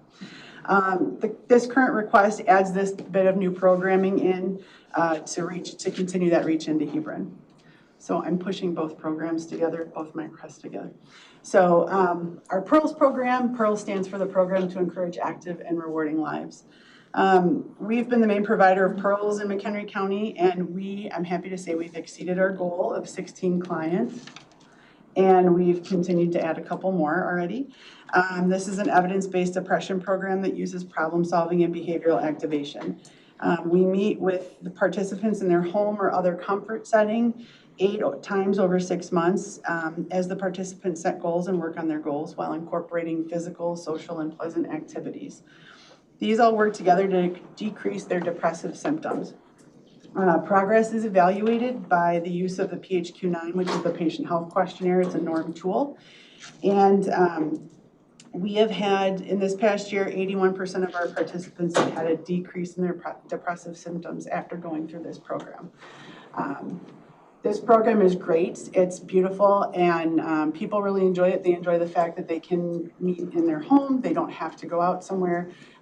It does sometimes, it's a nice gateway for some people who have never met with a counselor in any way, shape, and form and aren't really sure about it and feel like they might need continued counseling. It's a great connection and a start to get them comfortable for ongoing counseling too. We're able to provide this service to the community also in English and in Spanish. We have a Spanish PEARLS counselor on staff. The support from this commission will allow us this next year to serve 22 older adults in the community that need help with battling their depression. So we do outreach everywhere, and this applies across all of our programs. So wherever we are, we're doing outreach, obviously, but we're also screening. So it's that gears are always turning in the back of our head. Sarah and I had a conversation. I said, I feel like the words "we're not a one-trick pony" come into play, and it's just how you interpret it. But I always think about it that way because I sit down with somebody and they need help for insurance. But as we're having that conversation, I'm listening to all the other things they're talking about. So, do you need help with food? You know, are you struggling to make ends meet for food? You know, do you need, you know, can you not afford a tablet and you need to connect? You know, those things. So, what other things can we do? So, we're always screening. In 2023, we've been able to continue to offer a number of things in our senior center. We do chair yoga, arts and crafts, book clubs. Our master gardener continues to come. We have beautiful gardens in the back, just like we did last year. We've partnered with Cycling Without Age to provide rides to our seniors in the community to decrease isolation and increase socialization. And we bring other partners from the community to talk about their services to increase awareness. CLEASE, the Coalition of Limited English-Speaking Elderly, has come and actually connected some of our partners to help them. The Alzheimer's Association, Prairie State Legal's come. Members from the healthcare community have come to speak about topics that our seniors have requested information on. We continue to provide Matter of Balance classes. We've provided that to 28 participants in the county so far, and we just started one in Hebron to 10 participants. We provided Fit and Strong, partnering with Soar at Door, to 22 participants. And in the spring, we're planning to provide Tai Chi Chuan, Movement for Better Balance. All these are evidence-based programs. And we're waiting till the spring because that's a 6-month program and we don't want to start it through the winter. That makes it a little more difficult. So we're asking for, you don't have to flip, that's the last one. My page flips. We're asking for $80,000 for core services covering programming for our senior center, our productive aging program in Hebron, SHIP counseling, which includes our Medicaid, SNAP, LIHEAP assistance. This goes towards staff positions, mileage supplies. We proposed to serve 796 unduplicated clients in this year, and at the end of August, which I just gave to Bianca, we've served 1,076. So we're way ahead of what we proposed. So we're increasing our reach into the county, and we require the ask funds to really serve appropriately. We're asking for the $22,000 for PEARLS to be able to serve 22 clients through McHenry County, and this goes towards the 2 direct service staff positions and the clinical supervisor, along with mileage and supplies. Each of these programs we have that we provide are provided in English and in Spanish. And these funded services help people just like Elaine up on the board. So. Okay, any questions? Teresa? So I have two. Okay. One is, what are you allowed to, or what do you see as your role in counseling on the different insurance programs? Because some of them do not pay out as well as they should.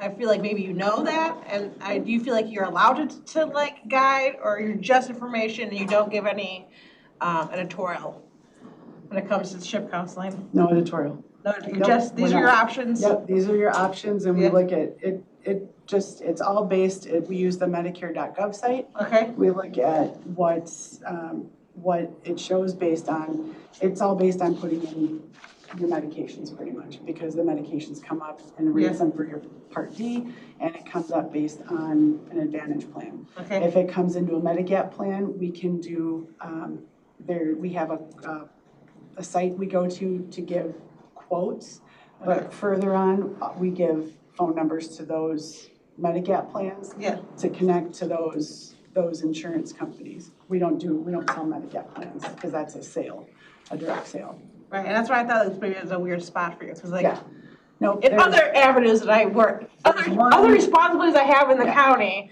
I'm familiar with, there are some programs, some insurances that are very difficult to collect from. Well, and the nice part for me personally, I have a background working in the healthcare system in the county, so I still have those connections into some of those systems still, so when somebody comes and they're looking at an Advantage plan, which puts you in a smaller group to work within, and they say, I have these doctors, and I can reach out and say, okay, are you guys taking these? Are you guys, what are you taking? So that gives a little more help and kind of makes it easier for the older adult that says, okay, I have to call my offices and then what do I ask? Or I'm giving real specific lists of, you need to ask X, Y, and Z to make sure you're covered, so. Okay, and then the other question is, but it's unbiased.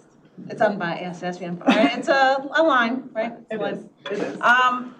Your reach, so with both programs, so obviously you're the Harvard Senior Center, but does that draw in more than just, how many more communities than just Harvard? I mean, Hebron too comes in, obviously, but how many other communities are able to do you find make it to Harvard to go to the Senior Center?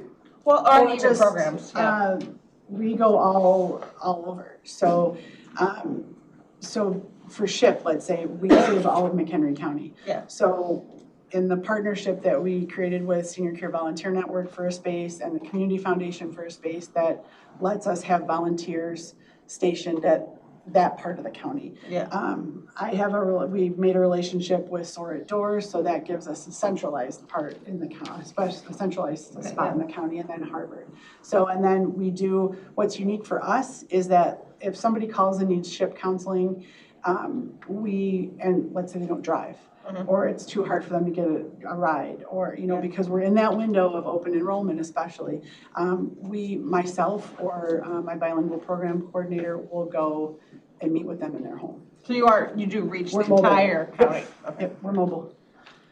I have a much bigger bag than I walked in with. It's usually my office on.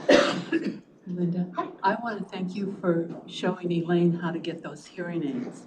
I'm the leader of her book club. Are you? So you're one of the She quit because she felt very uncomfortable. She did. She couldn't hear a word anyone said at all. But by gosh, I was so thrilled. She's the second person this year that I've helped get hearing aids. And she gets bored at home, so she's actually read all of the book club books through January. Oh my God. Wow. She's ready to go. She's just the coolest. And I was sitting there going, I need an impact person. And she just kept coming to my mind. I mean, she was sitting and I asked her, I called her on the phone. I'm like, okay, I said, I have to go do a big presentation for funding. And I said, can I use your picture and can I use your story? And she goes, oh yes, go ahead. So, I mean, she was one, and we have music that plays to the exercises we do. And we're in the midst of exercise, stretches to cool down. And she's just doing this. And, we said, she's like, oh, it kind of hurts. So, my co-instructor Laura said, well, if it hurts, you know, don't push this far. And she's like, no, it hurts so good. It hurts so good. And so right at the same time, the John Mellencamp song came on, and so that was like, that's the theme song for it, you know. But yeah, so no, I'm so glad, because the other person I helped get hearing aids when she got connected with CLEAS, the Coalition for Limited English Speaking, she had a hearing screening through the Lions Club at one of our Cultivating Health Ministries programs, and so got her initial hearing screening. I helped her with her navigate her insurance, and she walked into the senior center, and the first thing she said to get my attention, she said, Linda, and I said, yes, and she goes, and I, honest to God, I was almost in tears. I really was. I was just so excited because she could hear, and especially after years of not having, you know, not knowing you had that ability or had that benefit in your insurance. It's that's what makes what we do so impactful, and the amount of people that we touch along the way, and all those, how those programs all just interweave so beautifully with each other. Any other questions? So I'll ask the question that we've asked everybody, and you know, the funding is limited again. And so would you be able to continue the programming with It'll be very difficult. Stuff would have to be cut back, and there's only 2 direct service staff, and I'm one of the direct service staff too. So I don't want to cut myself back. But the fact is that, and Mickey even said it, because she's had information and assistance positions she couldn't fill, we're taking on a big brunt of shift this year that they had. So we've already started getting calls from seniors who have previously, in years previous, always gone to senior service associates, and now don't have a place to go because their person is gone. And then for the future too, would it be possible for you to kind of show us, whether it's on a map or whatever, but where it is in McHenry County? You say you cover all of McHenry County, but it would be kind of nice to have that visual too, where it is, kind of like her hot map. In heat map, Yeah, heat map. I keep calling it a hot map. I will start tracking that specifically for next year. Yeah. That would be great. Yeah. Any other questions? Anything else you want to say in closing? No, I thank you for letting me present, and we definitely, I mean, the pictures speak volumes, and apparently Peggy can also speak part of my volume. So,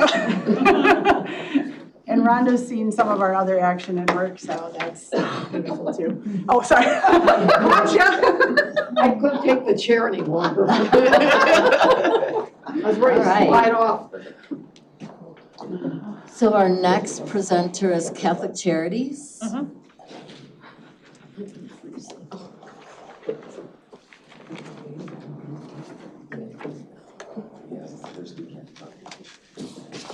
Hello and welcome.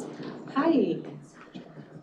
My name is, thank you for the opportunity for a presentation. My name is Brenda Meyer, and I'm the nutrition director for McHenry County and also Lake County. And I do have to apologize ahead of time that my PowerPoint presentation that I have in my car is Lake County's and not McHenry County, so we're just gonna go with this. I do wanna apologize also, I am completely deaf in my right ear, so if you ask a question, I have to say, you know, I have to speak up a little bit. Maybe I need to get some hearing service. It's been a long time. I've had it for quite a while, so I don't think there's no hope for me, but anyway, I just, this is my first time present for a presentation. I've been with Catholic Charities almost 3 years, so this is completely new to me, so bear with me. Deep breath. A little nervous here. And I have bad allergies, but since I've been in here, I haven't had to blow my nose or anything, so this is great. Just want to explain to you a little bit about our program, the nutrition program, which is the home delivered meals program, and our congregate gathering program for seniors. And there's 3 major things that our program focuses on. Is the first off is the well-being check for the seniors. The drivers go to the home, knock on the door. If there is no answer, then they go and they call the client, the participant actually, and hopefully they'll answer their phone. If they do not answer their phone, the next step is for them to call the office and have the office pull up their emergency contact. If no one answers that phone call, then by 3 o'clock in the afternoon, we make a phone call to the police department to do a well-being check, which is, super important. We don't know, we want to make sure that we see and we hear them. And it takes time for them to come to the door. You're not gonna, gotta wait a few minutes for them to come to the door, but we've had several times that someone has fallen and has been laying there since the day before when we did the well-being check. So that's a super important thing that we pride ourselves on, is the well-being check. And a lot of times we're the only person that they actually see, which is, yeah. So, and then is delivering them a shelf-stable meal, which is a box that provides them 5 meals in case there is an emergency. So every participant gets one of those meals twice a year for any type of emergency, weather issues, if we're not able to get the meal delivered to them. And very, very rarely, happens, even through the snow, as long as the drivers are safe to drive in those conditions. If not for any reason, which hasn't really only happened maybe once since I've been with Catholic Charities, that they would have to utilize their shelf-stable meal, but there is 5 actual meals in this shelf-stable box. So that's important. Some of them actually just eat them anyway, crackers and things like that. But and then also to deliver them a hot, fresh meal daily, which includes a meat, a vegetable, and a starch that's in an Oliver tray. And it's made fresh every morning at 4 o'clock in the morning, and it's sealed. And it's either, you could put it in the microwave if needed, or you can also put it in the oven. But it does come hot right off of our trucks to their front door, along with a cold bag that includes a dairy product, which is typically dairy products, milk, string cheese, some type of a cookie, some type of a bread, crackers with the butter that goes with it. If we are serving a hot dog, make sure the bun's in there. The bun is in there as well. And some sort of a fruit, either a fruit cup or actual piece of fruit itself.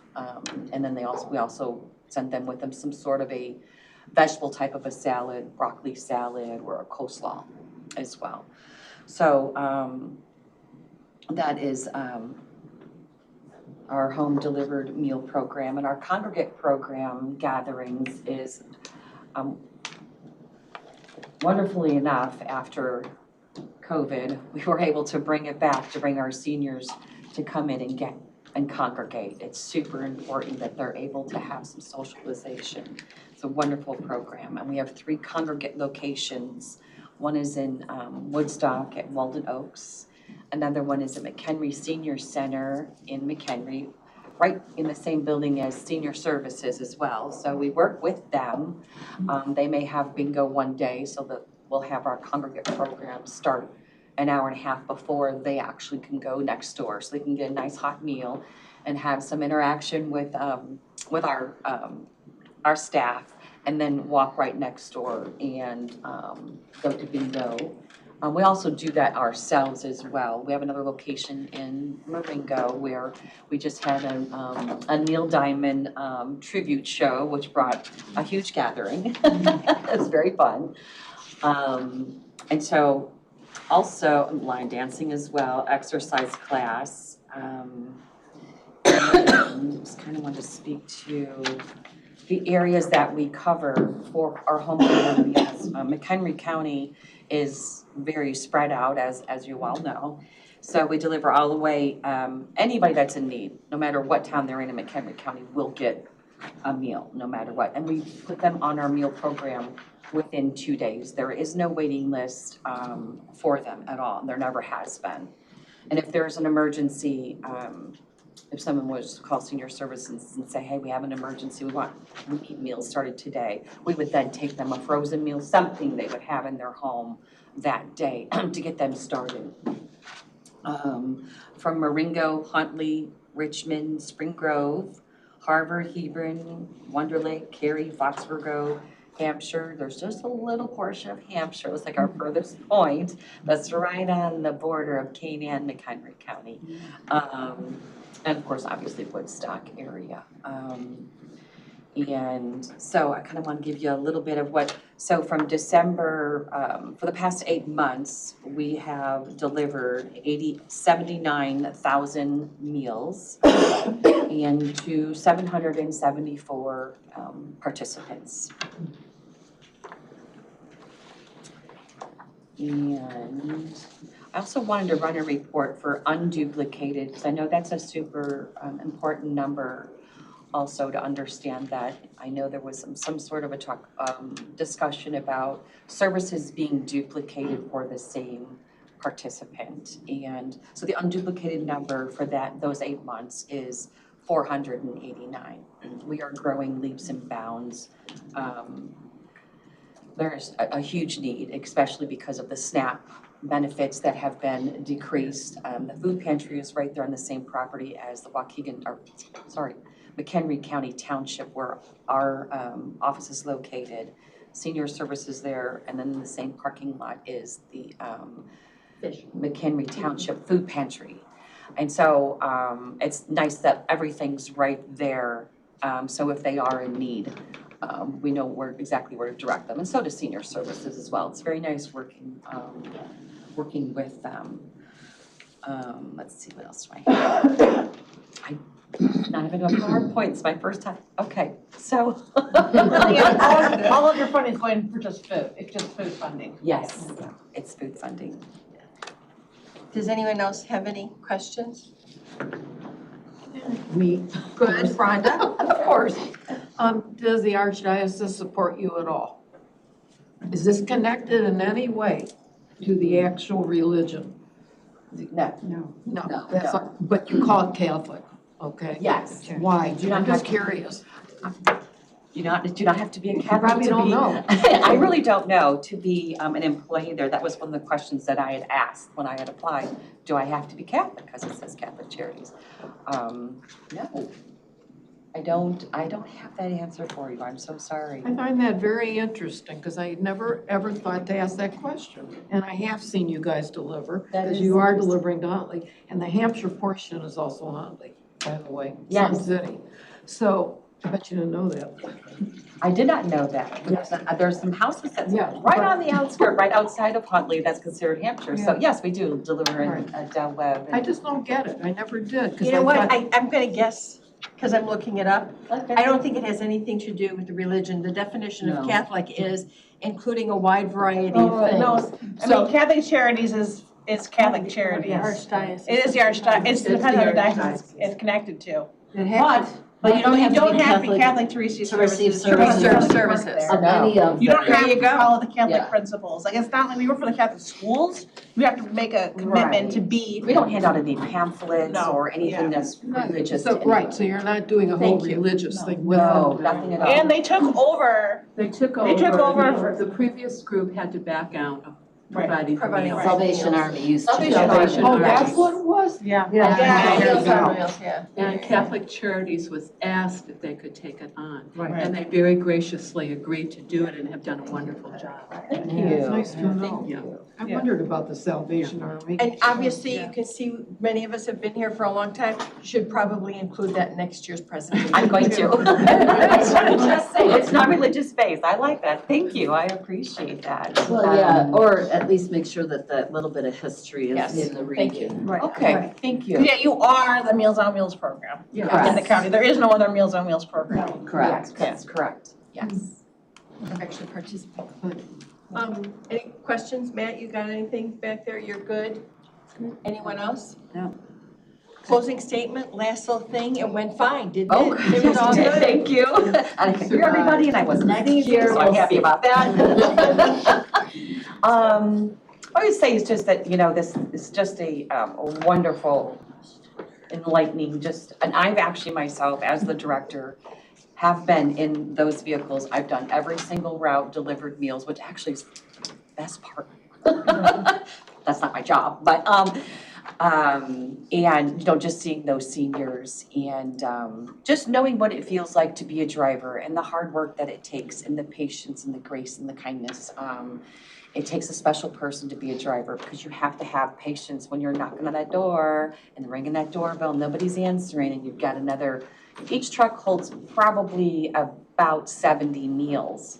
So 70 stops is a lot of stops. We do utilize, here I go, this is good. We do utilize volunteers as well. I mean, that's very helpful for the program. Right. We couldn't do it without the volunteers. Super helpful.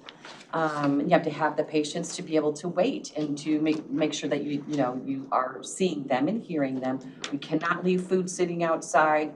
We can take it to a neighbor as long as it's set up and the neighbor answers the door. So it will never be sitting, so they'll say, oh, well, it's, kind of cool outside, you can just leave it. No, we can't. We have to physically see them, so. And taking that role of the bus driver, that first point of contact, if something's going on at the home, then they can go ahead and make a referral back at the office or call for a well check with the police department if nobody answers and they're expecting it or whatever. Yes, and the family really appreciates that phone call that you make to them saying, hey, your mom didn't answer the door. Oh, well, and there's times, oh, I'm sorry, she had a doctor's appointment, we forgot to call. Okay, great, that's wonderful. We would rather actually hear that and have an extra meal that we'll just give to the next person that we're delivering to, so no meals come back, they don't get thrown away. Someone's gonna utilize that hot meal.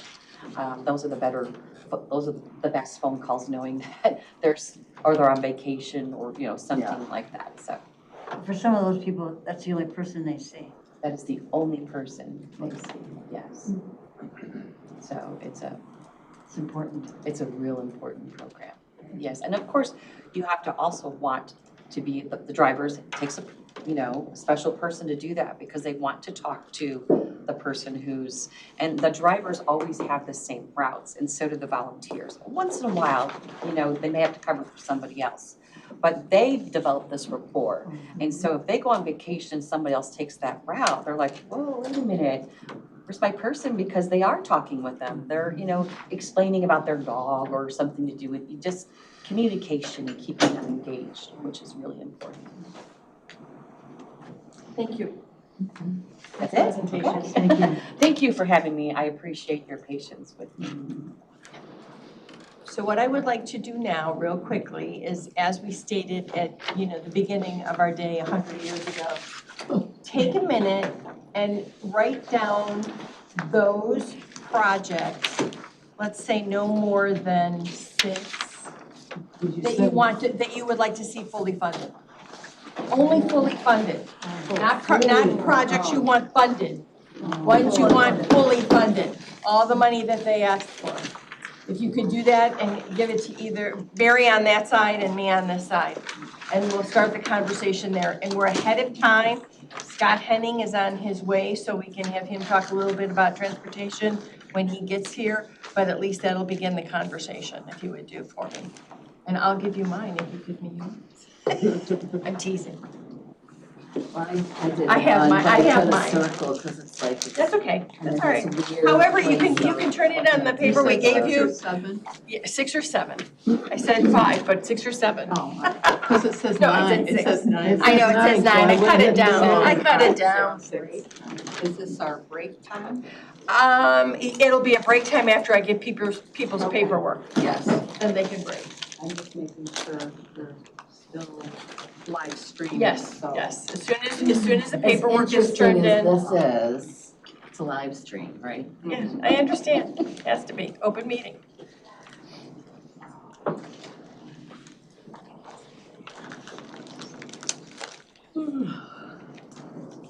Matt, yeah, when you're ready. I'll come get it. Hey, Matt, do you feel comfortable coming just a little bit closer so you're more? Well, he could maybe sit at the end if he'd like to. Oh, yeah. I mean, Yeah. there's nobody down there. You don't care? Well, they would like you down at the end, so Well, I you could be just think part so of the you're more deliberation. included in the conversation. Can you do that? It's easy to miss you. Yeah, take your time. Just There's a big counter over there.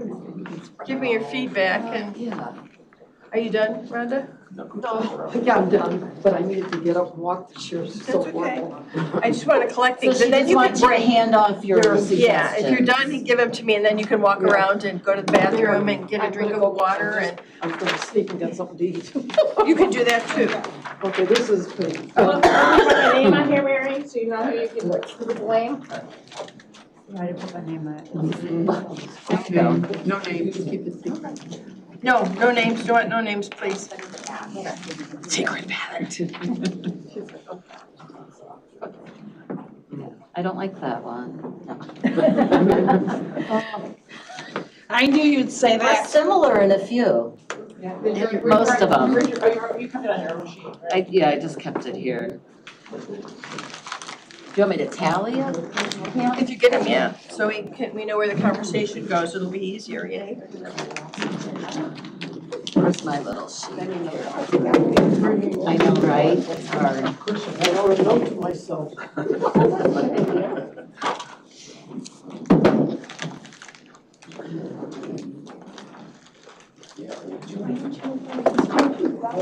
I got a text from No, it's too late now, my behind is already.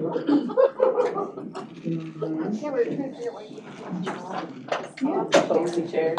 You did? No, right away. These are the hardest words to read. They really are. There you go.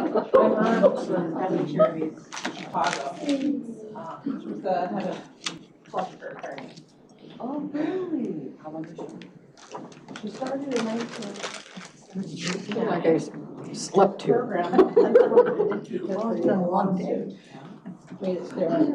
Yeah, at 8:30. I used to do this, but I was younger. I had more patience to sit. 2007 maybe, 2008. I absolutely love that bag. No, I bought it. Veronica, is this yours? Oh, I get it back? Yeah. I know it does. Absolutely. Here you go, Carrie. Oh, thank you, because I would choose Would 6 you different, give that, put that on Yeah. Teresa's, please? I would choose 6 different ones if you asked me to do it again.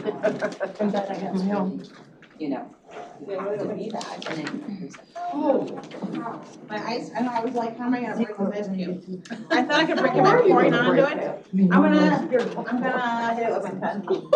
Oh, that was me all I thought I could break it with the liquid, but it did not work. I got 2 yesterday. Oh, yeah.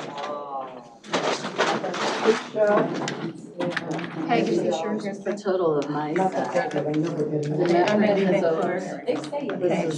This is the total of, oh, no, I didn't get Eric's. Yeah, Eric's I in. never had it. Right, none Eric. Because of my age, you could get it.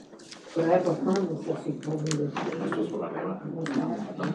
She just knows it's yours. Yeah. This is like, she's. And I'll change it to Teachers, the you ones. don't really need your names on it, they know which kid took that paper. I handed it back though, so. Yeah, I given tick marks. Oh, I keep forgetting. Oh, you gave it back, she knows who it is, yeah. I see. So that's how she knows. It's not anonymous, it's not anonymous. Not a secret ballot. Not secret ballot. We're just trying to get a consensus. Eric, on your last one, there's 2 different That's programs. Both, that's why I only put 5 down, yeah. Okay.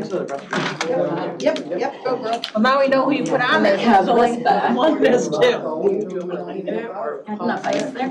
I'm pausing. Well, I was thinking about throwing it on the ground, but I thought that'd be disruptive. So, it'll break itself.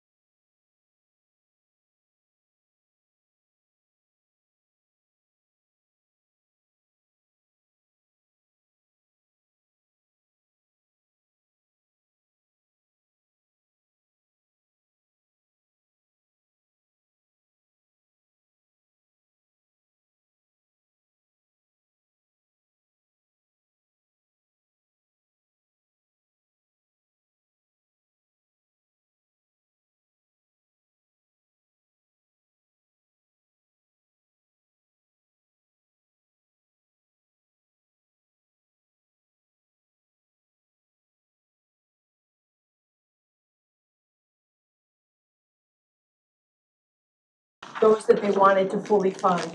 Any program, thank you for the clarification, any program that received 5 or more votes, we're gonna fully fund.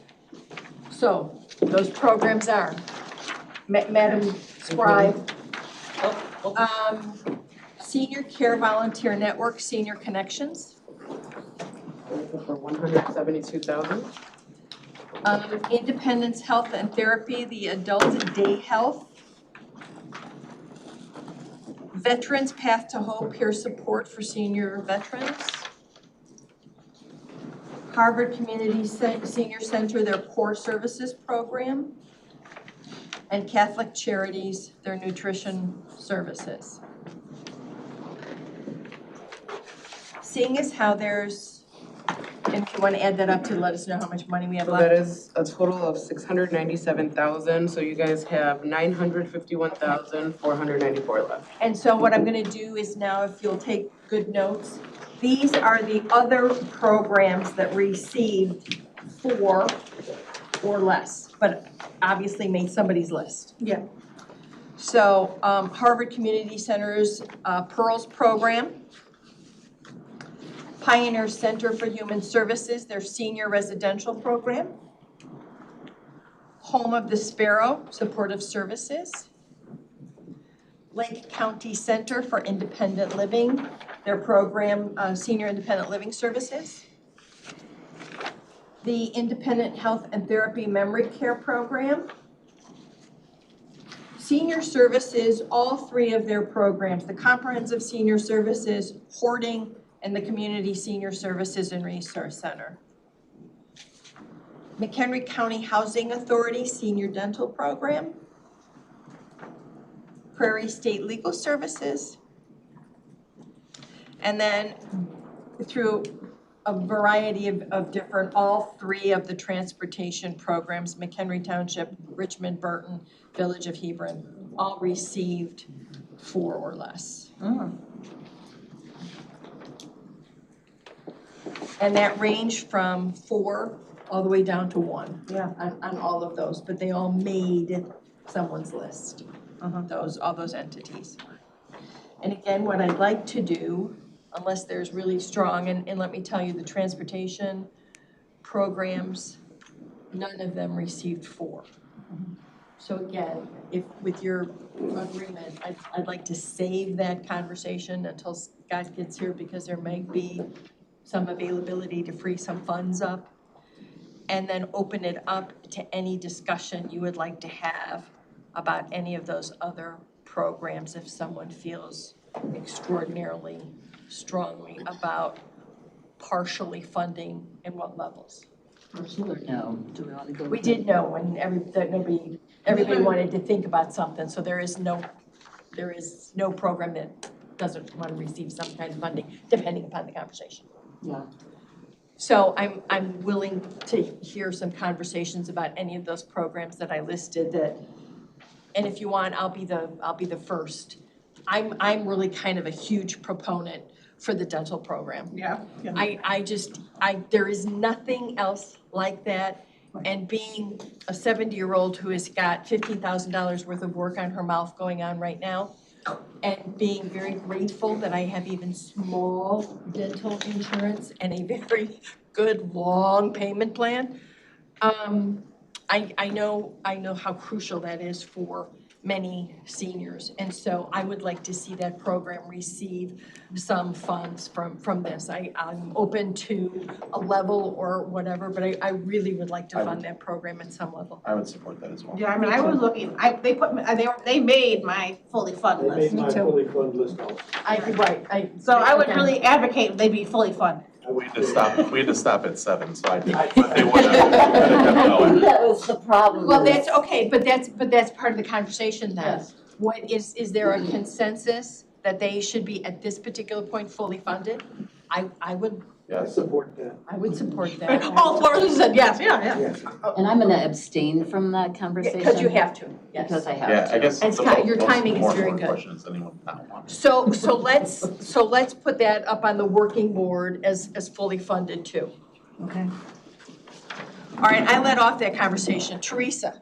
I also would like to fully or mostly fund the Prairie State Legal Services. And once again, I think legal services are of the utmost importance for the seniors to keep what they have, to have somebody defend them and advocate for them. So they were on my list. They were on mine as well for fully funding. I support that as well. They weren't on my list. The only question I had with that one is they're right now still 61% unused. So either they're not putting those people as a priority to service, or I would get maybe they don't have their third quarter paperwork in or something. They don't have their third quarter paperwork But in. still, it's 61%. I'm wondering if it's not something where these seniors aren't a priority for them.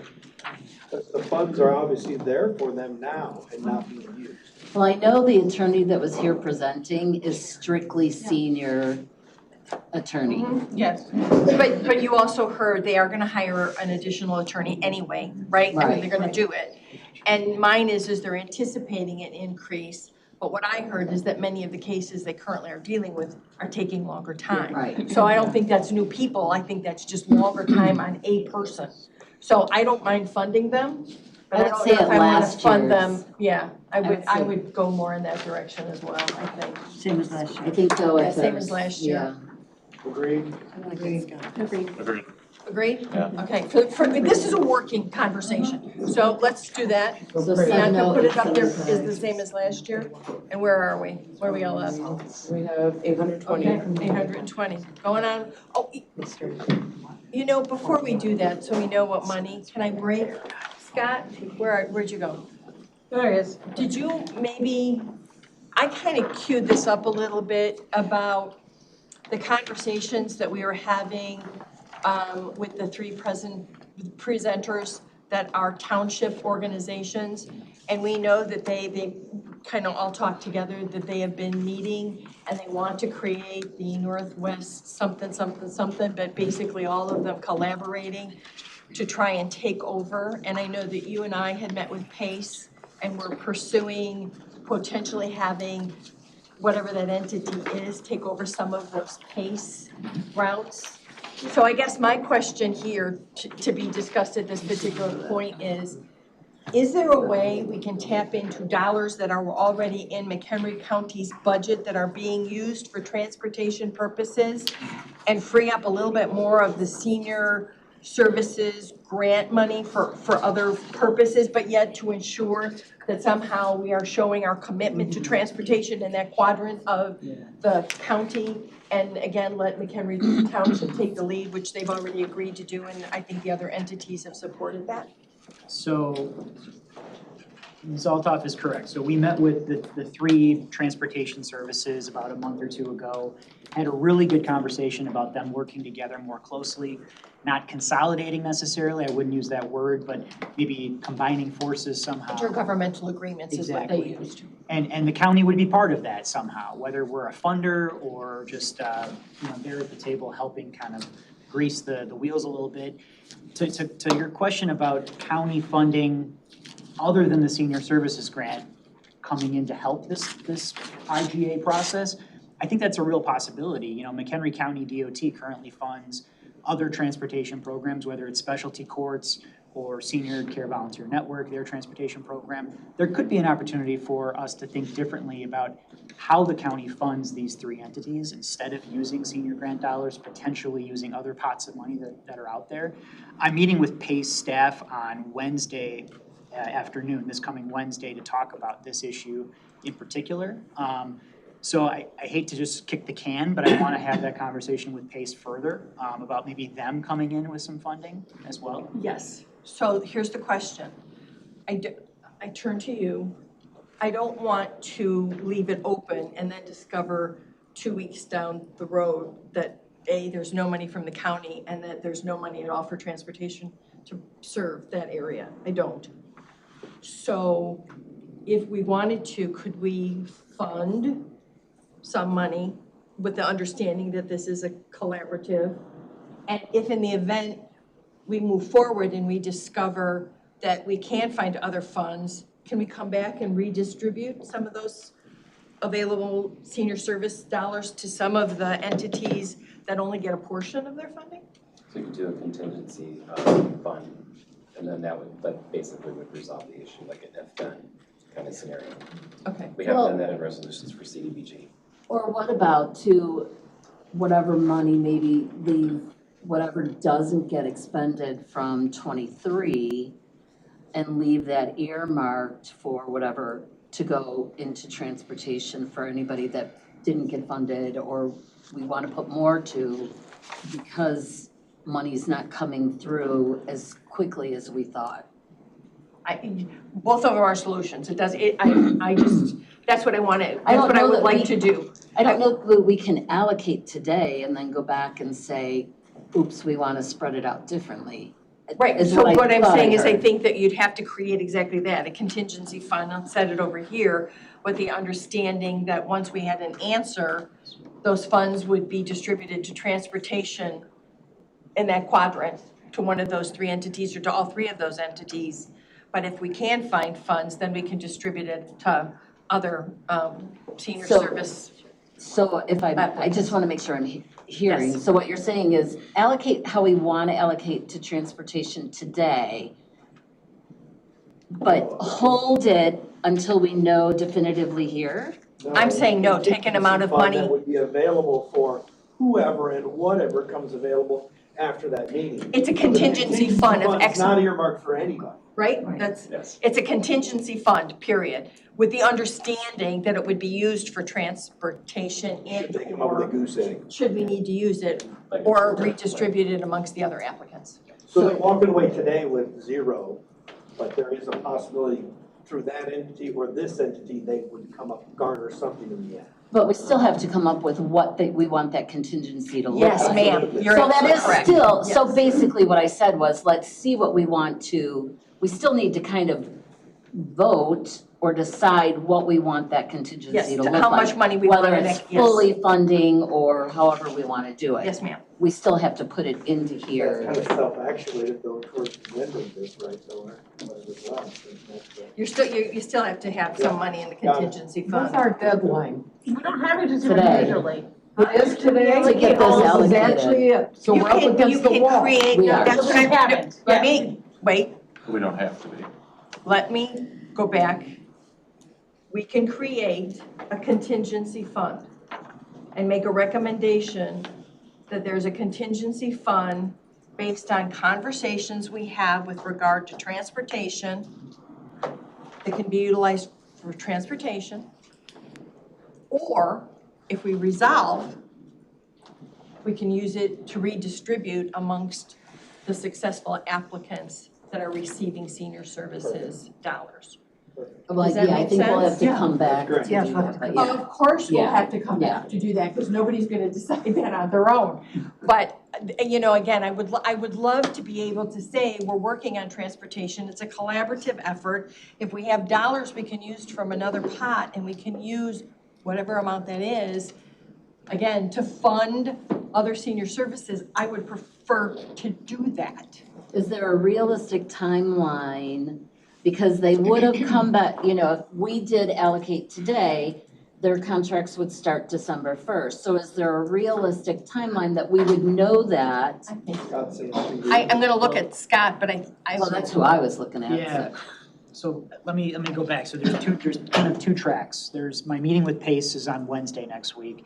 Any funding or assistance from PACE, that is a long-term discussion. PACE does not move quickly. They're a regional entity with, you know, covering the entire Chicagoland area. So I don't want to say that PACE will be ready on December 1 with some kind of saving grace. If the solution here is the county division of transportation comes in with some funding, that has to go through the county transportation committee, the county board. So those are decisions that would need to take place in October and November. But that would be ready for December 1st. I mean, we have funding, we have a draft budget already prepared, $80,000. We have a $2.2 million transit budget. So to come up with $80,000 is not difficult for the Division of Transportation. But again, I can't commit the county board to that. That would need to go through the formal county board process. And that's what I'm suggesting, is that we take it to the county board and say, we're pursuing actually reimbursing us if we can through PACE. But if we don't, this is a commitment that the county is making to transportation in that quadrant. And we continue to work with our 3 applicant providers and see if we can't get that consolidation to provide the best possible service at the most efficient cost. Because I just don't want to leave these I agree. seniors, Right. because these seniors in these areas are the ones that really don't Particularly in Hebron. have anything. Right, particularly in Hebron. So, I agree. They have something, it's just not, it's not as convenient. it's not as adequate either As as people- anywhere else in the county. In more urban areas, right, it's more accessible. And just, me being me again, let's be very frank. Speaking as a senior, if I know I can call someone who will be at my door and assist me and gets to go with me to wherever that is and is available, that's the service I want. That is human nature, there's nothing wrong with it. But let's be very honest, there is services, they're just not the premium level services that most seniors would like. And if they can get it, will. Teresa. So the question is, I don't know, maybe you haven't had time to think about this, but where, as a transportation committee, where are you thinking you're gonna pull I would say, it may not be 80,000, because we wouldn't have allocated 80,000 today. That's true. 46 is probably a closer number. Where do you anticipate pulling the 46,000 from? You're gonna have to propose it to the transportation committee. So like I said earlier, every year, the county board, they appropriate over $2 million for MC Ride, our partnership with PACE, our Dial a Ride program, that does a very similar thing to what these 3 services do. We appropriate $2 million of county dollars to that program. So hypothetically, the county board could appropriate $2 million and $79,000. $2,079,000 next year. Or we give PACE a little less and give those people some PACE. Which is also an option, right? Yeah. Again, the 79,000 in the great scheme of things for McHenry County DOT is a very small, minute section of our budget. Could we find that within our existing budget? Yes, correct. But it's a huge amount of money when we're looking at our senior services Right. applicants, and we only have 1.6. It's huge. But part of that point is the fact that, especially as far away as Hebron is, if PACE, by their own volition, is not adequately able to serve that area, there should be no problem to take a little tiny sliver off of PACE. $7,040. Right, precisely. I do have a point I can make actually. So the intention here was to have this at, September PHCS and October county board. We could kick it ahead a month, since it's not an election year, because that's usually where I'm fearful about doing that. If we kick it ahead, we can do October PHCS and November county board, which means happy Thanksgiving to Bianca getting the contracts in a very super short time frame. We could do You that. could be prepared. Yeah, she didn't have all the other ones except for those. Yeah, right. Yeah. Right. It's done, so I mean. I don't feel sorry for you. So we could approve all the ones that are not Right. transportation now. We have done that before, we've had 2 approvals in the past with a contingency on another organization meeting certain standards. So we could do that. And So- again, that is what I, as the chair, am recommending, because I think that is a better use of the dollars. Yeah, the more time that's provided so that I can coordinate with PACE, the better. So I would be in favor of kicking it a month, or at least for the transportation awards. Gives me another month to coordinate. It would also give us opportunity to talk to our fellow colleagues on the transportation committee, et cetera. Right. Do your lab. The contingency method to get this done, or are you gonna allocate the funds? You can set that part, a certain amount of money aside here. That's what I would do. Good, Yeah, great, and then good, I we'll like do that later. idea. So I like what Teresa said about even just do the allocations 46. up to last year. I mean, we can still hope that you'd come up with. Might even be more. Right. Carrie. I just am looking at these, I understand we're kind of grouping them all together, but I look at the Village of Hebron as being. It's different. Yeah, it's being different. And it's fine to loop them in, but I don't know, I can't speak for, them, but it's like they have a contract with the school district, or an agreement with them. I just feel like they might be slightly different, and I wouldn't want them to fall through the cracks with the funding, the November or Valid point. December, just because it is a smaller amount.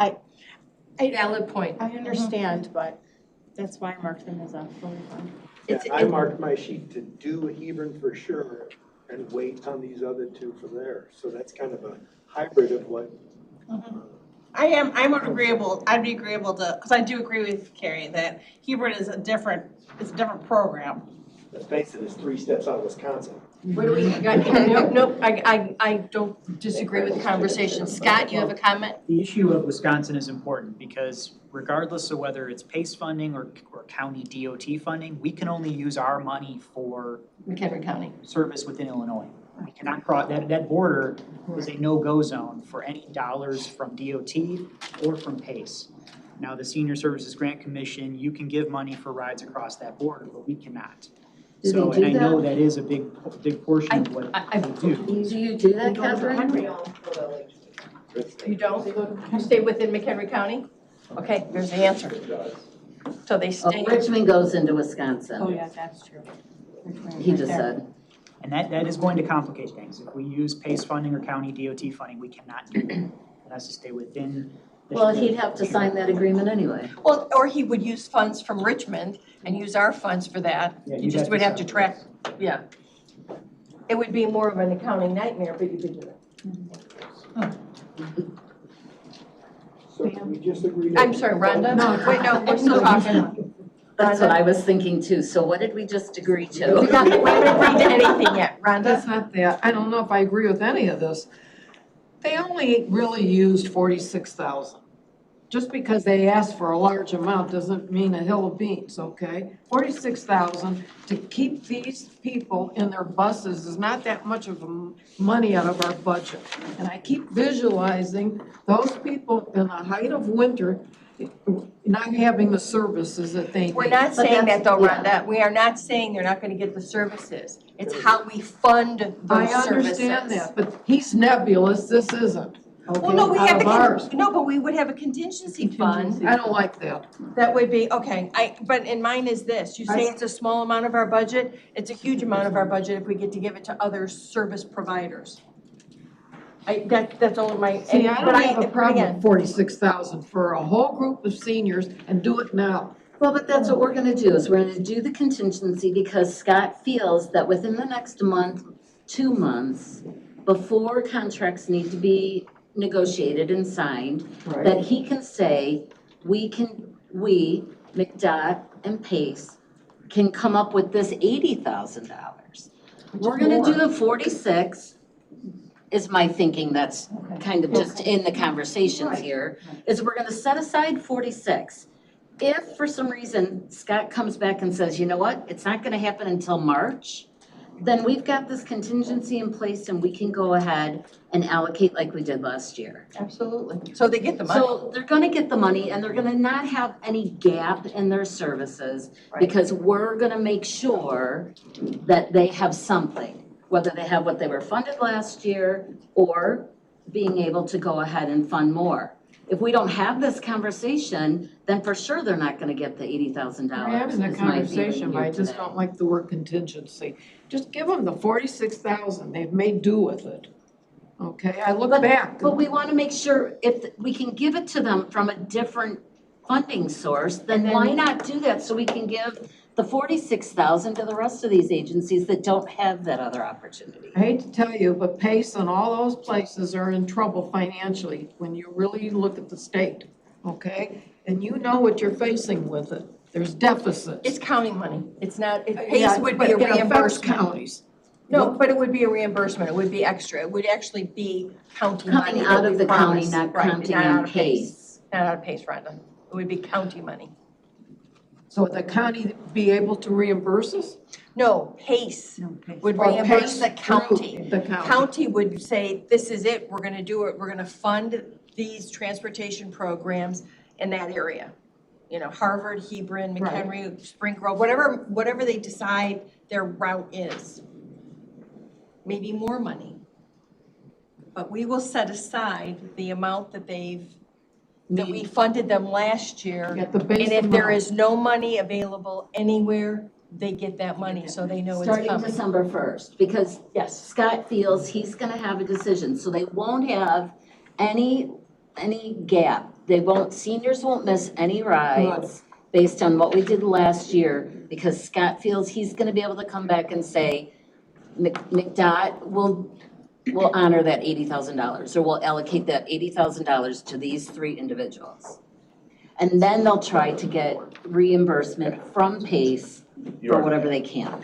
And if they can't, they're gonna do the money. And in the interim, we're still gonna work with all 3 of those agencies to see if we can't come up with a consolidated which they're already doing. Something that works better for Right, them. that's more efficient, that they can use those dollars and get better services. Okay, so we go forward now, we decide 46,000 is adequate. For September 28th. Yes. Probably just add it in there as a new item, maybe. Yeah, or we take it from the 2 million that's already been identified for. We got a couple ways to go at it. It's still. It's the same budgetary line items.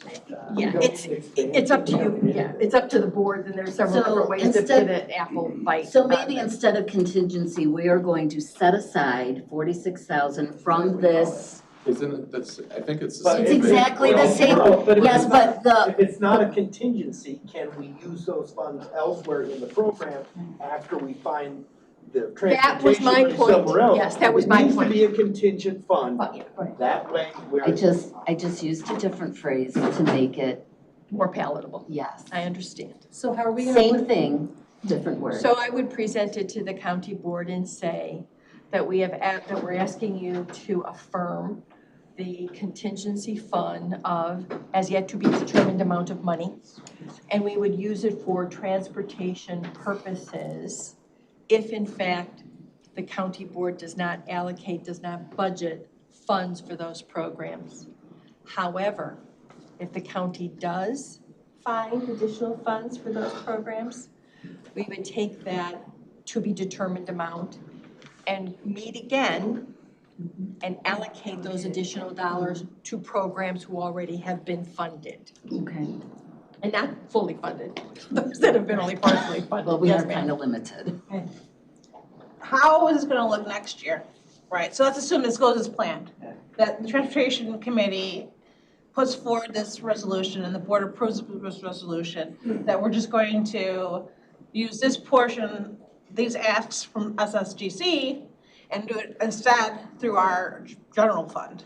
Not general funds, It's not, so. yeah. Just So this gets to kind of in the weeds, but we utilize what's called the RTA sales tax for our transit programs. Okay. MC Ride, Senior Care Volunteer Network, the Specialty Court Service, those are all coming from sales tax revenue, independent of the property tax levy. Right. That DOT gets about $14 million a year in this sales tax revenue. We use that for transit, and that's what this would come out of.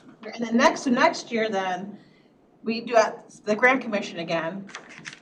Do we then foresee these 3 coming back to us through here? Not if they have an arrangement or agreement worked out. Correct, with right. everybody else. That's the Now whole they have point, to Teresa, follow you hit through. it. The point is to allow them to go on and utilize other funds to provide services to that area where it's not a taxing body providing money to another taxing body. And then do we see people coming here saying, you're not even funding transportation, that's part of the mandate? We're But gonna we are. educate them, and God bless them if they come here and actually, Right. because I got an answer. Well, like I said earlier though, Teresa, Yeah. we are doing transportation though. No, I know, because- but I'm saying from history gets lost sometimes, right? So if we stop these 3 now, they presumably will start, this will go through probably, a lot of things tend to go through. And then, that's lost, right? And then It will not be lost because you are going to talk at the county board meeting and we are going to say, let the minutes reflect. for the next many, many years. And hopefully I some of appreciate your you- support. Hopefully some of you are around, including Mr. Hennings down there, for several years to continue that It's gonna be historical here, we're all perspective. heading on. Yes, sir. He's young, No, I so. do appreciate Teresa's Yeah, I do too. concern. Me too. And one Absolutely. kind of analogy I will use here is that this commission used to fund our transportation program. It used to give us about $250,000 out of your allotment every With single year. Algonquin Township, Door Township, they all used to come here for funding. See, there's our historical. And over the years. I'm not gonna be here for 20 more years, though. Over the years, that service transitioned from being funded here Yeah. to being funded by the DOT.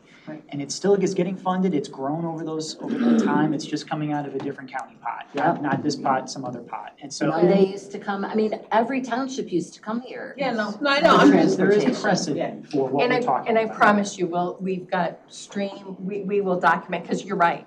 That is what happens, is people don't know why we're doing what we're doing anymore. We lose that. So we should Which is document makes it me at some afraid to level. leave all the time. And I do apologize for missing a lot of the presentations earlier, but I did listen to a lot of the concerns about transportation came up, almost every single one, right? So if there are, in the future, organizations that come with more transportation requests, potentially this commission could say, talk to the Division of Transportation, talk to the Transportation Committee. Right. Who makes the decisions about funding transportation services in the future. So maybe it's just a different way of thinking about transportation.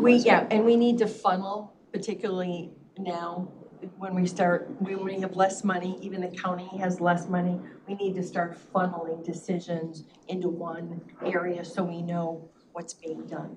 We've got it in too many silos. People have no idea where that money is going, which again, when they come for transportation, I got an answer.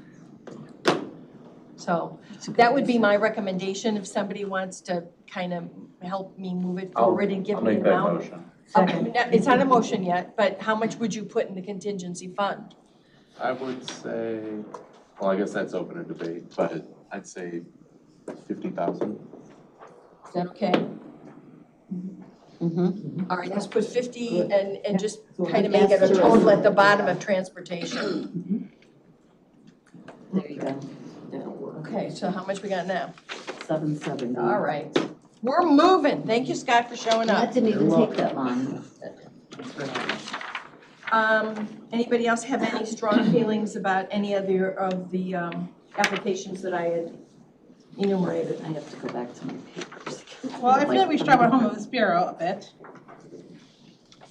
And we didn't finish really Prairie State either, so go ahead, Teresa, Home Well, of the Prairie Sparrow. State, I thought Prairie State, we said we were gonna get them last year's. Oh, last year, did we? Okay, I Put it up apologize. I'm old. Home of the So Home of Sparrow. the Sparrow.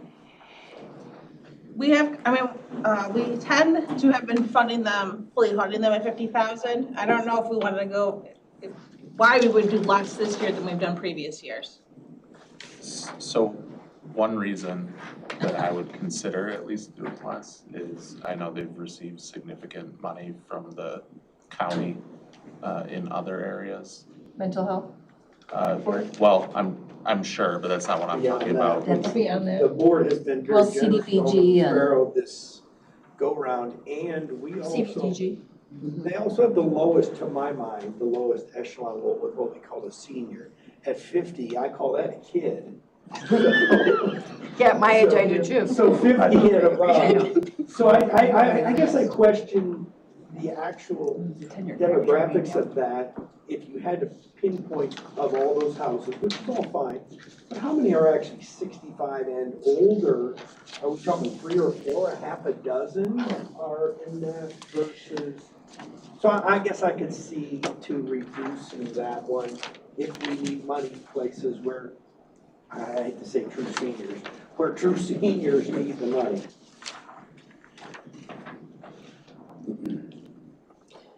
I just love the fact that they actually provide affordable housing, which If you don't is have it. obviously, yeah. Well, and a 50-year-old senior, which is what this commission established as the low point of what a senior is at the beginning, they're still employable. So maybe, at 50, a homeless woman is going to receive some housing and support to be able to become employed and not any longer be a homeless woman who, until she's 65 then, or a man, they did say men this time. But I also, and I also know, I say I know, I don't know. One way or the other. But if we funded them nothing, and they are one of the few organizations here that will keep trucking right on because we're generous in other avenues to them also.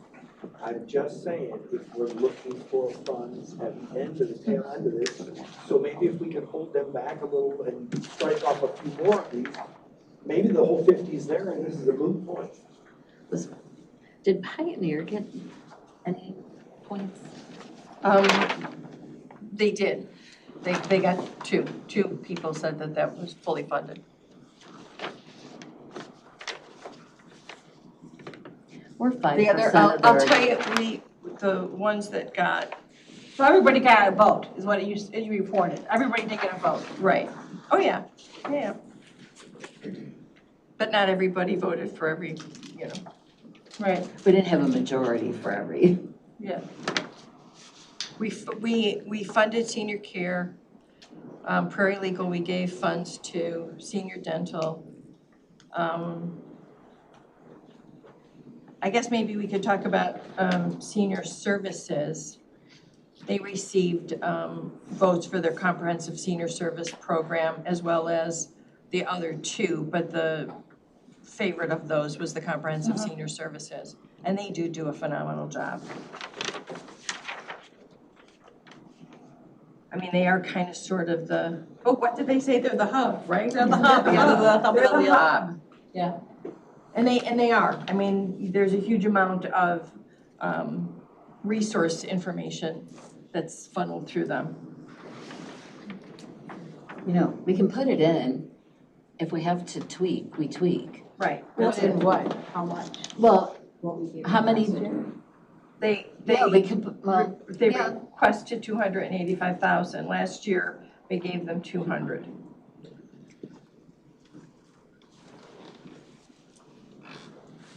I would be okay with the 200 again. I would too. I'm good to start there and see where we are. All right, Yeah, I'm agreeable. done, 200. Hoarding? The hoarding thing, I made a little note, just in case, it might mean nothing. But the hoarding, I said, maybe it makes the sense to not fund that for 1 year because it is a manpower issue, not a dollars issue. Right. And these other people have hopefully work-ready projects that can utilize this money. And right now, they're saying by their own admission that even if we gave them more money, they can't get the work done. Right. I know, And I understand the problem, there's no two ways about it. I've dealt with it before. Talked about it with Eric, I mean, it is, I want the whole 40 to do one of those cleanups again. What do So I we get do? that. Because we also have complaints. Does the county do anything themselves? No, they go to senior Municipalities. services? No, I think that's why it got kicked down. Yeah, I the road think that's to why senior it went to services. them too. But realistically, if we're funding something that can't physically be done, or they're having to jump through incredible hoops to get a, I don't wanna say half-asked job, but maybe less than that, does it make sense to make a pause? They're not even through, they have 96% of their money Right. back. Well, they haven't done their third quarter billing yet either. Yeah, but she said no. And the only reason they I can haven't answer even that one. done the third quarter is because they They're still gonna- haven't got it's it gonna be done right. and they don't have the manpower to do it. Yeah, They have a lot I of money agree. remaining. And that frees up another 46,000. Convenient that that's the number we're short of. Carrie? So I'm the newbie here. What do we do with, you guys are sending out the thing saying how much they have remaining and all that, but what happens with the remainder? It gets added next year? 2 years. At Yes. this time? So like next year when we're sitting We here? we have available funds, yeah. It will bump up whatever the tax roll forecast is. I do think it makes more sense to, if we can, we should spend it all this year. Cause inflation's just gonna whittle it away 2 years from now. And we'll get less bang for our buck then. But we don't know. They have until, when do they have So to? right now, we're using, so fourth quarter payments are gonna be due December 30th, 31st, whatever day, it's not a weekend. And then right now, we're using, I added $3,494 that were left over from fiscal year '22. So I added that to our available pot. So then, whatever gets left over for, right now, program year '23, we'll use it next year to allocate So we can't really, I mean, they have until then to ask for those dollars. We'll go ahead and allocate, like right now, we have 570,000 that have not been allocated to these blank programs. So we'll go ahead and try to allocate everything to the last penny. We will do that. We won't try, we will do that. We will do that, and then whatever gets left over, that's gonna be on the agencies themselves for not using all the funds. What do you mean on? So if the agency doesn't, so we reimburse them based on whatever usage. So there was, for example, I think it was like 2 or 3 agencies that didn't finish everything to the last penny last year. So that's why we have an extra $3,494, because we just added that to the pot from leftover funding that was left last year, that the agencies didn't claim fully.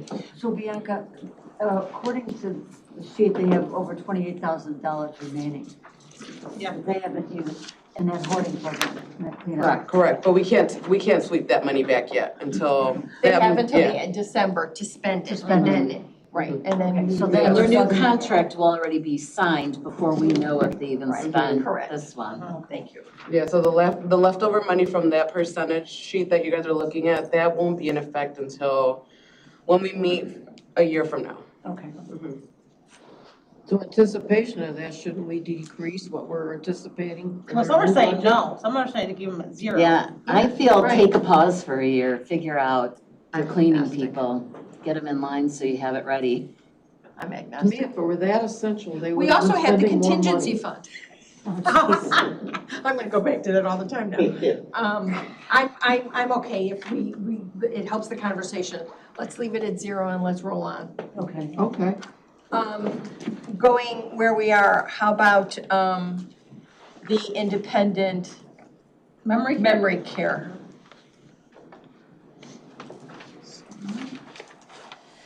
What did we say about Home of the Sparrow? Did we not We resolve that? didn't give them any money, yeah, we never said enough. We never said Okay, that. we're waiting to the end, okay, gotcha. Yeah, So last year, from memory care, we gave them a little over 250, we gave them $250 change, is what we gave them. right. And they actually recognized that the needs for that program are less, so they asked for less. But still hugely important. Yes. Huh? Still hugely important. though. It is. It is. So It we was would like to fund them. What level do we want to fund them at? I'm biased, it was one of the ones I listed as fully I know you funded. did. So, I would say just for accounting's sake right now, we could do it what we did last year. Right. So 250 though? I see I'd bump it to 275. 275. Yeah, Okay. I would. Do I hear That would be me. Agreeable. Do I hear? I'm agreeable. All right, let's do 275. Look at you all agreeable today. I know, last year I'm not agreeable, I last know, year I that's fought what like crazy, I was like, you that's guys are what I'm overallocating. That's what I'm saying, Teresa. So we have 295. So you have almost 300,000. And what hasn't been funded? We have Lake County Center for Independence, we have the other senior service associates. Now, I will say Lake County Independent That's is, another it's disabled too. Mhm. So it is a unique category And there's of nothing else seniors. like that. Absolutely correct. And I think that's a good one for at least last year's funding. That's what I was thinking. I'm there too. Right. We also have the Pearls program, and Pioneer Center. I have to be, you know, kind 65. of. I was pleasantly surprised, I hate that phrase, at the amount of thought that Pioneer is putting in kind of a, you know, a redesign of the program, recognizing that needs have changed and what they have to do and how they have to kind of strategically reassess what they're doing and be prepared to move forward. So I too, I mean, I would like to see them receive funds for the continuation and the planning of those programs. There aren't many services for the level of that disability in McHenry County. And I know of a parent, I'm not gonna name her name because a lot of you know who she is, who had to move to the state of Wisconsin to take her autistic 26-year-old and put them into a program that this state did not have, okay? Many people do that. And so my heart there would be for Pioneer Center because it's an infrequent number in our society, but we cannot neglect those people. But part of my question is their request is only 5% of their budget for that program. It is. That's what their presentation said. And so if it's only 5%, we gave them 90,000 last year and they made it work. To me, I feel like they should, with their fundraising that they do, that they could probably cover that 5%. They could. I'm gonna be your other That's side of fine. the conscience. That's fine. I would agree. However, I think this is for planning. And when, I know when I give people money and they're fundraising, I want it to be utilized today for the people that are in programs. So for operational expenses, this I would think that they could allocate to planning. They're in their heads, they're preparing to be ready for next year, the year after, whatever, with these new programs and the way they're housing people and the way the programs are assessing their clientele. So I'd have no problem funding them at the 90 and leave it at the same as we did last year. Yep. Can I just point out that we actually gave the agency 190, so we don't have to go through the whole SOAR thing because I wasn't here, but we did give them 190 and they survived on that. So now we're actually lowering it. I know it's the agency. Right, it's It's the the SOAR agency, program. it's not, still a right. thing though, right? The Right. SOAR program is Yes. Right. Yes. And they'll come back next year and ask us for money for that, he actually said. And that's okay, because we're Yeah. working with them to try and Yeah. change so that there's a little bit, again, more metrics and measurement, and we know exactly where those funds are going, so. The 90,000 just for residential, right? Correct. Yeah, right. So we decided not to invite them to apply. That needs some work. So 90? I don't know, yes, But I think Carrie was saying give them a little bit more. That was Carrie's point, I which was I couldn't be thinking of agreeable maybe to. going up a little bit, just because they are doing so much to the dental program. I mean, I would just suggest 100, I wouldn't suggest much Do you have more. a number in mind? Yeah, 100,000, but, and then we can go back to that one. I threw out too. You did. I have on my thing 100 to 120, so. 100. Is there consensus? Can we put 100 in that box? Yes. Let's do that, Yeah. please. All right, so we have 165,000. And what do we have left? That's what's left. Yeah, 165. No, Oh, sorry. Who do we have left? We have the, Senior Service Associates, a Community Senior Services and Resource Center. We have Pearls and we have Home of the Sparrow. oh, I don't want to not give the Resource Center money. Right. Yes. And how much do we have left? 165. And what did they ask? They asked for We gave- 205 last Is year. that, We gave them 100. Yep. is that including the 50,000 for the contingency? Yes. Yes. That does, yes. I would say minimally what they got last year.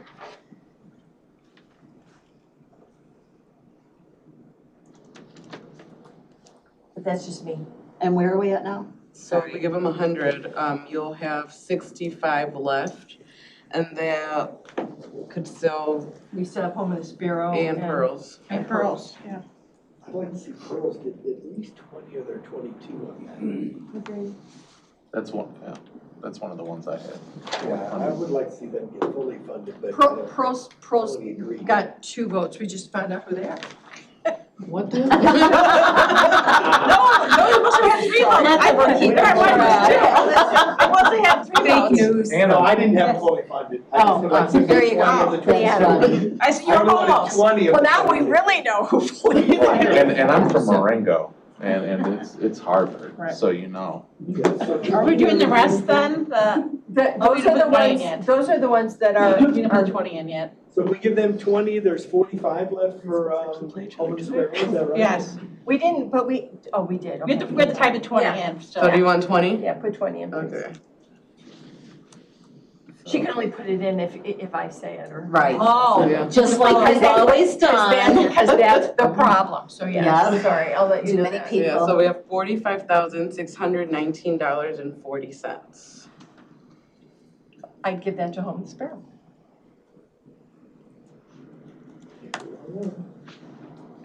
No, we're at 0. With the potential to with the reallocate that 50,000 that are hanging on there for transportation. Does anybody need us to go over this again? No, you're gonna send it out to us anyway. Well, no, we've gotta make Do a long- motions, we've gotta make do a long motions motion, yeah. today, yeah. Maybe you can read it, because for me, I'm That's what I- having that's what I trouble meant. reading. That's what I- We have Bianca, can you do me a favor and actually read the program and the amount of money we have allocated for on this spreadsheet? Thank you. So I have a contingency of $50,000 for transportation. I have $80,000 going to Harvard Community Senior Center Core Services, $30,000 going to Lake County Center for Independent Living, $100,000 going to Senior Service Associates for their Community Senior Services and Resource Center, $125,000 going to Catholic Charities, $20,000 going to Pearls Harvard Community Senior Center, $45,619.40 going to Home of the Sparrow, $290,000 going to Adult Day Health Independence Health and Therapy, $275,000 going to Memory Care, $60,000 going to the Senior Dental Program at the Housing Authority, $100,000 going to the Senior Residential Program at Pioneer Center, $70,875 going to Prairie Street Legal Services, $172,000 going to Senior Connections, $200,000 going to Comprehensive Senior Services at Senior Service Associates, $0 going to the Hoarding Program at Senior Service Associates, and $30,000 going to Veteran Pass to Hope, for a total of $1,648,494.40. Are there any questions from commission members? Okay. What's the total? 164. 164,8,494.40. So, can I do this in one motion, or do I have to do it in? One at a time in case somebody has a conflict of interest. Okay. All right, so starting at the top, can I have a So motion? Pam, what made it go faster is to have the same person make the motion and the second for the whole thing. That's fine. Okay, So you can't do anything. I can't do anything. Last year I did it, but I don't have to be the star. I don't care. Can I have someone? Are you sure?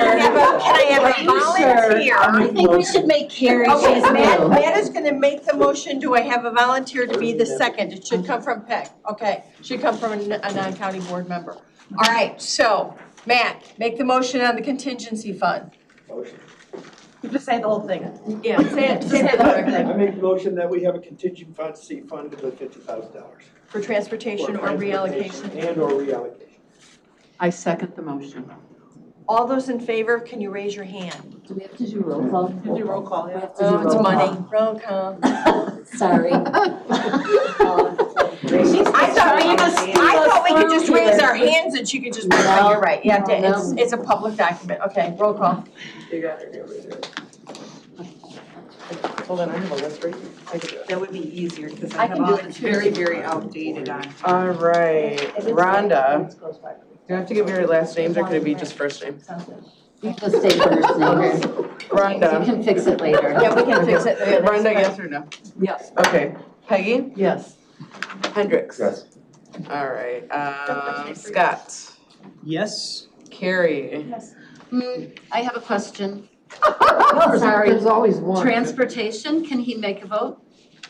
I was going to ask that question. Yeah. I'm happy to We abstain. looked at that. That's Those are easier. revised bylaws. Yeah, you can, we looked at that, thank you though. Okay. The vote is yes. I think Why it's- can't I on Yeah. housing authority? I don't benefit. I don't benefit from it.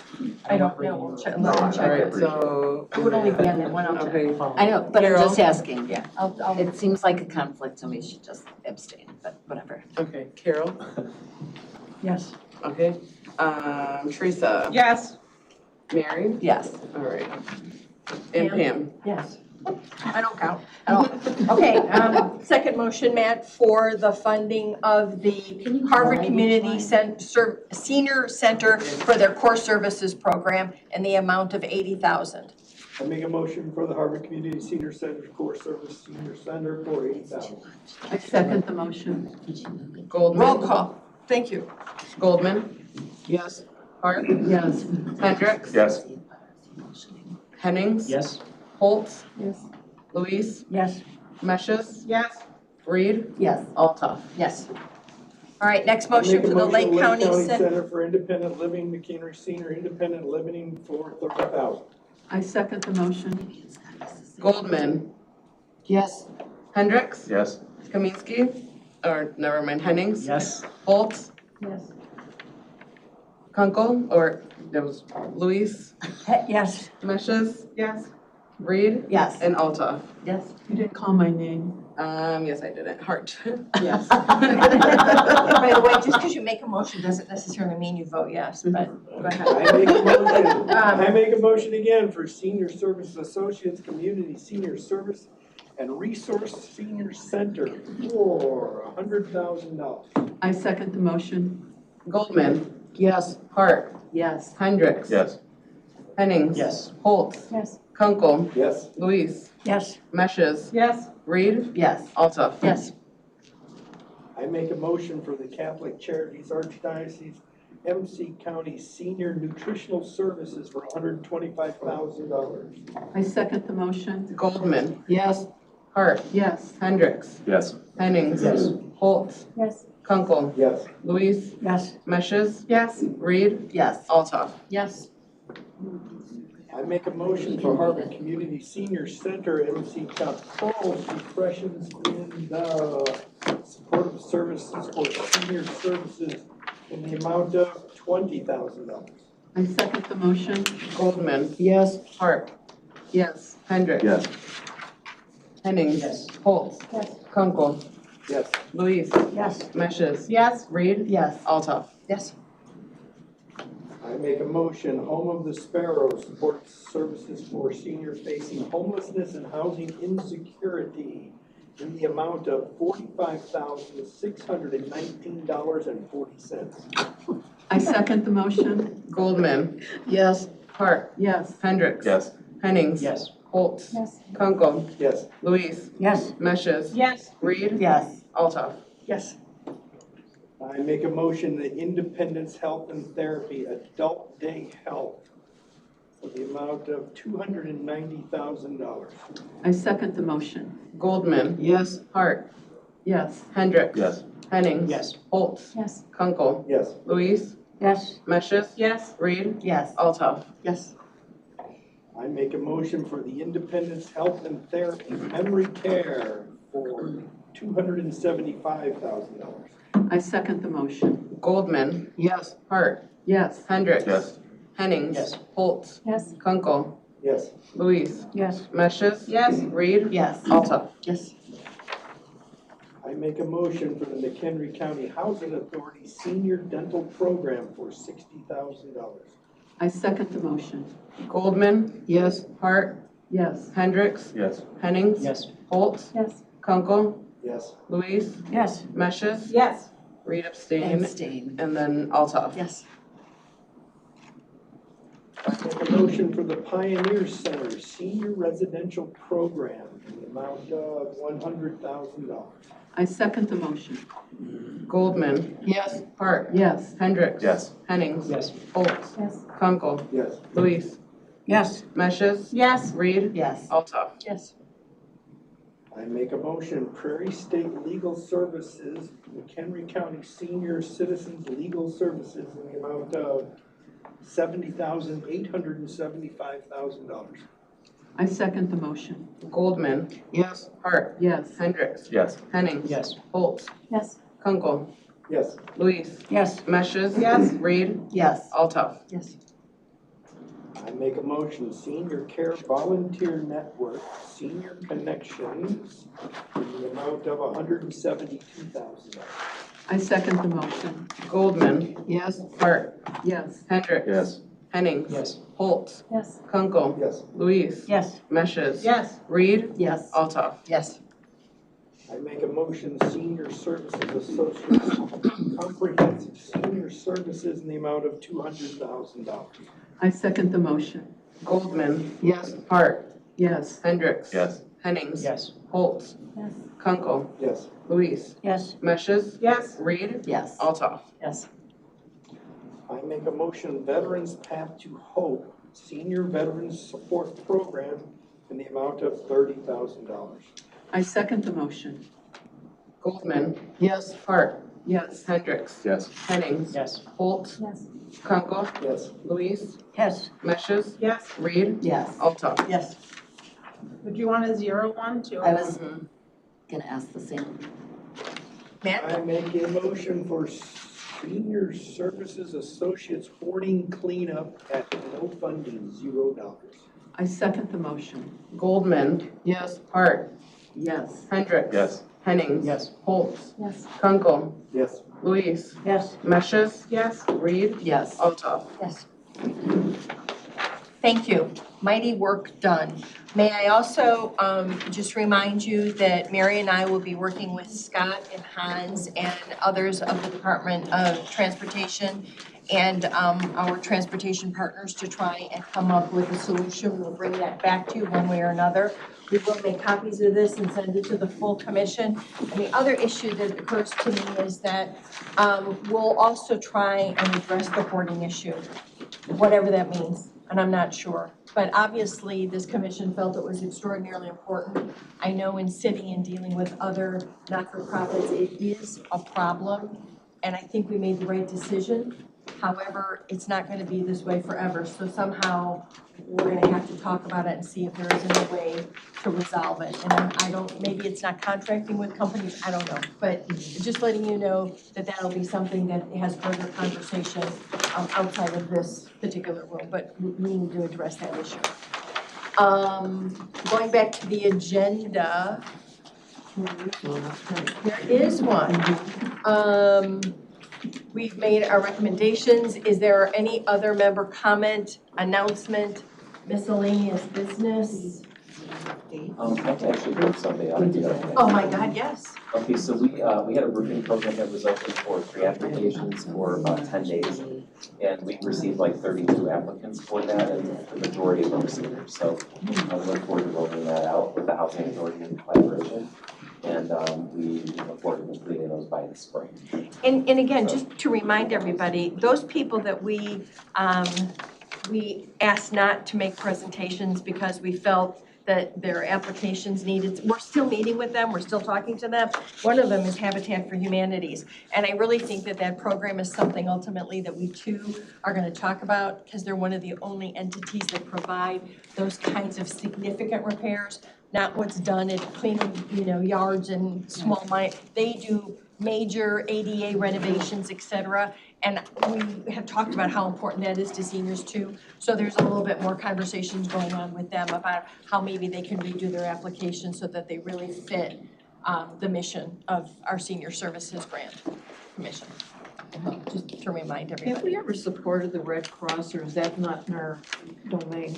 We've never done the Red Cross. They've never. Red Cross used to actually manage the emergency food and shelter program for Yeah. us until that person that worked there passed away. So then that's one of ours. I think that's really involved in.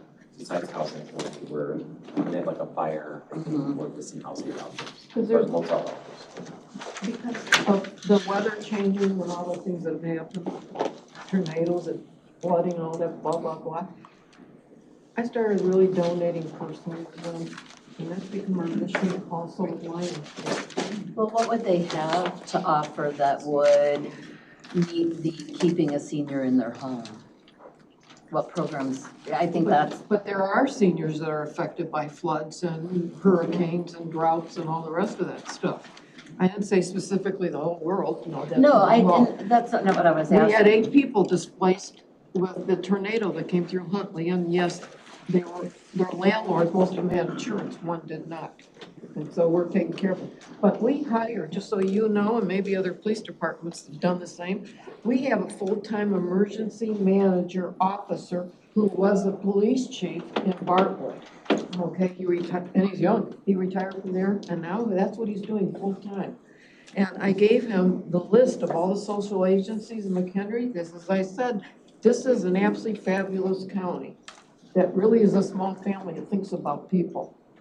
So I just want to put it out there that the Red Cross might need help, especially if the weather and the issues keep getting worse. Definitely. They'd have to apply. I know. Motion, anything else for the good of the order? I'll make a motion to adjourn. Second. All those in favor? Aye. We're adjourned, thank you very much. Again, excellent work today, thank you all very, very much, appreciate it. Thank you, Leanne. Through it. I have many things.